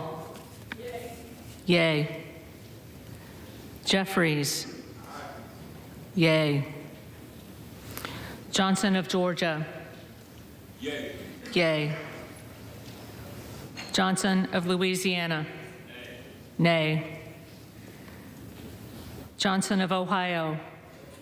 No. Nay. Johnson of South Dakota. Nay. Jordan. Nay. Joyce of Ohio. Nay. Joyce of Pennsylvania. Nay. Camlogger Dove. Yes. Yay. Capter. Yay. Kane of New Jersey. Nay. Keating. Yay. Kelly of Illinois. Yay. Kelly of Mississippi. Nay.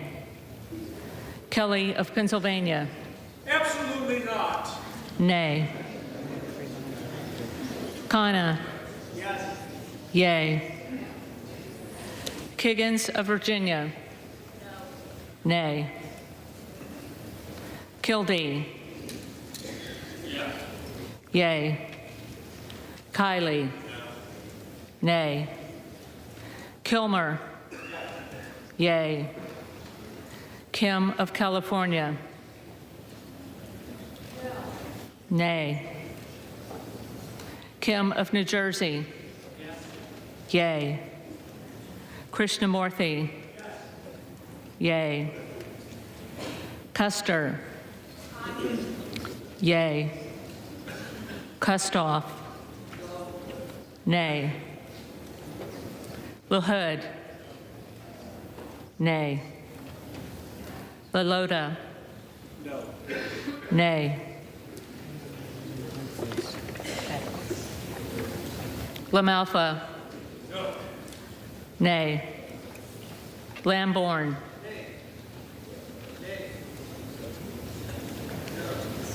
Lamborn, nay. Landsman. Yay. Langworthy. Nay. Larson of Washington. Yay.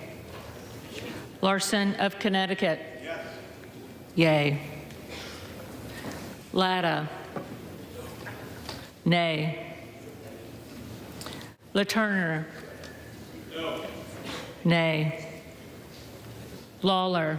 No. Nay. Lee of California. Yay. Lee of Florida. No. Nay. Lee of Nevada. Yay. Lee of Pennsylvania. Yay. Ledger Fernandez. Yay. Lesko. No. Nay. Letlow. Nay. Levin. Yay. Lou. Yay. Lofgren. Yay. Loudermilk. Nay. Lucas. No. Nay. Luetkemeyer. No. Nay. Luna. Luna. Luttrell. Nay. Lynch. Yes. Yay. Mace. Yay. Magaziner. Yay. Maliotakis. Nay. Man. Nay. Manning. Yay. Massey. Nay. Nay. Mast. Nay. Matsui. Yay. Macbeth. Yay. McCall. No. Nay. McLean. Nay. McClellan. Yay. McClintock. Nay. McCullum. Yay.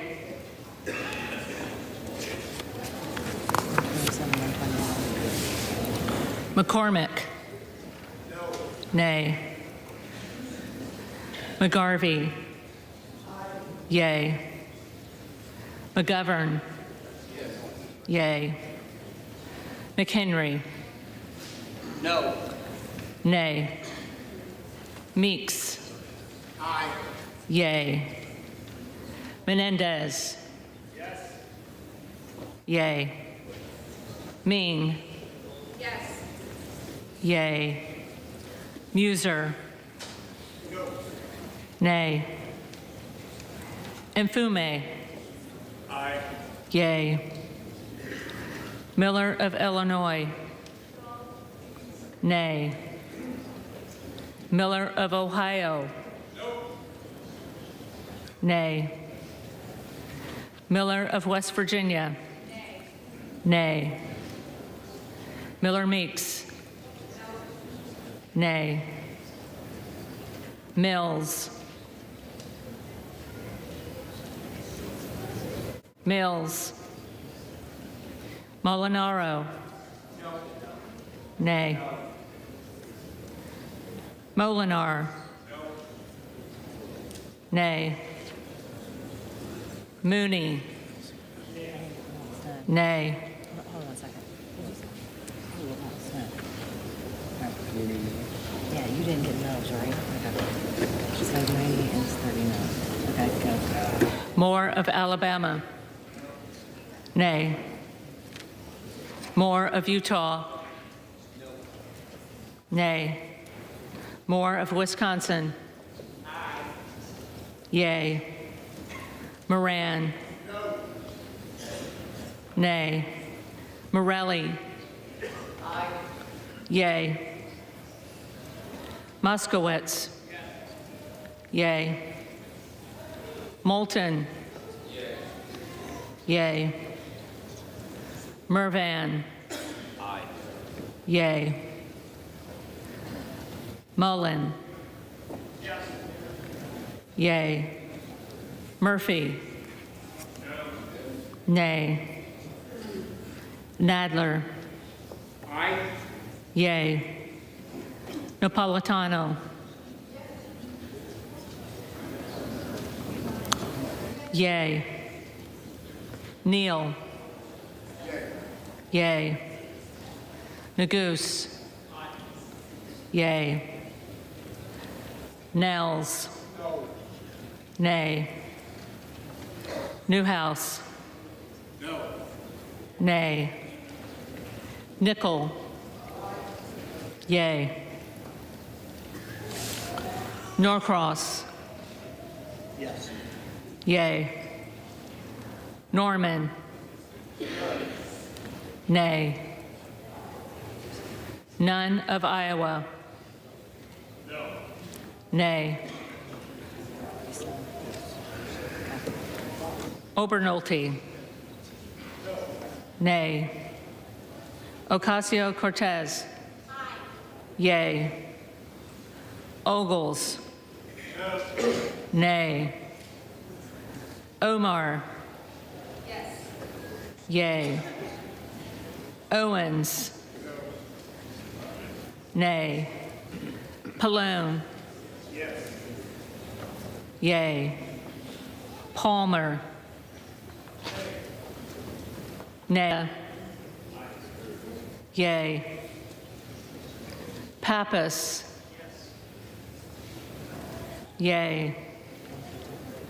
Pasquarel. Yes. Yay. Payne. Yes. Yay. Pelosi.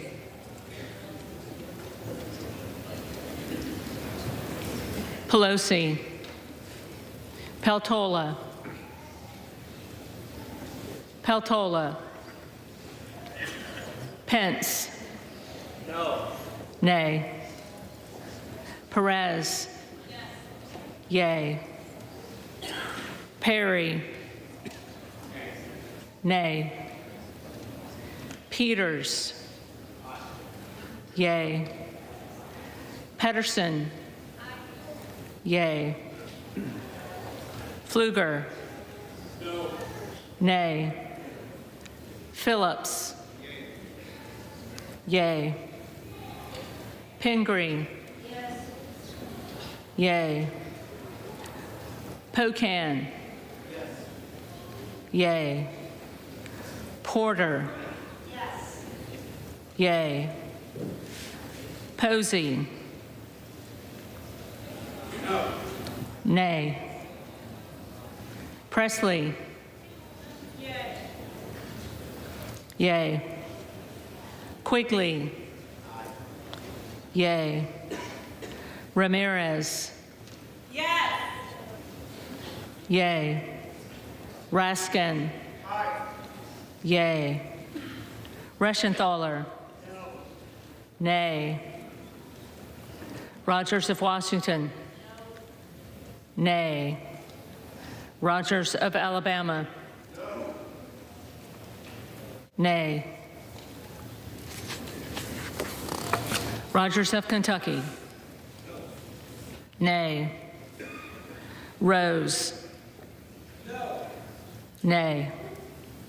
Rosendale. Aye. Yay. Ross. Yay. Yay. Rouser. No. Nay. Roy. Nay. Nay. Ruiz. Yes. Yay. Rupersberger. Yay. Yay. Rutherford. No. Nay. Ryan. Yes. Yay. Salazar. No. Nay. Salinas. Yes. Yay. Sanchez. Aye. Yay. Santos. No. Nay. Sarbanes. Aye. Yay. Scalise. No. Nay. Scanlon. Aye. Yay. Schakowsky. Yes. Yay. Schiff. Yes. Yay. Schneider. Yes. Yay. Skolton. Yes. Yay. Schreier. Yay. Schweikert. No. Nay. Austin Scott. Nay. David Scott. Yay. Yay. Scott of Virginia. Yes. Yay. Self. No. Nay. Sessions. Nay. Sewell. Yes. Yay. Sherman. Yes. Yay. Sherrill. Yay. Simpson. Nay. Slotkin. Yay. Smith of Missouri.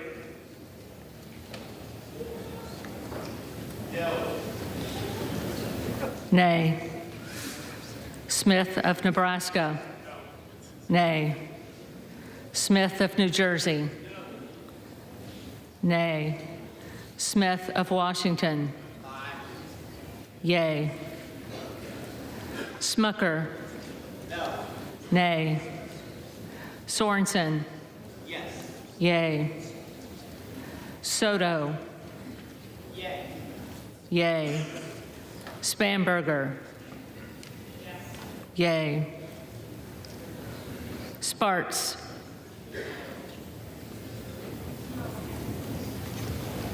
Nay. Stansberry. Yay.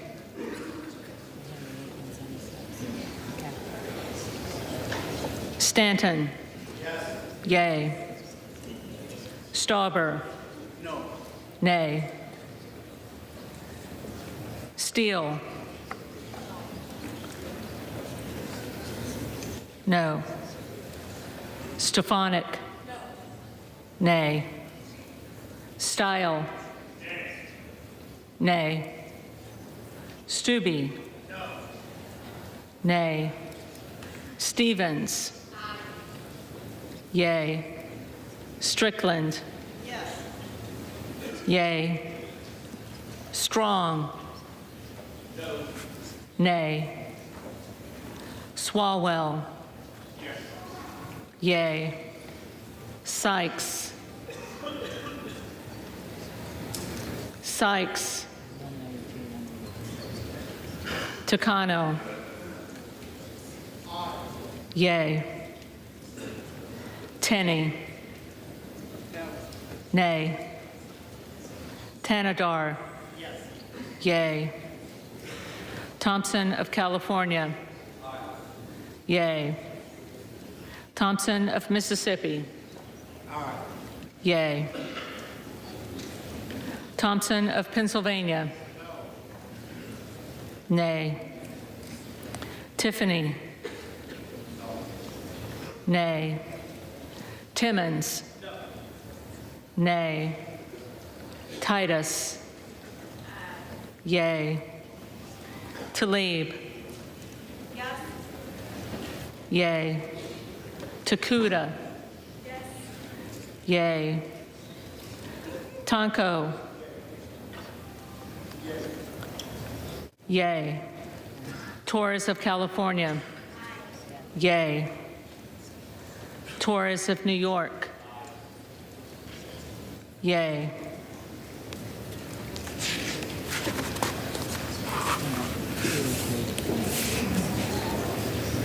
Trahan. Yay. Trone. Yay. Turner. Nay. Underwood. Yay. Valadeo. Nay. Van Drew. Nobody pull a fire alarm. No. No. Van Dyne. Nay. Van Orden. No. Nay. Vargas. Yay. Vasquez. Yes. Yay. Vesey. Yes. Yay. Velasquez. Yes. Wagner. Nay. Nay. Wahlberg. Nay. Nay. Waltz. No. Nay. Wasserman Schultz. Yay. Waters. Yay. Watson Coleman. Yes. Yay. Weber of Texas. No, ma'am. Nay. Webster of Florida. Nay. Nay. Winstrup. No. Nay. Westerman. Nay. Nay. Wexton. Yay. Wild. Yay. Williams of Georgia. Yes. Yay. Williams of New York. Nay. Williams of Texas. No. Nay. Wilson of Florida. Yay. Wilson of South Carolina. From my heart. No. Nay. Whitman. Nay. Womack. No. Nay. Yacom. Nay. Zinke. No. Nay. Never. Nay. McCarthy. Nay.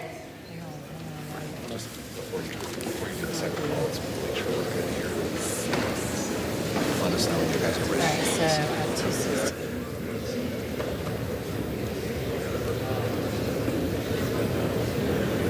Amick, Carter of Texas. I have Tony Gonzalez. I have Gooden of Texas. I have Luna. I have McCarthy. I have Mills.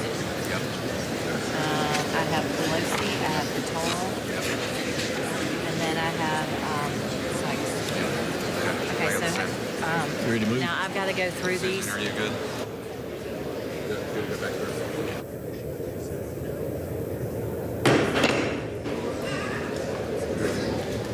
House will be in order. The clerk will now call the names of members that have not already been recorded alphabetically. Banks. Nay. Okay, we've got Bush is next. Bush. Bush. Okay, Kamek's next. Kamek. Nay. Hang on. Okay, I've got Carter of Texas next.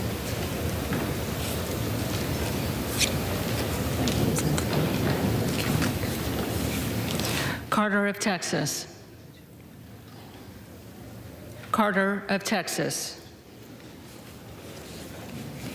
Okay, so then we're going to go to Tony Gonzalez. This is what I need. Okay. Tony Gonzalez. Nay. Have Gooden of Texas.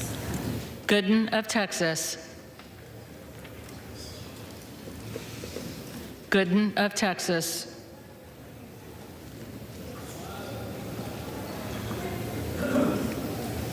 Next I have is Luna.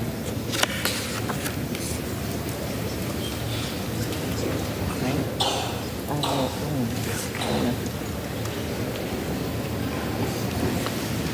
I have Luna. Luna.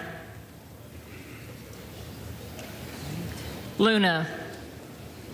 Mills next.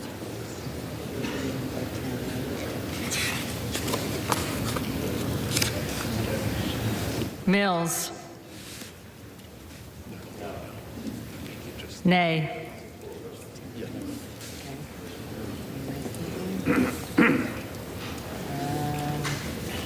Pelosi.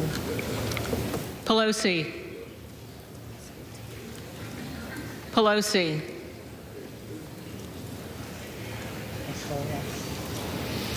Peltola. Peltola.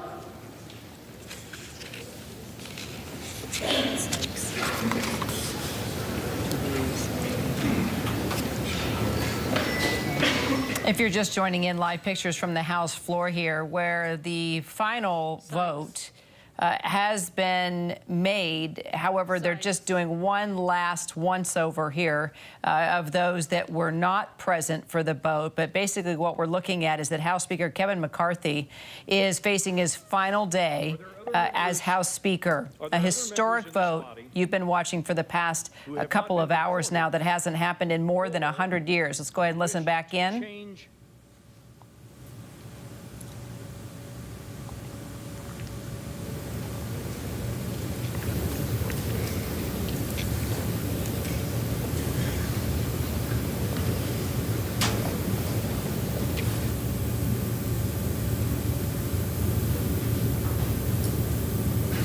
So basically, we're waiting for just the final tally to be announced here.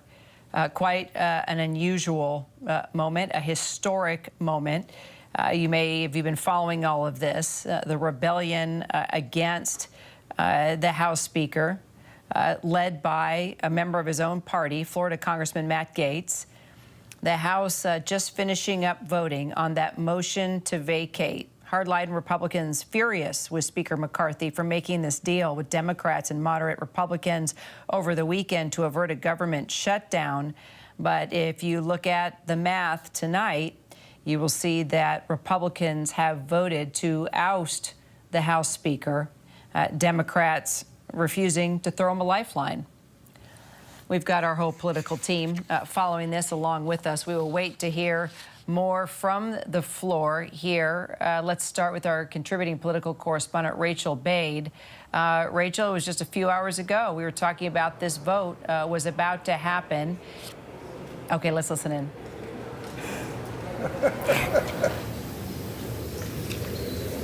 It's adopted. Without objection, the motion to reconsider is laid on the table.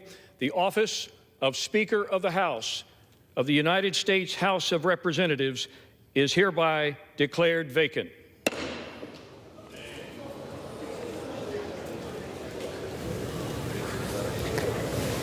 There you heard it, declared vacant. House Speaker Kevin McCarthy now faces his final day in the third most important job in American politics, as he has just been ousted as Speaker, a historic vote and a move that hasn't happened, as we mentioned, in more than 100 years.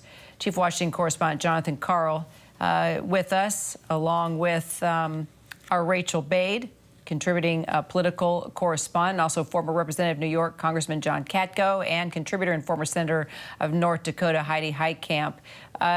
John, I'll start with you. More than 100 years since this has happened, and back then it failed. Tonight it didn't. Just put into perspective of what happened here tonight and the different turn that this took from the last time it was attempted in 1910.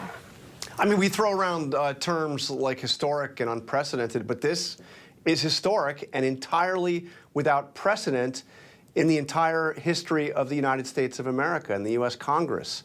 We have never seen a Speaker of the House removed. It's only the third time that we've even seen an attempt, an actual roll call vote to remove a Speaker of the House. It's really quite a moment to behold. It's an outgrowth of the way now former Speaker of the House Kevin McCarthy became the Speaker. He, of course, had to go through 15 rounds of balloting, won a very narrow victory, and only won that victory by granting a series of concessions to rebels within his own party, to Republican holdouts. And those concessions included what made this possible, the idea that a single member of the House could raise his or her hand and call for what is now we all know is known as a motion to vacate, a vote to remove the Speaker. And I thought it was interesting. We'll wait and get the final tallies here. I bet you Rachel Bade already has those. This was a very small group of Republicans in the end that voted to remove Speaker of the House Kevin McCarthy. This happened because those hardline Republicans who opposed him were joined by Democrats in removing Kevin McCarthy as Speaker. This was overwhelmingly Democrats who made this happen, but it was initiated by Republicans. So we'll talk about the numbers in just a minute, but John, basically, the House is now paralyzed. A lot of, everyday Americans might be sitting back at home saying, okay, I just see what happened. He got the boot, but what does that mean for me? It means legislation can't get passed, and this could be devastating for everyday Americans. So why don't we talk about the impact, right, of what this means now, just a political business every day, which trickles down to the average American. Right. And then we'll get to possible replacements. But why don't we start there, and I'll get everyone to kind of weigh in now on the overall impact of this. Here's the remarkable thing about this. We're about to all get a civics lessons, the whole country. The House of Representatives, under the rules under which it operates, can do nothing until a speaker is in place. Well, let me modify that. They can do one thing. They can vote on whether or not, they can vote on having a speaker. But until the speaker is elected, until somebody gets a majority of all those voting and a speaker is elected, all they can do is vote again and vote again. They can adjourn for the evening, adjourn for the day, adjourn for the weekend, but they can do no business. No bills can be considered, nothing, until there is a Speaker of the House. Now, we saw how long that took in January when Kevin McCarthy was elected. It took several days, took 15 rounds of voting. Now it's not even clear who the candidates are. We're going to, I assume, very quickly find out. But consider that while you also consider that we just saw Congress pass and Joe Biden sign into law what's known as a continuing resolution, a temporary bill to fund the government for a mere 45 days. So that clock is ticking. We're now at, I believe, 43, 44 days of government funding before there actually is a government shutdown, before troops aren't paid, before national parks are closed down. And Congress can do nothing to avert that government shutdown until first electing a Speaker of the House. All right, so then Rachel Bade, let me take that to you. Who takes over as House Speaker temporarily until that spot is filled? And then we can talk about some of the names that have actually been floated. Yeah, so temporarily, we're actually looking at Patrick McHenry, who's leading right now. This is somebody who's going to be sort of overseeing the process as Republicans sort of figure out next steps.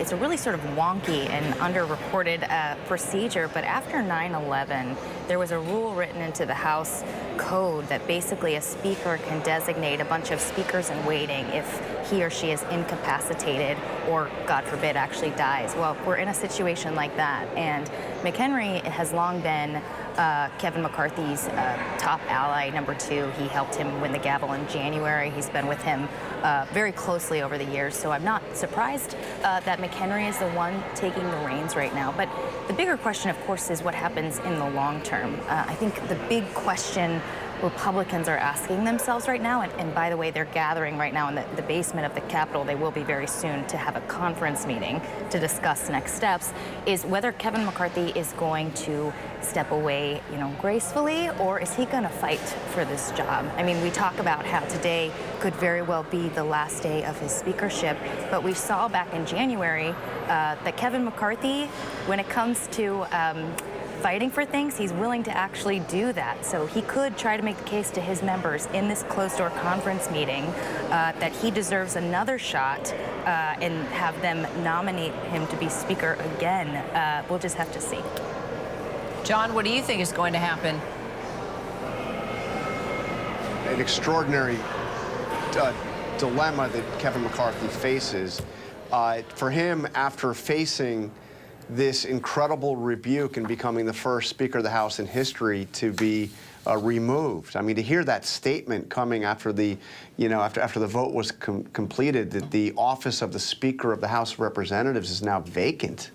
I think it's very hard for him to jump back in and say he's going to fight for his job. It actually plays right in to the arguments that Matt Gaetz was making, that to Kevin McCarthy, nothing matters more than being Speaker of the House. So we'll see, but it's a tough decision for him to make. John Katko, what do you think? Well, first and foremost, I think this is a very sad day, and it's emblematic of the polarization in Congress and extreme elements of both parties really kind of seizing the narrative, and that's unfortunate. This was kind of, everyone saw this coming when Kevin had to lower the requirements for the motion to vacate the chair in order to get the speakership, ironically. Before it was a much higher bar. Now it was down to only one person could make the motion. And when you have a small majority of the House, everyone saw this coming at some point, unfortunately, but it's still shocking to see. It's jarring to see the dysfunction within the Republican Party. And with, like, as Jonathan pointed out, there's so many important things to get done. And now we're going to have this battle within the House. And a couple of things that I people should understand too. the proponent of this, Matt Gaetz, is under very serious ethics investigations as publicly reported, and they seem to be coming to a head, number one. Number two is he is fundraising specifically off of his filing of this motion to vacate, which to me is disgusting and disgraceful. And it's just emblematic of modern politics and how things just don't seem right in America with the way we're going about governing now. And this is another example of that. And it's very sad. I'm sad for Kevin. I'm sad for America, far more importantly. And I don't think this is going to help the Republican Party at all. Now, coming forward, what does the next person promise to get the seat? Are you still going to allow the far right to hold you hostage? Or are you going to say enough is enough and start governing more responsibly? Because I think they empowered the far right too much in order for Kevin to get the speakership. And I hope whoever comes next, be it Kevin or somebody else. It looks like Matt Gaetz is speaking just outside, left the floor. He's speaking outside to reporters, or at the mics, rather. We're going to listen in real quickly to Matt Gaetz. Would he take the speakership higher? What was going through your head when the vote gaveled down and it was official McCarthy wasn't speaker? Just we got to move to the next step. You know, we are not at the end of this process, okay? At most, we're approaching halftime. We've got to be able to assemble a governing coalition. We have to build from a place of trust. The reason Kevin McCarthy went down today is because nobody trusts Kevin McCarthy. Kevin McCarthy has made multiple contradictory promises, and when they all came due, he lost votes of people who maybe don't even ideologically agree with me on everything. Take, for example, my colleague from South Carolina, Ms. Mace. She has different views than I do on a variety of subjects, but what we had in common, Kevin McCarthy lied to all of us. Congressman, hold on a second.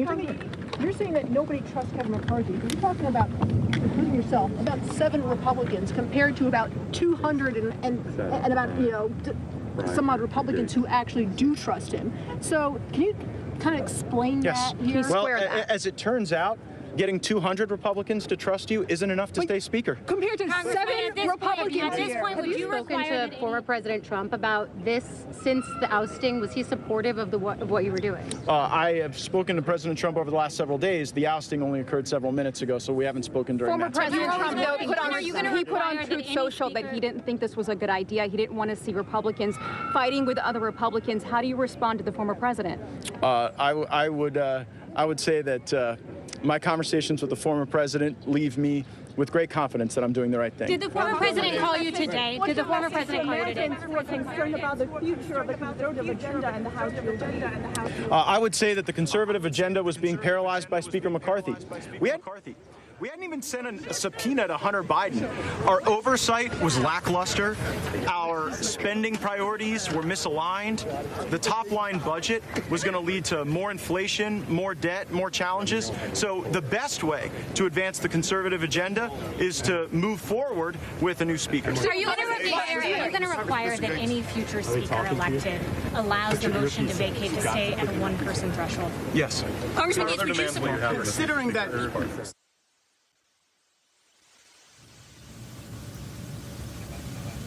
That's a question for him, I guess. He's already said he's uninterested. He's already said he's I haven't heard him say that. Listening here, we're having some technical problems. Do we want to listen to Matt Gaetz, or do we want to move on here? Are going to reflect on their thinking after this historic moment. I think anything that people have said before the McCarthy ouster is probably bearing less weight than the way people may be thinking about these questions after the McCarthy ouster. You've had some positive comments about Steve Scalise yesterday and today. Will you yourself nominate Steve Scalise for Speaker of the House?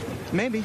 I want to hear from him. I mean, I'm not here to make a judgment on where Mr. Scalise stands with his rehabilitation and recovery. I would give him the deference to be able to decide whether or not he'd like to put himself forward as a candidate, but he'd be the type of person that I could see myself supporting. There are many people, though. I could see myself supporting Tom Emmer. I could see myself supporting Mike Johnson of Louisiana. I could see myself supporting Jody Arrington of Texas. I could see myself supporting Kevin Hern of Oklahoma. And there are even people outside of the United States Congress like Lee Zeldin, who are well thought of across every aspect of our conference, and I may give Lee Zeldin a call and see if he's interested in the gig. When you talk to the former Mr. President, you've succeeded at pushing the House to move forward with the appropriations process as you wanted. You've succeeded. Thank you for that acknowledgement, because I just heard on the floor a bunch of these McCarthy allies say, well, gosh, it's Kevin McCarthy who led us to this moment with single subject appropriations bills. And in fact, the only work we've gotten done has been with a political gun to the Speaker's So you've head. gotten that accomplished. The former Speaker, I should You've gotten the Speaker out.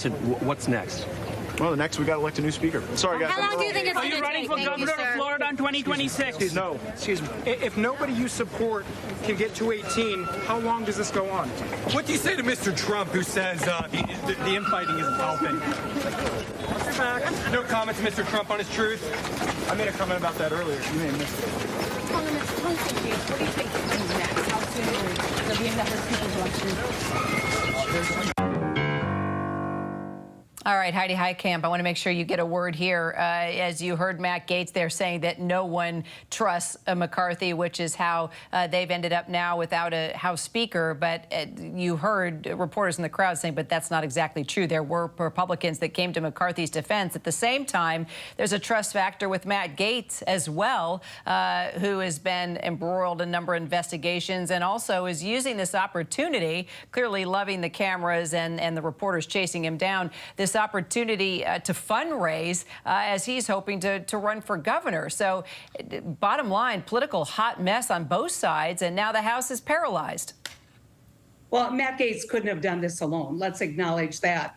He had a number of people. He knew how to get his vote count, and let's give him some credibility. He's pretty quick on his feet on the floor, and so he's confident.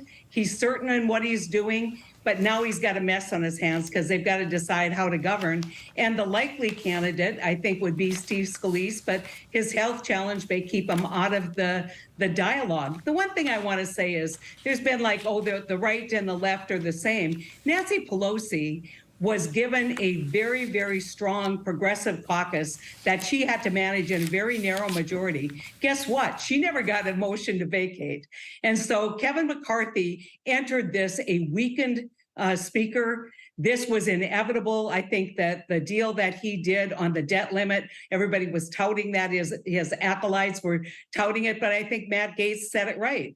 It's perceived by Republicans across the country as a giveaway to Democrats. And then he backed out of the deal eventually. And so, you know, McCarthy owns some of this. Yes, Gaetz is a difficult character. He was able to bring enough people along to do something historic, but McCarthy failed to try or to basically hang on to his leadership and his speakership. And he's the first speaker in the history of this country to be removed by a vote of the body. And that's quite a legacy for Kevin McCarthy. Since 1910. Heidi and the rest of our political team, thank you so much. I'm Kira Phillips. So glad you've been streaming with us, particularly tuning into our breaking news coverage here of this historic vote, ousting Kevin McCarthy as Speaker. We, of course, continue this story and other stories with our Kana Whitworth in Los Angeles. Kana, what a day. 4 hours of debating and voting, and now we don't have a House Speaker, and we're not quite sure who's going to fill his shoes.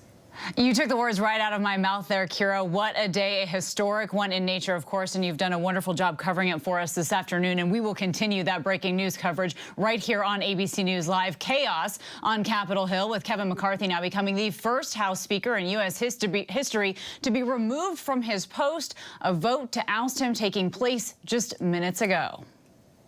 The yeas are 216. The nays are 210. The office of Speaker of the House of the United States House of Representatives is hereby declared vacant. And when he hit the gavel, history is made. This is after Republican Representative Matt Gaetz of Florida introduced a motion to vacate, leading a group of far-right members pushing to oust McCarthy. At the end of the day, if you throw a speaker out that has 99% of their conference, that kept government open and paid the troops, I think we're in a really bad place for how we're going to run Congress. You're hearing from the man himself there. Again, this marks just the third attempt in U.S. history to remove a sitting House Speaker. So joining us live right now is our chief Washington correspondent, John Karl, in our D.C. bureau. Catherine Falders is on the Hill, ABC News contributor and former Republican representative from New York, John Katko, and ABC News contributor and former Democratic Congresswoman from North Dakota, Heidi Heitkamp. Thank you all so much for being with us again on this historic day here. Catherine, starting with you, break down exactly what we witnessed today as this all unfolded here again this historic day. Yeah, it surely is historic. The first time this has happened since 1910, and I think you couldn't have said it better in terms of the chaos that was erupting here on the House floor. Obviously, the Speaker has been removed. I think it's important to point out that Patrick McHenry, a top McCarthy ally, has been appointed to serve as the temporary Speaker, if you will, the Speaker pro tem. The House is now in recess, Kayla. I'm told by multiple sources that Republicans will soon go into a conference meeting, meaning that their conference will meet behind closed doors and plot out exactly what to do next here. We saw Kevin McCarthy go into his office just moments ago. His leadership team is also in there. We saw members of House leadership in there as well, again, as they plot what to do next here. But I will say that these hardline Republicans, what is the next steps for them? What are their next steps? They don't really know here. Will the party coalesce around somebody else? Will McCarthy be renominated, for example? That's another idea that has been floated to me by some top Republicans. Of course, that's only if he wants that to happen. But again, this vote here today has thrust the House into chaos with no clear path forward as they meet behind closed doors to figure out exactly what they do next. And what to do next? I think let's bring in John Karl with that. I mean, John, you have sat here so many times throughout these recent years and talked about these unprecedented moments in American history. And here you are again breaking it down for us. Can you play it out for us how we got here? Because I think a lot of people yesterday, as we heard Gates talking about this, weren't sure he would have this moment today. I mean, this is truly historic, truly unprecedented. We've never seen it in all of American history. We've only seen an attempt to remove a Speaker of the House through this motion to vacate twice before. Both times did not succeed. So to hear that statement as the gavel comes down on the vote, that the office of the Speaker of the House of the United States of America is hereby declared vacant, is just stunning. I mean, you could sense the hush in the chamber. Yes, Patrick McHenry is now declared Speaker pro tempore. That's a ceremonial post. There is no Speaker of the House, which means the business of the House cannot go forward except to elect another Speaker of the House. So absolutely extraordinary moment. I think that it was foretold in January of this year when Kevin McCarthy had to go through so many hoops to become elected Speaker. It took 15 ballots, 15 rounds of voting for him to finally get a majority. And he only got that by granting a series of concessions that made him effectively the weakest Speaker of the House, at least of my lifetime. And one of those concessions was the idea that a single member of the House could step forward and ask for the vote that we just saw unfold, a single member. That single member was Matt Gaetz. He had very few Republicans willing to go along with him. The final vote count here, you only had 8 Republicans, 7 plus Matt Gaetz, vote to remove Kevin McCarthy. He was removed because all Democrats went along with that.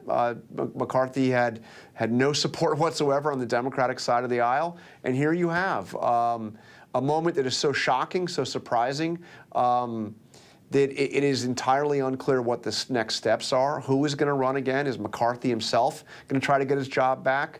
I think that's possible, but unlikely. Who would have the votes to get elected Speaker? You know, again, entirely unclear, unprecedented, and historic. Historic, and you certainly see the division within the Republican Party in the House there. And as you mentioned, I mean, 8 Democrats voted to remove McCarthy, and 8 was enough. Again, 7 plus Gates, and that was enough. And another thing to mention here is that there was actually some lawmakers that weren't in the chamber or earlier in the day, or they actually wanted to table this motion, but then when it came time to actually vote it through, they flipped and they wanted him out. And so you really saw this playing out in real time right here on ABC News Live. And Catherine Falders, I know you've been following this. I know you even mentioned at one point you're sort of watching to see if his name plaque gets taken down. I mean, that's how quickly things could possibly move here, as again, there is no Speaker of the House right now. We certainly have somebody sitting in there temporarily, but again, that is just temporary amid all of this chaos that we have seen on Capitol Hill for weeks on end, Catherine. Yeah, it certainly is just temporary. And I think, as John pointed out, it's worth noting that the House has no speaker. They have no idea what they are going to do next. Whether they renominate McCarthy, who they coalesce their support behind is totally to be determined here. I was texting with some members in the chamber during this vote, and a lot of them didn't even know what the next steps were here, if there was going to be a Speaker pro tem appointed, for example, when they were even going to have a conference meeting today. So lots of unanswered questions here, lots of unknowns. There are going to be some long nights up here, I'm sure, as to when they will vote on a speaker. Again, something we also don't know, and they also don't know. So again, lots to figure out. And I think, as John pointed out here, why we are in this position is because when Speaker McCarthy, of course, was trying to garner support to be Speaker, he made that concession that only one member could force a vote on a motion to vacate. That's exactly, of course, what happened here today with Matt Gaetz. We'll see what happens overnight here. I'm told that Republicans are going to be meeting behind closed doors here in a little bit. Whether they vote, when this comes, what happens next, all still to be determined. Kana. Right, some of those concessions helping him land himself where he is today, of course, as they had to vote so many times just for him to have this position. And again, right now, it is Representative Patrick McHenry, Republican out of North Carolina, who has been named the temporary Speaker. And he is a top McCarthy ally, a chairman of the House Financial Services Committee. And so that is who will be serving at this post temporarily. I want to bring in now John Katko. And John, I've heard you say essentially what's happening right now, what we're seeing is emblematic of the division that we're seeing, not only within this country, but certainly with the people that represent Americans there in Washington. This is emblematic of that division. It really is, and that's one of the things that's really heart-wrenching to watch. And we're seeing historic event after historic event happen with such rapidity now that it's almost commonplace. But it's not common to remove a Speaker of the House of Representatives, and it is unprecedented, and it's thrown the House into chaos yet again. And what's going to happen now, in my mind, is how much horse trading is anyone going to want to do to become Speaker? And this may end up being the beginning of the end of the over-empowerment of the far right that Kevin gave to get the speakership to begin with. They may now start rolling it back. I think should not be lost on anybody, but that all but 8 of the Republicans, that's a huge number, over 200, all voted for Kevin. And so a very small number, because of a very small majority, have wrecked the party. And there's probably going to be some soul searching going on to pull back some of those authorities they gave out and to maybe fix this problem going forward. I hope they do, because the American people want to see us govern. They want to see the people in Congress govern, and it's just not happening right now. And that's a real problem. That's a real problem. It's certainly not. I mean, the Capitol Hill seems to be full of infighting right now and chaos, as we have seen, and things are not getting done the way that the American people would hope. Heidi Heitkamp, I want to chat with you about this. I mean, where do Democrats go from here? How do they capitalize on this? In fact, Heidi, we're already seeing that they're already starting to speak out. They're saying it almost seems like things couldn't have gotten worse, and now here we are. Hear what we're seeing. House Republicans have shown us how dangerous it is when they are in power, and that's what we're starting to hear from some Democrats right now. So how do they capitalize on this moment? Well, the first thing is they decided they weren't going to fix this problem for McCarthy. And they could have done that without a direct vote for him. They could have voted present. They decided, look, this is a Republican civil war that plays out to our benefit. The real problem here is that we've got to have a budget in 45 days. And so the House has to figure out how they're going to govern, or we're headed for very troubling times. And I think the more you see this playing out in front of the public, the more it looks like the Republican Party is the party of dysfunction. There's going to be that theme basically hammered away at on a regular basis. We know that going into the next election cycle, probably the House majority is very vulnerable, given the number of members who were elected in Biden plus districts. And so this is really tough sledding, and it's going to take someone to step up to leadership. But I agree with the congressman. Who's going to want that job after you see what a very small minority of members did to Kevin McCarthy? And so I think that the Matt Gaetz, whatever he wants, I think becomes irrelevant. You've got to deal with the other 7 Republicans and figure out what they want, and you've got to minimize his impact. I mean, like I said, he was only one person, but yet he was able to bring 7 people along with him. And when you have a slim majority, this is what happens. So this is for Democrats watching this, they just throw up their hands and say, this is what MAGA Republicans give you in terms of government chaos, just like their leader, the former President Donald Trump. And seven Republicans were enough, along with Matt Gaetz. I want to now bring in our ABC News political director, Rick Klein. And Rick, I know that you were watching this unfold throughout the day today. I think a lot of people, thought perhaps we would never really get here, that Matt Gaetz, was just being a bit hyperbolic yesterday, and that he didn't really have the votes to push this thing through. Clearly he did. And we, as you have pointed out here, Rick, we're already seeing words from the Democratic Congressional Campaign Committee, and they are starting to look at the election. How does what happened today impact this election? They're saying that if House Democrats aren't prepared to take back the House in 2024, we'll regret it for years to come. Rick? Yeah, we're talking about the infighting in the Republican Party, and obviously that's what happened here, but it only happened because Democrats were willing to see McCarthy ousted. If just a few Democrats had voted otherwise, or just simply decided not to show up, Kevin McCarthy would still be Speaker. Matt Gaetz would be embarrassed right now by this maneuver. He didn't have the votes without Democrats, which is the point, in part, he was trying to make. And look, Democrats made a fateful decision today as well. And to be clear, the responsibility for this should rest with Republicans because it was their call. But they could have saved Kevin McCarthy and prevented Matt Gaetz from getting his wish here, and prevented the chaotic maneuvering that is now about to happen. Kevin McCarthy, by all accounts, didn't really ask for the Democrats' help in a meaningful way. He could have cut a deal if he had wanted to reach out to even a small handful of them, maybe the minority leader, Hakeem Jeffries, but he wasn't willing to offer that. I think he realized that a speakership that was propped up by Democrats wouldn't be worth having for a Republican these days. But this was a big day, and politically, to Senator Heitkamp's point, it tells you the extent of the MAGA movement and the power of the movement. Even without Trump's direct involvement, his fingerprints were all over this. And we heard Congressman Gaetz a few moments ago kind of saying knowingly that whatever happened today, based on his conversations with the former president, Trump was very pleased with. Yeah, when he was talking on the stairs, he said that he wouldn't elaborate on the conversation that he had with the former president, Rick, but he said that I can tell after the conversation that he had with the former president, he left with great confidence that he was doing the right thing. And Rick, he also mentioned even yesterday that he had a conversation with Trump as well, and he said he didn't really want to talk about it, but I think you're right to point out that Trump's fingerprints were all over this. And as you know, he is, of course, leading the polls here by double digits. Does this really do anything to actually help the Republican Party when you do something like this? It depends on your view of what the Republican Party needs to do right now. And in the view of people who think that the entire establishment needs to be torn down, and Donald Trump has often been in that camp wherever he stands on the McCarthy question, then I think that today is an important statement in that direction. But that is a distinct minority inside the House Republican Party.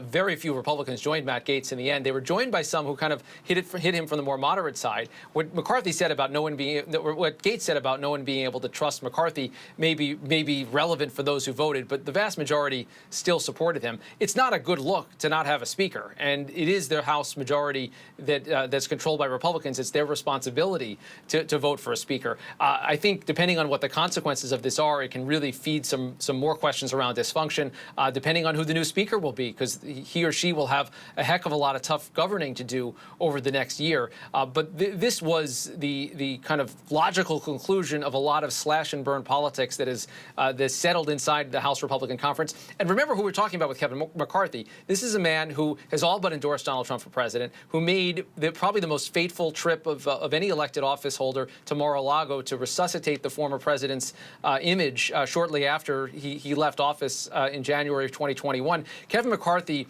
tried to own the MAGA movement, tried to own Trumpism. Trump famously referred to him as my Kevin, and there wasn't a lot of daylight on policy between Donald Trump and Kevin McCarthy. It's not the same as Mitch McConnell in the Senate. Now, Matt Gaetz is also a Trump acolyte, so that scrambles the expectations here. But I just don't see how anything like this could have happened if not for what we've seen inside the MAGA movement in the Republican Party.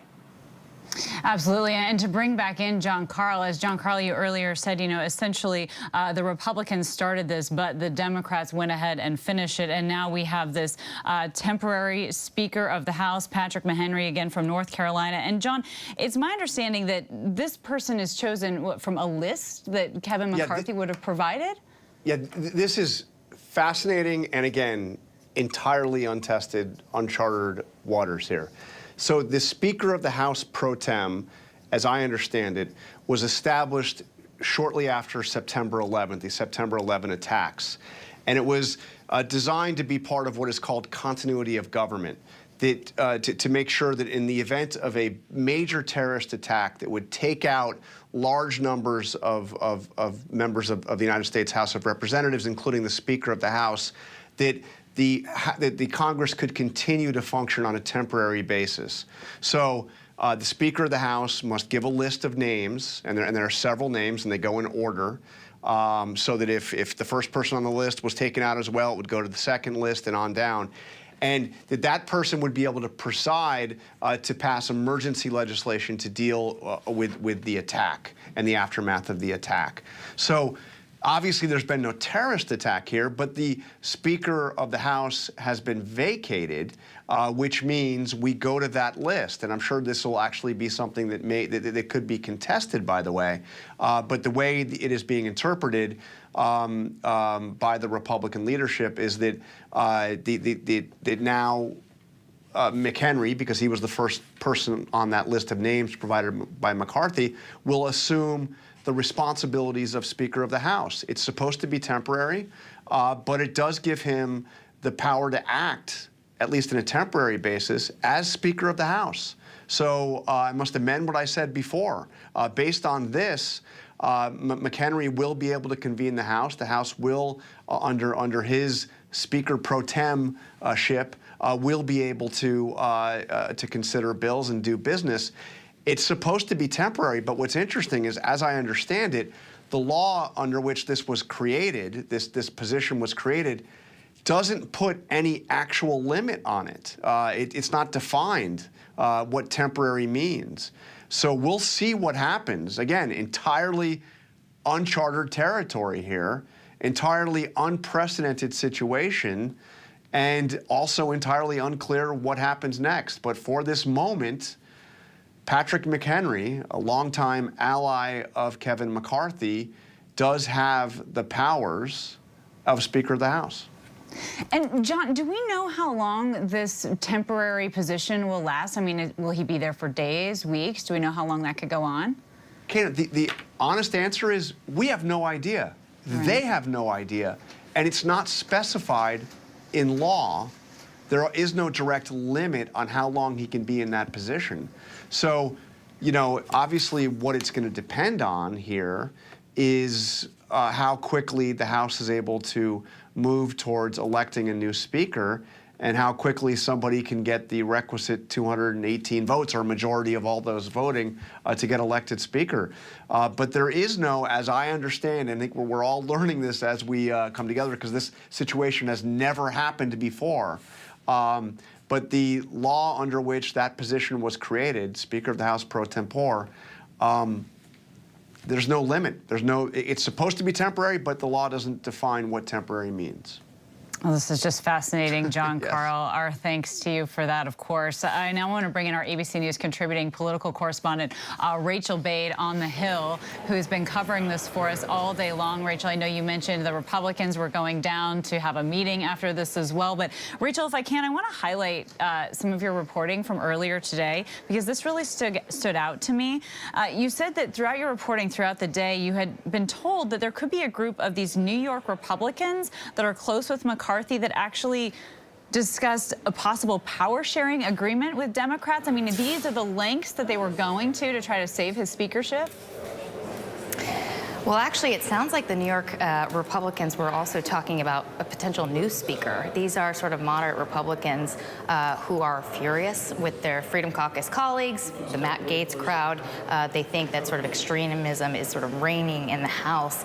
And they've been talking about, okay, well, how do we get around that? And it looks like in New York, just a few years ago, something like this happened, where some Senate Democrats actually joined with Republicans in some sort of power-sharing agreement. So, yes, moderate New York Republicans were discussing this, and interestingly enough, they were actually called into the Speaker's office just before this vote went down. So it'll be interesting to see where they go from here. But just to step back on this, Kana, I think, you know, we're talking a lot about how unprecedented what is happening up here on Capitol Hill is today. But, you know, for those of us who have covered McCarthy for the past, decade or so, this is not at all surprising. In fact, a lot of us were really skeptical he would actually win the gavel in the first place in January. He has a very tense relationship with a lot of conservatives, and people didn't think he would get it number one. And even after he did, it became the sort of parlor game of the House. How long can Kevin McCarthy actually keep his gavel?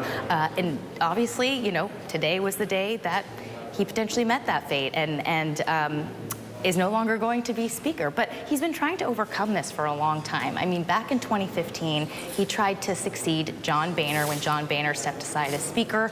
Conservatives blocked him back then, and he made sort of a strategic decision back then that he was going to make a big pivot. He was kind of considered a moderate Republican in 2015. That's why conservatives didn't like him and called him a rhino.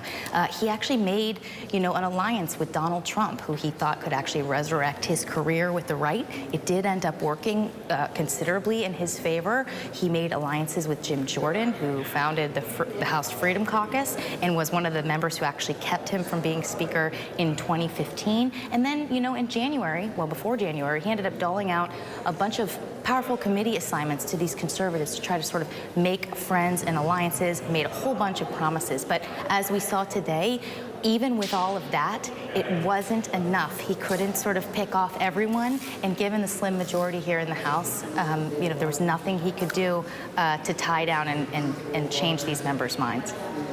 Nothing he could do. Rachel Bade, thank you so much for your reporting today. And as she just mentioned there, he aligned himself with Trump quite early on. And so I want to bring back ABC News political director Rick Klein. And Rick, that alignment with Trump, we are already seeing Ron DeSantis capitalize on that and on that relationship right now. As we've discussed, what's happening there on Capitol Hill and in Washington is going to bleed into this election. And we're already hearing DeSantis talk about it.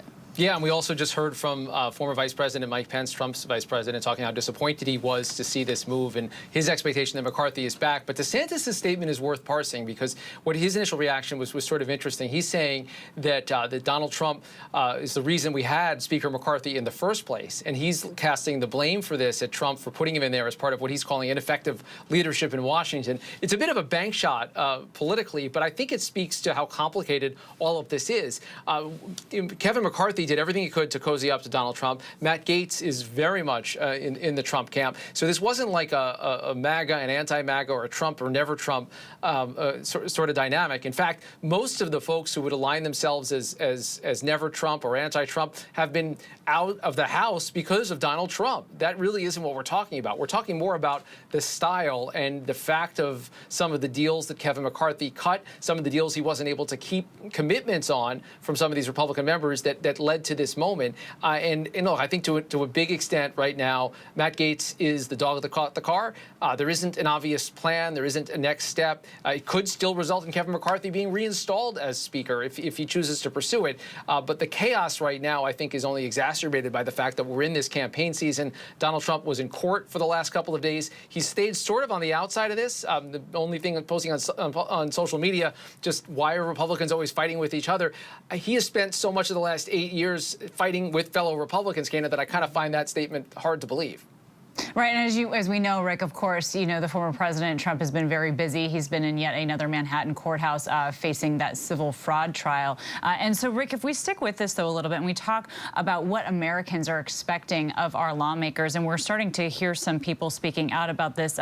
Senator Joni Ernst saying, you know, we want our allies and our friends to know that Congress is working, and hopefully the House will get it sorted out soon. I mean, these are the kind of statements that leadership Republicans are forced to make right now to their constituents. Yeah, and these are Republicans. These are fellow Republicans, people that often work alongside all of these folks. I was struck to see Congressman Jim Jordan, who's been alongside Matt Gaetz in so many of the harshest battles of the last couple of years through Trump and Biden, on opposite sides of the aisle. And I think it was telling that the Republicans had Matt Gaetz go stand on the Democratic side to have this argument, because they want to cast him as someone who's other than their party. But look, Kevin McCarthy made a pretty compelling series of statements over the weekend about being the adult in the room, talking about how he had no choice but to do what he did on getting the government to continue to operate, similar to what he did with the debt ceiling deadline a couple of months ago. And look, from the Senate perch, you can look at the House and say, my gosh, what, you know, look at all this chaos.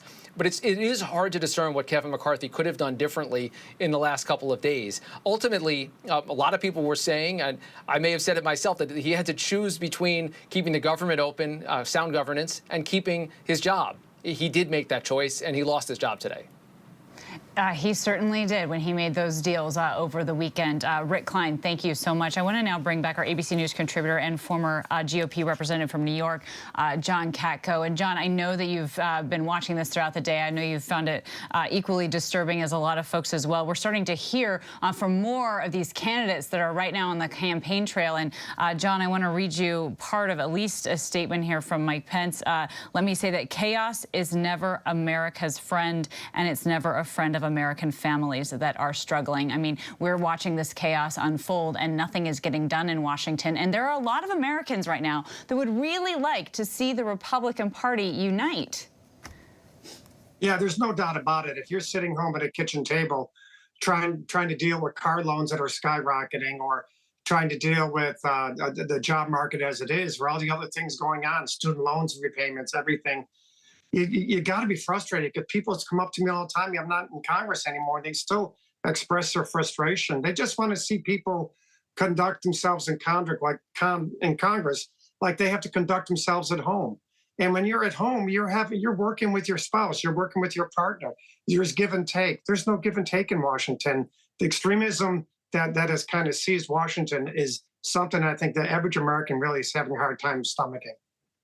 I think they are, especially when, as you mentioned, you know, they can't put food on the table. The gas is sky high. The cost of living is really high. Housing is high. And we just want to get things rolling. At least many of Americans are certainly feeling that way. And as, again, we're talking about this unprecedented day here. It was just 9 months to the day of the first vote for his speakership, January 2023, that McCarthy became the first speaker to be removed from his post by the House. And, John, what do you make of course, Matt Gaetz plus the 7 other Republicans that decided to vote to oust him? Well, I mean, there's a common thread with them, and I'm not trying to be catty, but they're not what we call titans of legislating. They're not out there every day creating solutions. These individuals love to complain, love to oppose, love to obstruct, but really they're not solution oriented. Many of them really haven't had much of a legislative history at all. So they're a disruptive element, but you know, they fundraise off it. Matt Gaetz has a whole, I was just checking my phone, he's got a whole fundraising page set up saying, on the motion to vacate, I pushed it, now give me money. I mean, that's where we're at nowadays in modern politics. And you know, this whole thing, really getting back to what the others have said as well, was really set in motion when Kevin had to make so many concessions to the far right just to get the speakership. And I think that really made this day almost inevitable at some point. And here we are. And, moving forward, the American people deserve much better leadership than this, and much better from our folks in Washington. How a small group of 7 individuals can completely destroy the process in Washington is something that we all should look at going forward from a legislative standpoint. All right, John Katko, thank you so much. And I want to now bring in Heidi Heitkamp, ABC News contributor and former Democratic Congresswoman. Thank you so much for being here with us. And, some things that John just touched on right there is almost as if, like, this had already been played out, because we saw, the 15 rounds of voting that it took just to even get McCarthy elected to this seat. And then you are already starting to hear now from the Democratic Congressional Campaign, they're pointing out things like McCarthy bending over backwards to appease the most extreme members of the GOP. That is their words. And they talk about MAGA extremists as well. They're already pouncing on this. And do you think that this will certainly play well when it comes to trying to reelect President Joe Biden? Well, it certainly will play well when they're trying to reelect or to bring back a majority of members into the House of Representatives, which I would say, if you're looking at 2024, Senate map is pretty difficult for Democrats. The House map is pretty good for Democrats. And this is not helping the Republican majority maintain that majority. But let's admit it, Kevin McCarthy is transactional. He created a whole world where he was vulnerable and thought he could dodge and weave his way through the speakership, and he got caught. And part of that is about leadership. Why did he have to give so much to get the leadership position?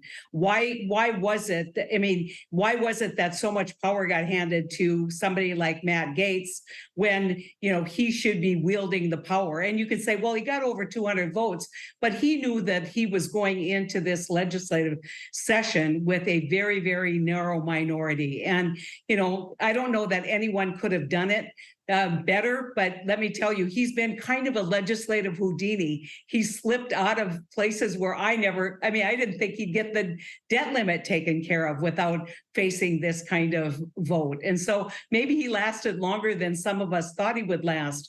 But the problem that you have is that he's done this approach avoidance with MAGA. I'm with you. I'm going to be tough on this. Oh, but now I have to legislate. Well, you have to be consistent. And that's where the trust issue, I think, came in. But at the end of the day, this is not a good day for governing this country. But for Democrats, it just is further fodder for a campaign saying they can't govern. All right, Heidi Heitkamp, thank you so much. And as we continue here, again, 8 Republicans voted with Democrats today to oust Speaker Kevin McCarthy. The vote was 216 to 210, and that makes him the first House Speaker in U.S. history to be removed from his post. And this is a story we will continue to cover throughout the day. We have a lot more news ahead. We'll be starting with our big story when we come back. Again, Kevin McCarthy's out. Matt Gaetz and other Republicans have voted to remove him. The North Carolina Republican Representative Patrick McHenry has been named as the Speaker pro tempore. I'll speak with Democratic Congressman from Illinois, Brad Schneider, about the fallout on this House floor and on the next spending bill, which is still looming. So stay with us.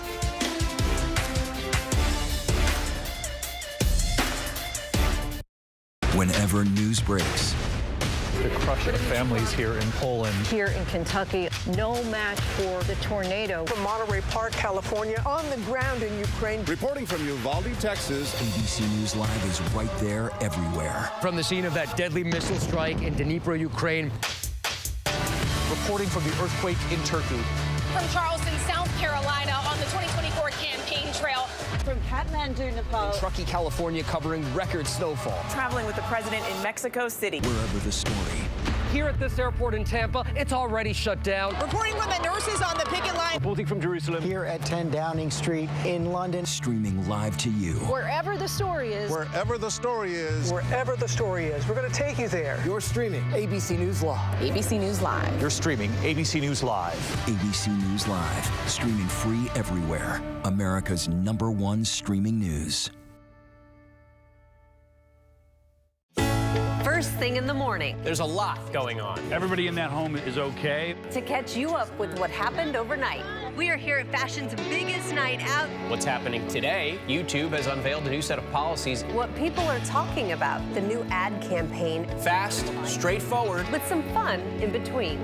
A real-life Barbie dream house. A name change for the Wienermobile. First thing in the morning. America This Morning. America's #1 early morning news. On ABC News Live. All right, here we go. You ready? Let's do it. Yes, it's the show America wants and America needs right now. This is What Would You Do? Let's go. How are you? How cute. Yes. So what will you be watching Saturdays on ABC News Live? What would you do? On 2 to 6 Eastern every Saturday on ABC News Live. My favorite show.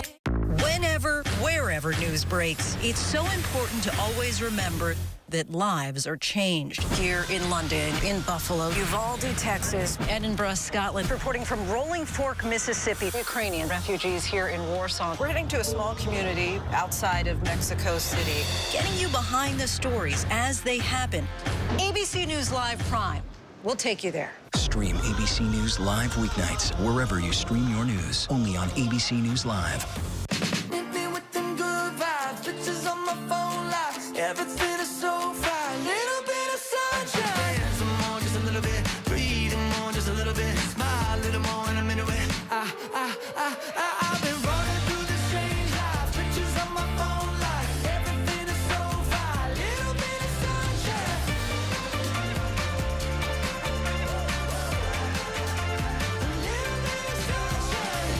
Good morning, America.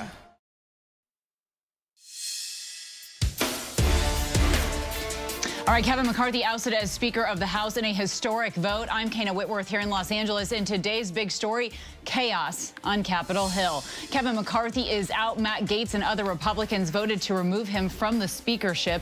North Carolina Republican Representative Patrick McHenry named as Speaker pro tempore. And I will speak with Democratic Congressman from Illinois, Brad Schneider, about all of this fallout.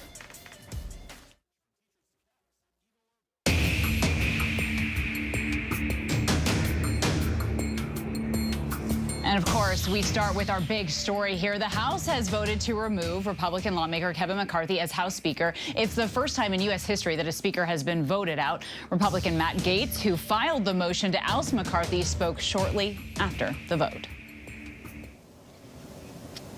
Kevin McCarthy went down today is because nobody trusts Kevin McCarthy. Kevin McCarthy has made multiple contradictory promises, and when they all came due, he lost votes of people who maybe don't even ideologically agree with me on everything. This comes as Congress now has little more than a month to avoid a government shutdown. So joining me now is our Democratic Congressman from Illinois, Brad Schneider. Congressman, thank you so much for being here with us. And, you know, you're on the record as saying, look, McCarthy got himself into this. Essentially, he has to get himself out. He got no Democratic support today. Tell us about your vote. Well, I think you've seen over the really last 9 months, Kevin McCarthy has made promises to the extremists in his conference and followed their lead and been unwilling to work with Democrats. Democrats have said from the very beginning that we're willing to reach across the aisle to work with Republicans to find common ground, to address the challenges we face as a country. We're going to stand up on the issues we disagree with them, but we would work together. We've stood up and fought to make sure we didn't default on our debt. New Dems, I'm a vice chair of the New Dem coalitions. We helped lead that way, and we kept the government open or out of default. We said we would fight to make sure that the government didn't close, but that we didn't cut programs that people depended on to just get through their daily lives. And I'm grateful that we were able to keep the government open on Saturday. But that was not the solution. That was buying time. We need to use that time in a constructive way. Unfortunately, what you saw today is that instead of using that time, the extremists in the Republican Party decided to vacate the chair. And so if it's not McCarthy now as Speaker, then who? I mean, are you concerned now about what it means to vacate this speakership and how things will fail to keep rolling there in Washington or to even start rolling at all? Well, of course I'm concerned. I think Democrats have stood united and said we are willing to work with our Republican colleagues to do the important business of the American people. It doesn't matter if it's McCarthy or whomever the Republicans pick. They're in the majority. They have the right to choose who they want as their leader and ultimately as speaker. Democrats have said if we were given the prerogative, we would select Hakeem Jeffries as speaker. I think you'll see that we stand united going forward, united to work for our constituents, work for the country, but also willing to work with the Republicans wherever we can. And you say you're willing to work with Republicans wherever you can. Is that really true? And is that part of the Democrat strategy? Oh, it's certainly true. I mean, you can just point back to the Fiscal Responsibility Act that passed in May. It was an agreement between Kevin McCarthy and President Biden. It passed with 165 Democratic votes, 149 Republican votes. It laid out a pathway that we wouldn't be in the situation we are today to fund the government, to do it in what's called regular order, passing the 12 appropriations bills in a methodical way, bipartisan way. You saw that effort in the Senate. Unfortunately, then Speaker McCarthy chose to abrogate that agreement almost immediately. But Democrats along the way have said we will work together when we were in the majority. We did it on the infrastructure bill. We did it on the PACT Act, on the Chips and Science Act. We will work with Republicans anywhere we can, but we will always stand up where we have to. Well, certainly there are a lot of Republicans that don't support that fiscal responsibility bill, including Matt Gaetz, who even has a bit of a pet name for it. Sure, but you saw 314 members of Congress, Democrats and Republicans, come together, a majority in the Senate come together, pass that bill, send it to the president's desk to be signed into law. We had a path to work together and make sure that we were funding our government, but more importantly, doing the important work of the American people. What the extremists like Matt Gaetz, they're not here to legislate. Your earlier guest, my good friend John Kakko, said they're not here to pass laws or to improve people's lives. They're here to make press, and what you saw again today is Matt Gaetz is raising money on his motion to vacate. There are a lot of Americans right now certainly questioning the performative nature of what is happening in Washington right now. But you have said yourself that you want to protect Social Security, Medicare, U.S. national parks. But Congress is still racing to even get this spending bill. So now that McCarthy is out, will you have the same problems, do you think? Or do you think you might be able to accomplish a little bit more? We'll see. There's a saying that there's two types of horses. There's work horses and show horses. Today, the show horses had their way, like Matt Gaetz. My hope is that the work horses, like my colleagues in the New Democratic Coalition, working together across the aisle with perhaps folks in the Republican governance group, we can come together and find common ground to move forward, to fund the government, but more importantly, to make sure that we're working on the challenges we face going forward, challenges like addressing climate change, growing our economy and tackling inflation, addressing immigration and border security. There's plenty of common ground on these things if we work together. And now that we have this speaker that will temporarily be serving here, North Carolina Republican Patrick McHenry, with all things considered right now, with him in that post, what will the Democratic Party prioritize? Well, we're going to watch and see what the Republicans do. They do have the majority. Our priorities have been consistent throughout. Help working families, make sure kids are getting the education they need to succeed in the 21st century, working to make sure that health care is available to all Americans, whether they live in large cities or in rural communities. We know the challenges that are in front of us, and we know the only way to move forward in a time-tested way is to do it in a bipartisan way. So we will work with our colleagues on the Republican side. They just have to be willing to work with us. What we have seen time and again is until the 11th hour, there's no willingness to put something that can get the votes necessary to pass on the Republican side. And even then, and you saw it with then Speaker McCarthy's comments on Sunday, rather than saying, I'm glad we moved forward and did it, Republicans and Democrats hand in hand, he says, I'm not going to work with the Democrats, and the consequences are that we'll have a new speaker. You've said you're willing to work with Republicans and that you want to do that. Let's talk about military aid alone. The U.S. has provided nearly $44 billion to Ukraine. There is currently no additional funding to Ukraine in this new spending bill. Is more aid to Ukraine something that you're willing to give a little on to get this through? Well, I think there's a consensus among everyone in Congress, both the Senate and the House that we need to support Ukraine. The people of Ukraine are fighting for their independence and sovereignty, but they're also fighting for the Western world. If Vladimir Putin succeeds in taking Ukraine, then we have American troops on the borders in Poland and the Baltic states. The investment in Ukraine is just that. It's an investment in American security as well as Ukrainian sovereignty. And so we can't let that lapse. We have to make sure that the Ukrainian people know that we stand with them and we'll be with them as long as it takes to secure their nation and their future. Of course, all of this is happening during this ongoing auto workers strike. It has cost the U.S. economy billions of dollars. Union members are upset about pay disparity and the risk of losing their jobs to EVs. So you and some of your Democratic colleagues introduced this bill early last month to invest in the workforce. Where do things stand with that right now?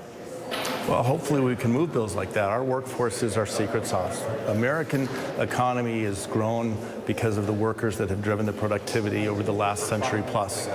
We invent things here, we make things here, and then we ship them around the world. And that is everything from high-tech chips, the American, we passed last year the Chips and Science Act. It's our cars, it's our machinery. It's the things that the world is looking to the United States for. We need to continue to make those products. But the workers who build those products, who invent those products, those workers need to share in the prosperity that is coming to our country as a whole. All right, Representative Brad Schneider, thank you so much for your time on this very busy day. We appreciate it.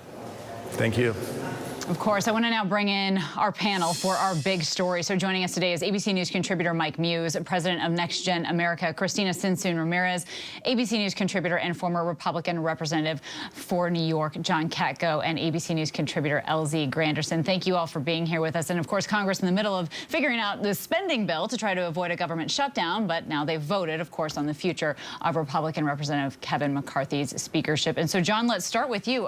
In fact, Mr. Schneider even referenced you during our conversation. You heard from him. Are you surprised by what he said? And do you think that really that Democrats are going to reach across the aisle and start working with Republicans anytime soon?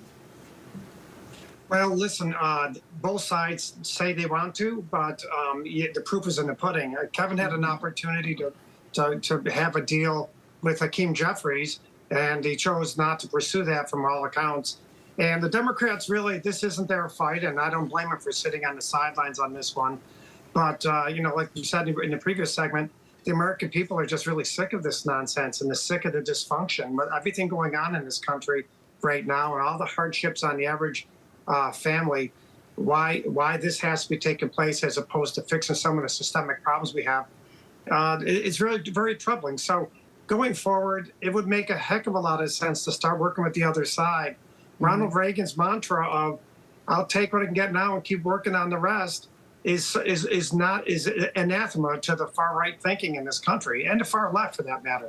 And that is something we need to get back to. We really want to start progressing. But make no mistake about it, people like us that were in Congress that lived in the middle got the crap kicked out of us on both sides because no one wanted to tolerate compromise anymore. And that's a real problem in this country.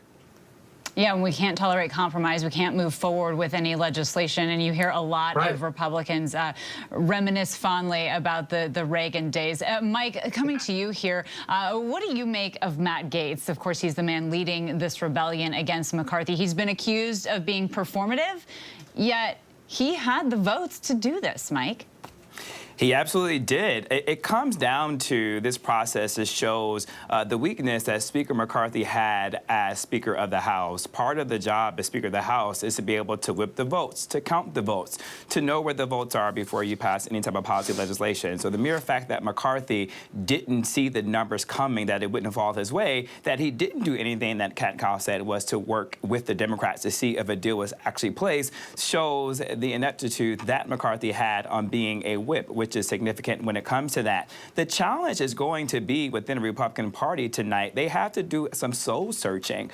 They have, as a result, have allowed the MAGA wing of the Republican Party to create a stronghold over them. It's even what Kevin McCarthy said in his statement by saying he has 99% of his caucus in his favor. It's just the 1% who did not favor him. Think about that, Kana. 1% of his caucus can put not only the speakership to become vacant, but to hold the business of the House in peril and to paralyze it without going forward. That is very powerful. And it really stems from the Republicans not checking the type of rhetoric and tone of the extreme right. And so as a result of that, they actually empowered them to do exactly what they're doing, Kana. Matt Gaetz has been consistent to who he is, and he has never been checked on that type of language, on that type of policy style and politics. And so they're essentially an effect of what we're seeing.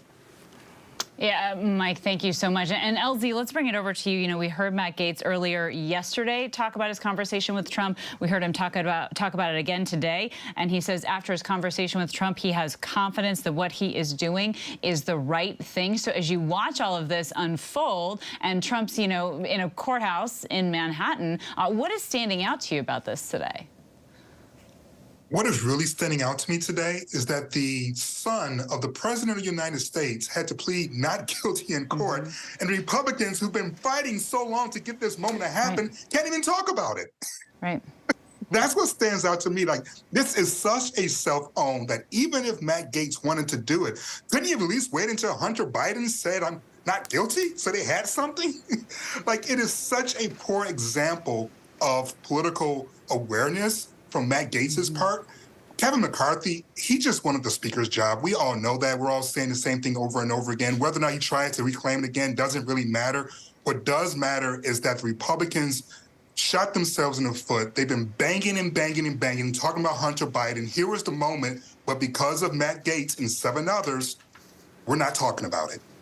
Right, you're so right, LZ. They had that huge talking point today, and you saw Matt Gaetz try to throw that in there in his conversations with reporters there on the steps. He tried to bring up that plea, and he tried to bring up the Republican leadership's failure to pursue a case against Hunter Biden, and then you start to see it unfold today, and Republicans almost missed that moment. That's excellent to point out there, LZ. And Christina, to you, do you have a response to that?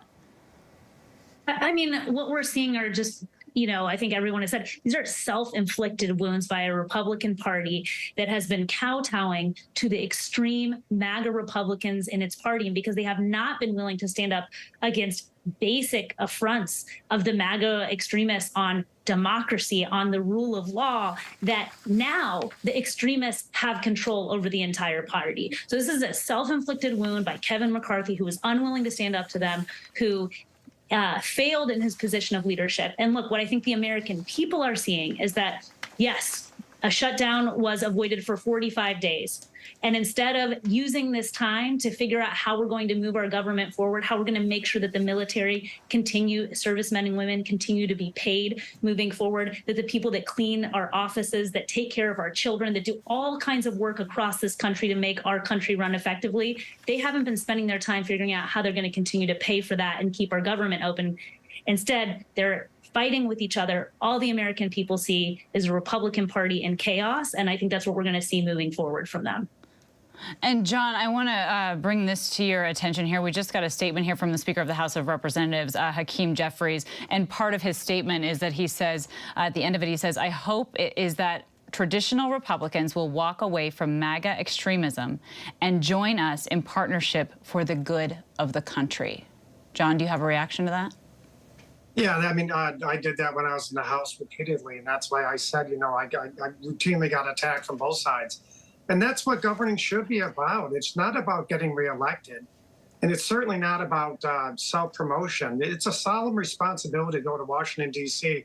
and represent more than 700,000 people.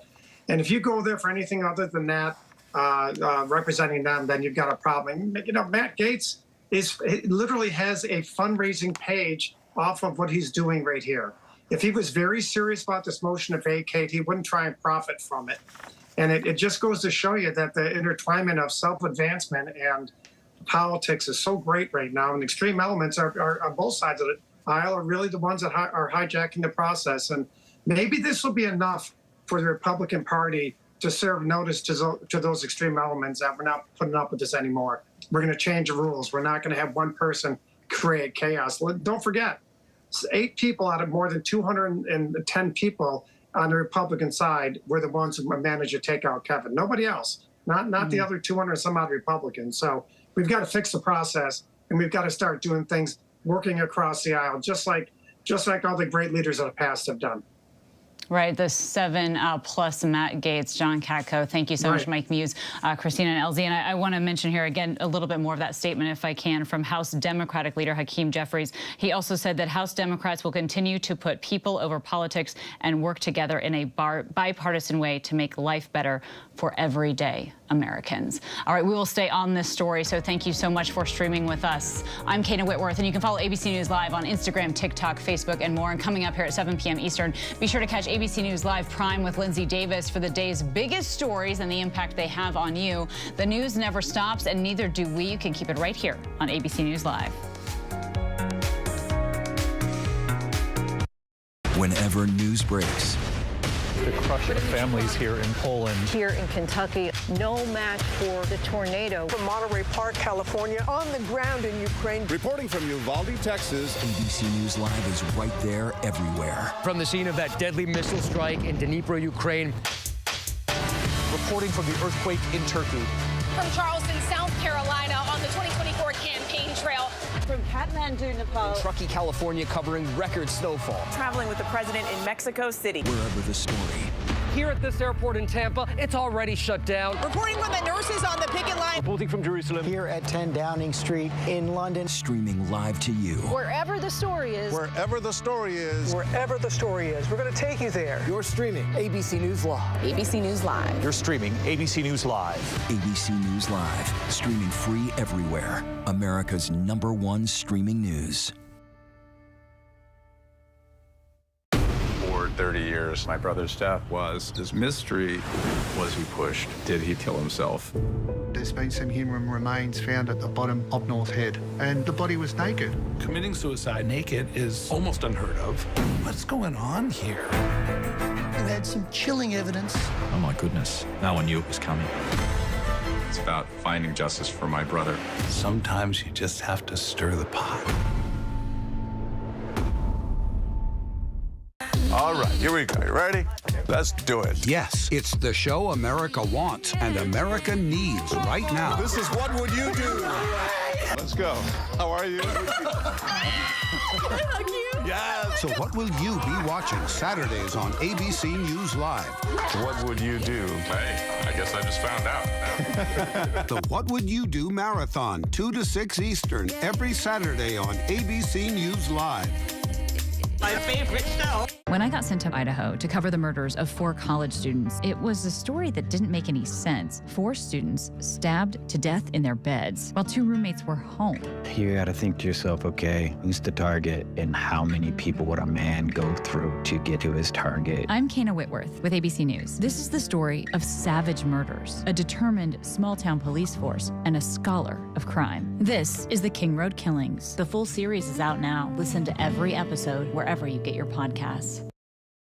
From America's #1 news source comes the all-new ABC News app. Breaking news, incredible video, faster, smarter, and it can customize to you and your interests. If you love being in the know, you're gonna love this. Experience what all the buzz is about. Experience the all-new ABC News app. Download it now. Reporting from Miami, I'm Victor Oquendo. Wherever the story is, we'll take you there. You're streaming ABC News Live.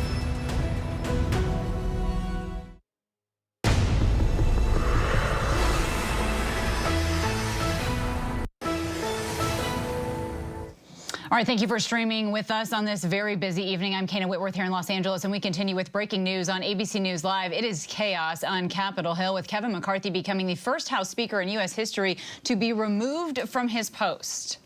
The yeas are 216. The nays are 210. The office of Speaker of the House of the United States House of Representatives is hereby declared vacant. And with that gavel history made, the votes stand at 216 yes, 210 no. North Carolina Republican Representative Patrick McHenry is now named the Speaker temporarily, and here is what Matt Gaetz, who led all of this, had to say after the vote. The reason Kevin McCarthy went down today is because nobody trusts Kevin McCarthy. Kevin McCarthy has made multiple contradictory promises, and when they all came due, he lost votes of people who maybe don't even ideologically agree with me on everything. Well, that marks just the third attempt in U.S. history to remove a sitting House Speaker. So joining us live right now is Rachel Bade on the Hill, ABC News political director Rick Klein, ABC News contributor and former Republican representative for New York, John Katko, and president of Next Gen America, Christina Sinsoon Ramirez. Thank you all so much for being here with us. And Rachel, you know, I know you've been covering this all day long. Can you give us any update on what you're seeing, as I know it's just been chaos there unfolding? Yeah, I mean, Capitol Hill, it's a feeling like I've never felt before, and I've been up here for over 10 years. People are really gripped with this uncertainty. What is going to happen? I was just texting with someone who was like, okay, what about McCarthy's leadership staffers? Are all of a sudden they're not unpaid and they have to get out of the office? I mean, what exactly is going on? And I mean, this was obviously a very traumatic day. We saw members crying on the floor. And, you know, it's the first time we've seen this happen in American history. But the big question right now, I think, is what is Kevin McCarthy going to do? Yes, in theory, this is his last day being Speaker, but I can tell you that in recent weeks, I've talked to people in his inner circle, and they told me they thought he would actually fight to keep this job, that he could try to convince Republicans in a private meeting to renominate him for Speaker and go to the floor, go 15 rounds again to try to win the gavel. But, you know, I just caught up with Kelly Armstrong, who's one of his top allies, and I asked him about that. Does he think McCarthy should fight and try to get the gavel again? And he said we should just give McCarthy space to think for now. I mean, Republicans are actually going to be huddling in the basement of the Capitol here pretty soon to talk about next steps. There have been a number of names that have been raised. House Majority Leader Steve Scalise, House Majority Whip Tom Emmer. And in the meantime, everybody's really focused on Patrick McHenry, who is a North Carolina Republican that a lot of Americans have probably never heard of. But he's actually a close ally of McCarthy, who was just named Speaker pro tem. This is a person who actually has served on the whip team, so he knows the membership very well. But some conservatives actually do not like him because he actually helped create the debt ceiling deal that a lot of conservatives blasted McCarthy for striking initially. So just a lot of tensions up here, a lot of uncertainty, and hoping to get more answers in the next few hours. All right, Rachel Bade, thank you. And his name atop a list allegedly provided by McCarthy as someone to temporarily take that post. I want to bring in our political director, Rick Klein, here. So, Rick, we just heard in a statement here from the House Democratic leader, Hakeem Jeffries, and he said in part that it is our hope that the traditional Republicans will walk away from MAGA extremism and join us in partnership for the good of the country. Interesting there, Rick. Also, when you consider the fact that Matt Gaetz today spoke on the steps and he said, you know, I talked with former President Trump and I feel confident in what I did today after speaking with him. Yeah, I think that's a nice sentiment, a quaint sentiment from Leader Jeffries. It's important to remember in this that Trump's fingerprints were all over this, and really in both directions. McCarthy was very close to Trump. Matt Gaetz very close to Trump as well. Trump himself kind of stayed out of this, and we're seeing a lot of people blame Trump. This is bigger than Trump at this point. This was, I think, inspired by the MAGA movement and the kind of thing that would have been unthinkable in the pre-Trump era. But it's also not the kind of thing that Trump can solve by himself, or that Republicans right now feel equipped to solve by themselves. The fight to succeed McCarthy is going to be quite a searing one. The kinds of things that are going to have to be negotiated around, I don't think are likely to tend in the direction that Leader Jeffries is talking about. We can sit here and think that there would be a nice kind of West Wing ending to all of this that involves a consensus speaker involving Democrats and Republicans. That's not the reality of Washington today. I think Leader Jeffries knows it. Democrats had an opportunity to save McCarthy. They chose not to exercise it. Now, McCarthy chose not to look for that lifeline with any meaningful concessions that would have limited his power as a Republican speaker. Those are part of the realities of Washington right now. So I think at this point, the Republicans are going to be focused on, if anyone, who can possibly get this job, get a majority of Republicans. I don't think Democrats are going to be relevant to that equation, and I don't think that the hold of Trump and Trumpism is going to change in the near future on Capitol Hill. It certainly doesn't seem that, and it doesn't seem that way on the polls either. Of course, Rick Klein, thank you so much. And John Katko, to you, I know you know Matt Gaetz well, and he spoke on the steps there, and he said, you know, I had people vote with me today, Republicans vote with me today, that don't necessarily share my ideologies. And he actually pointed out specifically Representative Nancy Mace, a Republican out of South Carolina, as being one of those people who voted with him. What's your take on that? Well, my take on it is several things. First of all, I don't think anyone in their right mind would have ever thought that Matt Gaetz would be able to to lead this charge today. And let's not forget, this wasn't a landslide. This was a very close vote, and it had 8 defectors out of more than 200 individuals in the Republican Party. So this is not some major event. The strange thing about this is Matt's under very serious ethics investigation right now, and he's also fundraising off of this, as is Nancy Mace. And I think if you're really sincere about trying to make this a non-political process and do it because you really truly believe, why would you fundraise off of it? You can fundraise off of anything. You need to do that today. So those kinds of things really make color the a lot of individuals within Republican parties' perception of what Matt's real motives are here. Regardless, I think this is more emblematic of everyone knew this was going to happen at some point because Kevin watered down the rules regarding motion to vacate the chair. It's one person can bring the rule. That wasn't the way it was before Kevin took over. But as a horse trading that Kevin did to get the speakership to begin with, he had to trade that away. And since the moment he traded that away, everyone knew this was probably going to happen at some point. I don't think anyone thought it would have come to a successful conclusion for the proponents of it, but that's where we are right now. And now we've got a mess within our party, and the average American is sitting at home saying to themselves, you know what? These guys are just fighting like heck in Washington, and meanwhile, I've got very serious problems here at home, and I just wish you would look out for the American people instead of being involved in this pale's entry day in and day out. Certainly you have to wonder if everyday average Americans are feeling overlooked right now as you watch this infighting in Washington unfold. You're absolutely right, John. Thank you. And Christina, to you, Democrats already seem to be pouncing here. We're hearing from the Democratic Congressional Campaign Committee already. And part of what they're saying is that House Republicans have shown us how dangerous it is when they're in power. So we're asking you to step up and ensure that Democrats have the resources to stop these MAGA Republicans. I mean, they're not waiting a minute to pounce. Yeah, I mean, Republican sales pitch in 2022 was, let us govern, we'll do it better. And now what voters see is that when Democrats held the House, the Senate, and the presidency, they got some of the largest investments ever in our country. The Inflation Reduction Act, the single largest investment by any country on the planet to tackle the climate crisis done. They got massive investment into infrastructure that have created both of those bills, hundreds of thousands of new good jobs in our country. And now Republicans have control of the House. And this is what they're doing with power. Not only are they not moving legislation forward, they're infighting. They're making government come to an absolute halt. So when we look about 2024, this is almost a campaign ad written for Democrats that Republicans are giving to them. Because ultimately, I don't think many Americans care about Kevin McCarthy and him being speaker or not. What they care about is government functioning for ordinary people. And they are showing they are totally incapable of moving government forward, that they care more about politics, ego, in their own power than the American people. All right, and how do they move things forward in Washington when essentially there is no speaker?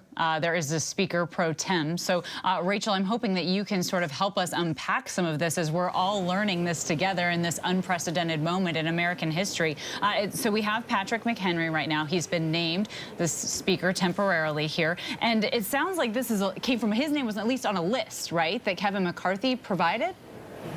Yeah, the secret speakers list. So there is an obscure rule, Kana, here in the House that lawmakers wrote after 9/11. Basically a backup speakers list. The speaker designates about 5 people who could serve if something happened to him, whether it was, a tragic, death of some sort, or he was incapacitated, and for some reason that the line of succession would go to these people, sort of in order of the names that he had listed, which he gave to the clerk of the House.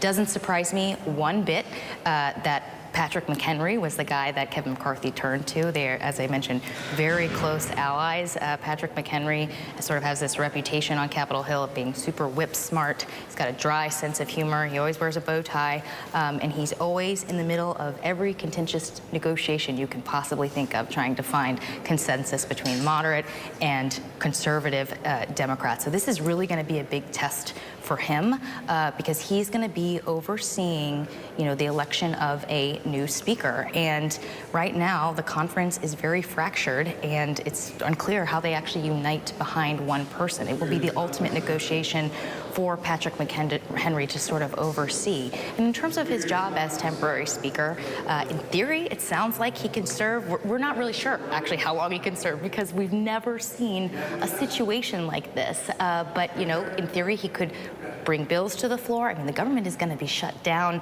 in just about, 45 days? If there's no speaker at that point, will Patrick McHenry be the one to sort of oversee all this chaos as the government potentially shuts down again? I mean, potentially, we could actually see that. So, you know, a big moment for him, and again, a lot of uncertainty about how all this works. We're all just sort of learning it together and reading as much as we can right now.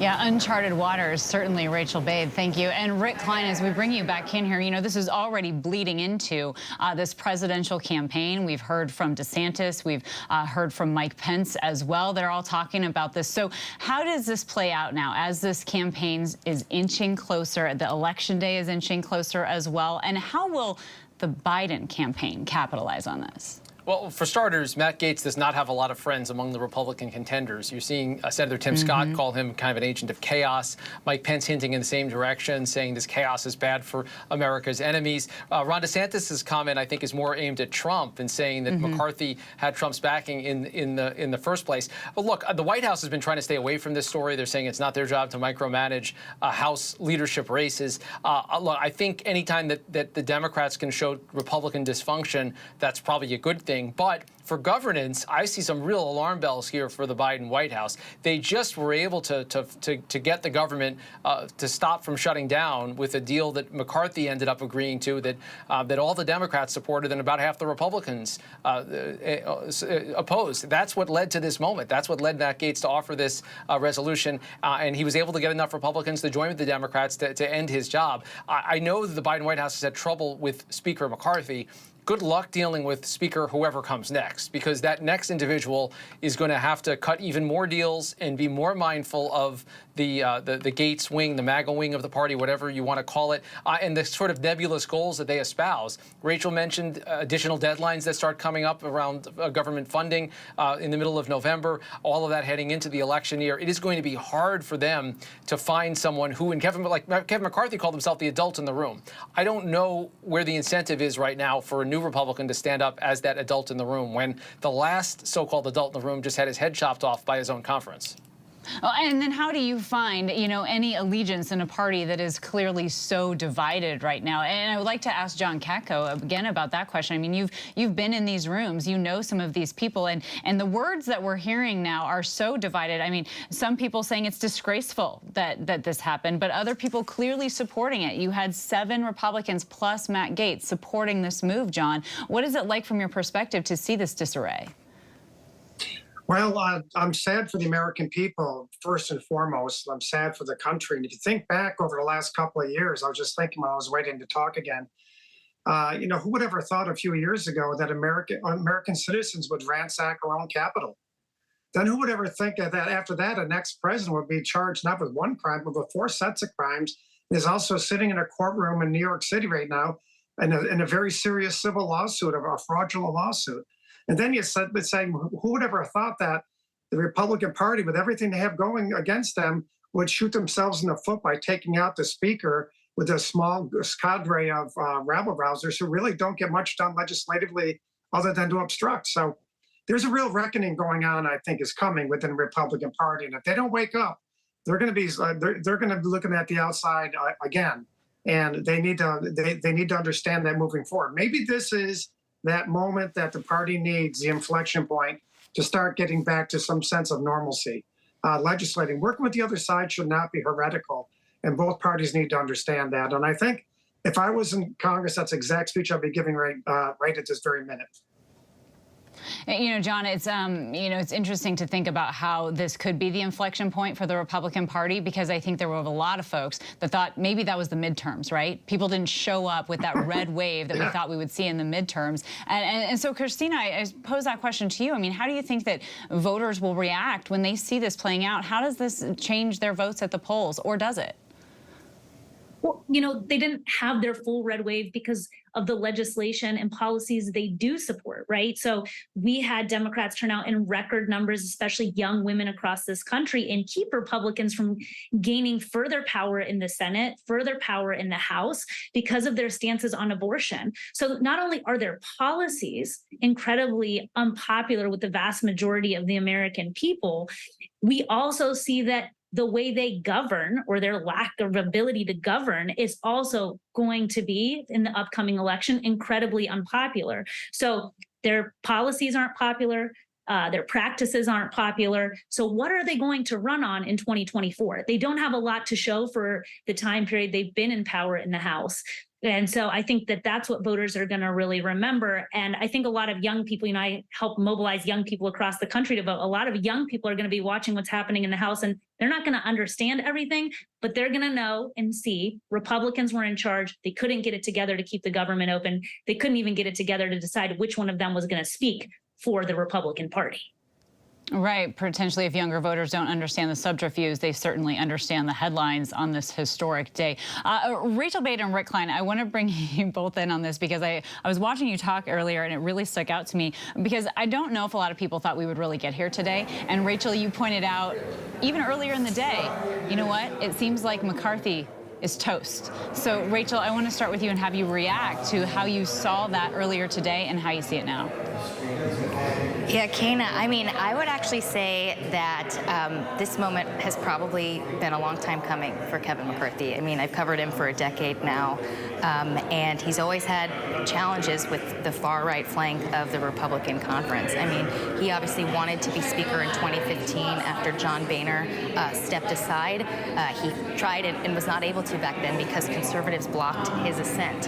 He spent the next several years working overtime to try to make alliances with people who could sort of rehabilitate his career. One person named Donald J. Trump, the former president who became a top ally of McCarthy and actually really boosted McCarthy in the eyes of Republican voters who previously considered him a rhino, a Republican in name only. He made a lot of alliances with Jim Jordan, the Freedom Caucus chairman, who actually kept him from being Speaker in 2015. He gave a bunch of plush committee assignments to conservatives, and he was able to become Speaker. But even after then, I will tell you, the parlor game on Capitol Hill for the past several months, since he won the gavel, was really how long can he last? There were members who were out to get him and who were making him commit to a lot of promises that even his allies said he was going to have trouble keeping. So I think this moment has actually been a long time coming.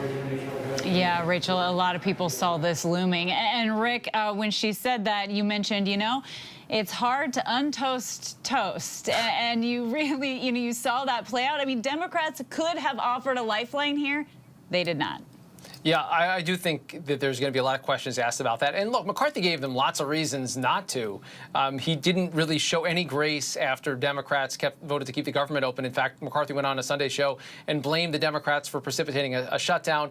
He didn't really help them procedurally over the weekend. And as Hakeem Jeffries has detailed, he has put himself very close to the MAGA movement. He started impeachment proceedings against current President Biden, even though he previously said that couldn't be done without a vote of the full House. Lots of blame to go around about who started this long slide into partisan infighting and across the aisle, frankly, hatred at this point.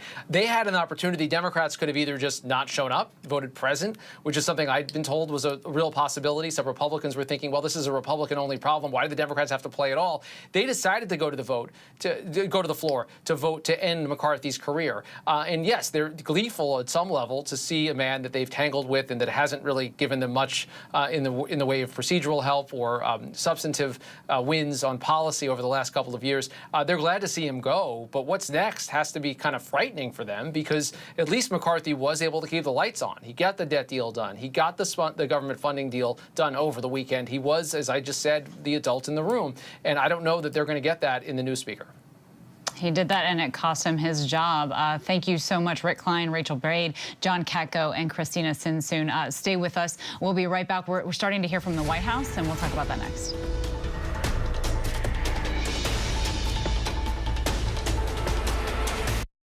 Whenever news breaks, to crush the families here in Poland. Here in Kentucky, no match for the tornado. From Monterey Park, California, on the ground in Ukraine. Reporting from Uvalde, Texas. ABC News Live is right there everywhere. From the scene of that deadly missile strike in Dnipro, Ukraine.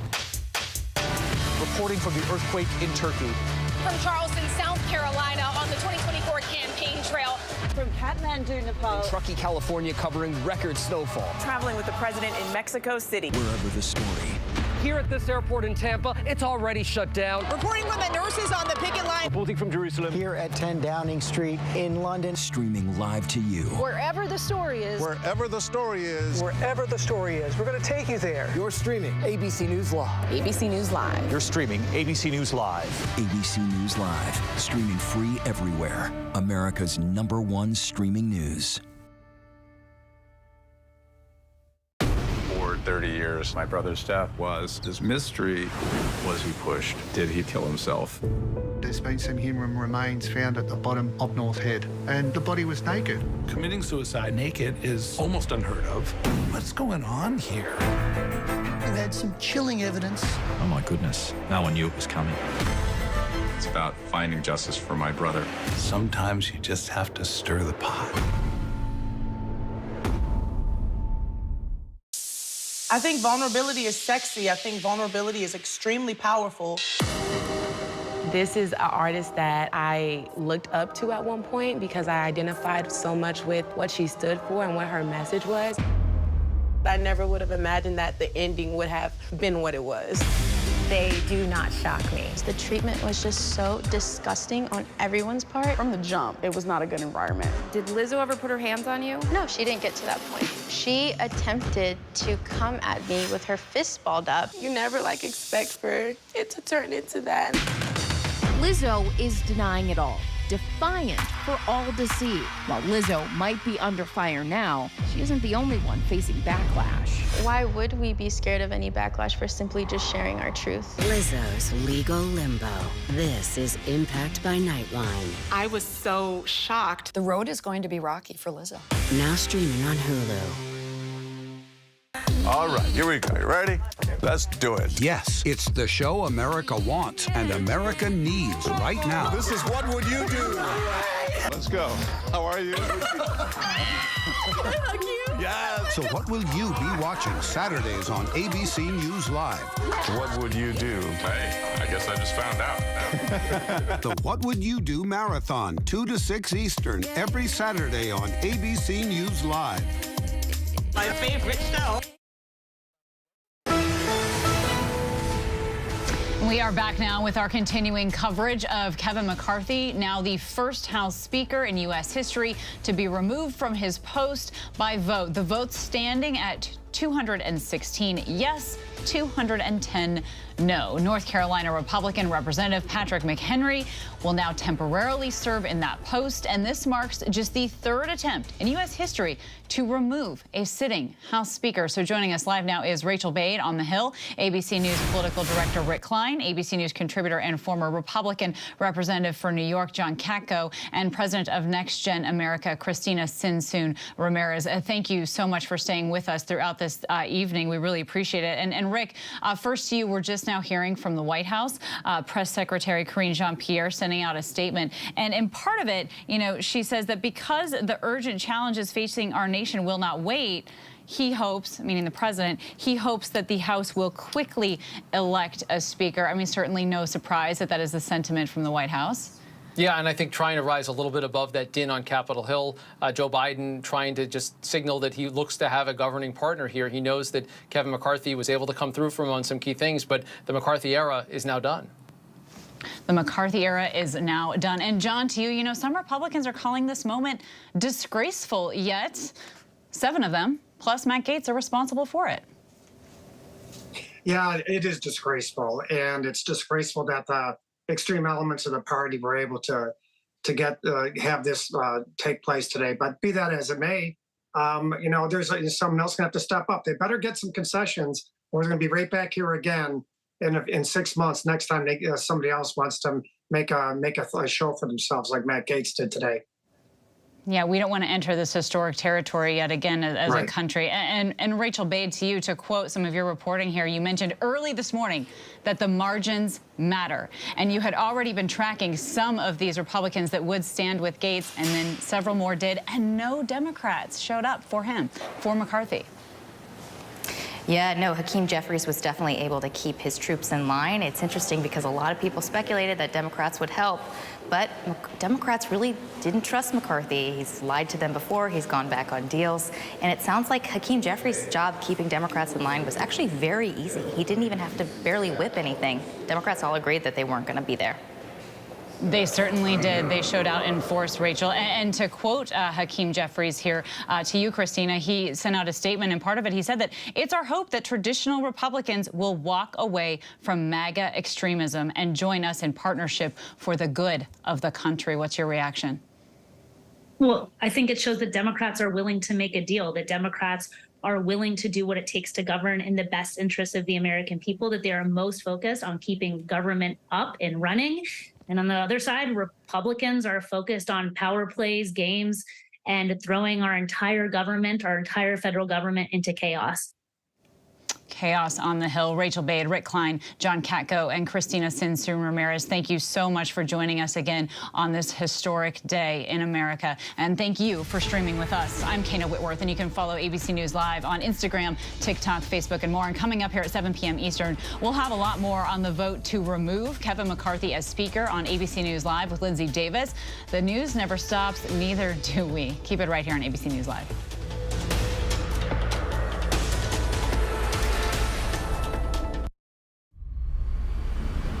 I'll never forget those sounds. Pow, pow, pow.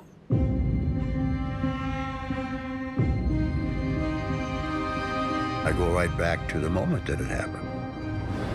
I wasn't fast enough. On November 22nd, 1963, the United States lost its innocence.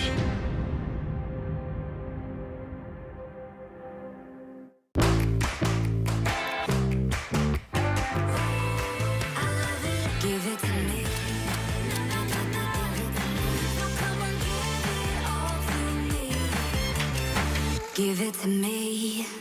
Tonight, Hunter Biden's plea on federal firearms charges. Plus, chaos on the Hill. House Republicans battling each other. What's next for Speaker McCarthy? More Americans turn to the most watched program on television. World News Tonight with David Muir. When I got sent to Idaho to cover the murders of 4 college students, it was a story that didn't make any sense. 4 students stabbed to death in their beds while 2 roommates were home.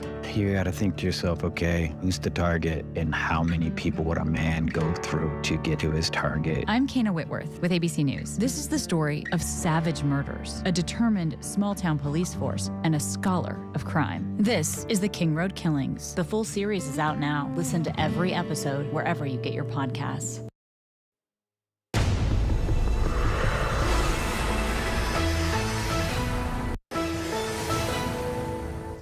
All right, thank you for streaming with us on this very busy evening. I'm Kana Whitworth here in Los Angeles, and we continue with breaking news on ABC News Live. It is chaos on Capitol Hill, with Kevin McCarthy becoming the first House Speaker in U.S. history to be removed from his post. The yeas are 216. The nays are 210. The office of Speaker of the House of the United States House of Representatives is hereby declared vacant.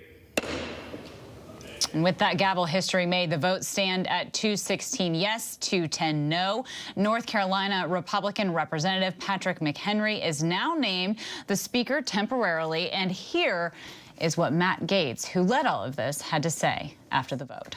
The reason Kevin McCarthy went down today is because nobody trusts Kevin McCarthy. Kevin McCarthy has made multiple contradictory promises, and when they all came due, he lost votes of people who maybe don't even ideologically agree with me on everything. Well, that marks just the third attempt in U.S. history to remove a sitting House Speaker. So joining us live right now is Rachel Bade on the Hill, ABC News political director Rick Klein, ABC News contributor and former Republican representative for New York, John Katko, and president of Next Gen America, Christina Sinsoon Ramirez. Thank you all so much for being here with us. And Rachel, you know, I know you've been covering this all day long. Can you give us any update on what you're seeing, as I know it's just been chaos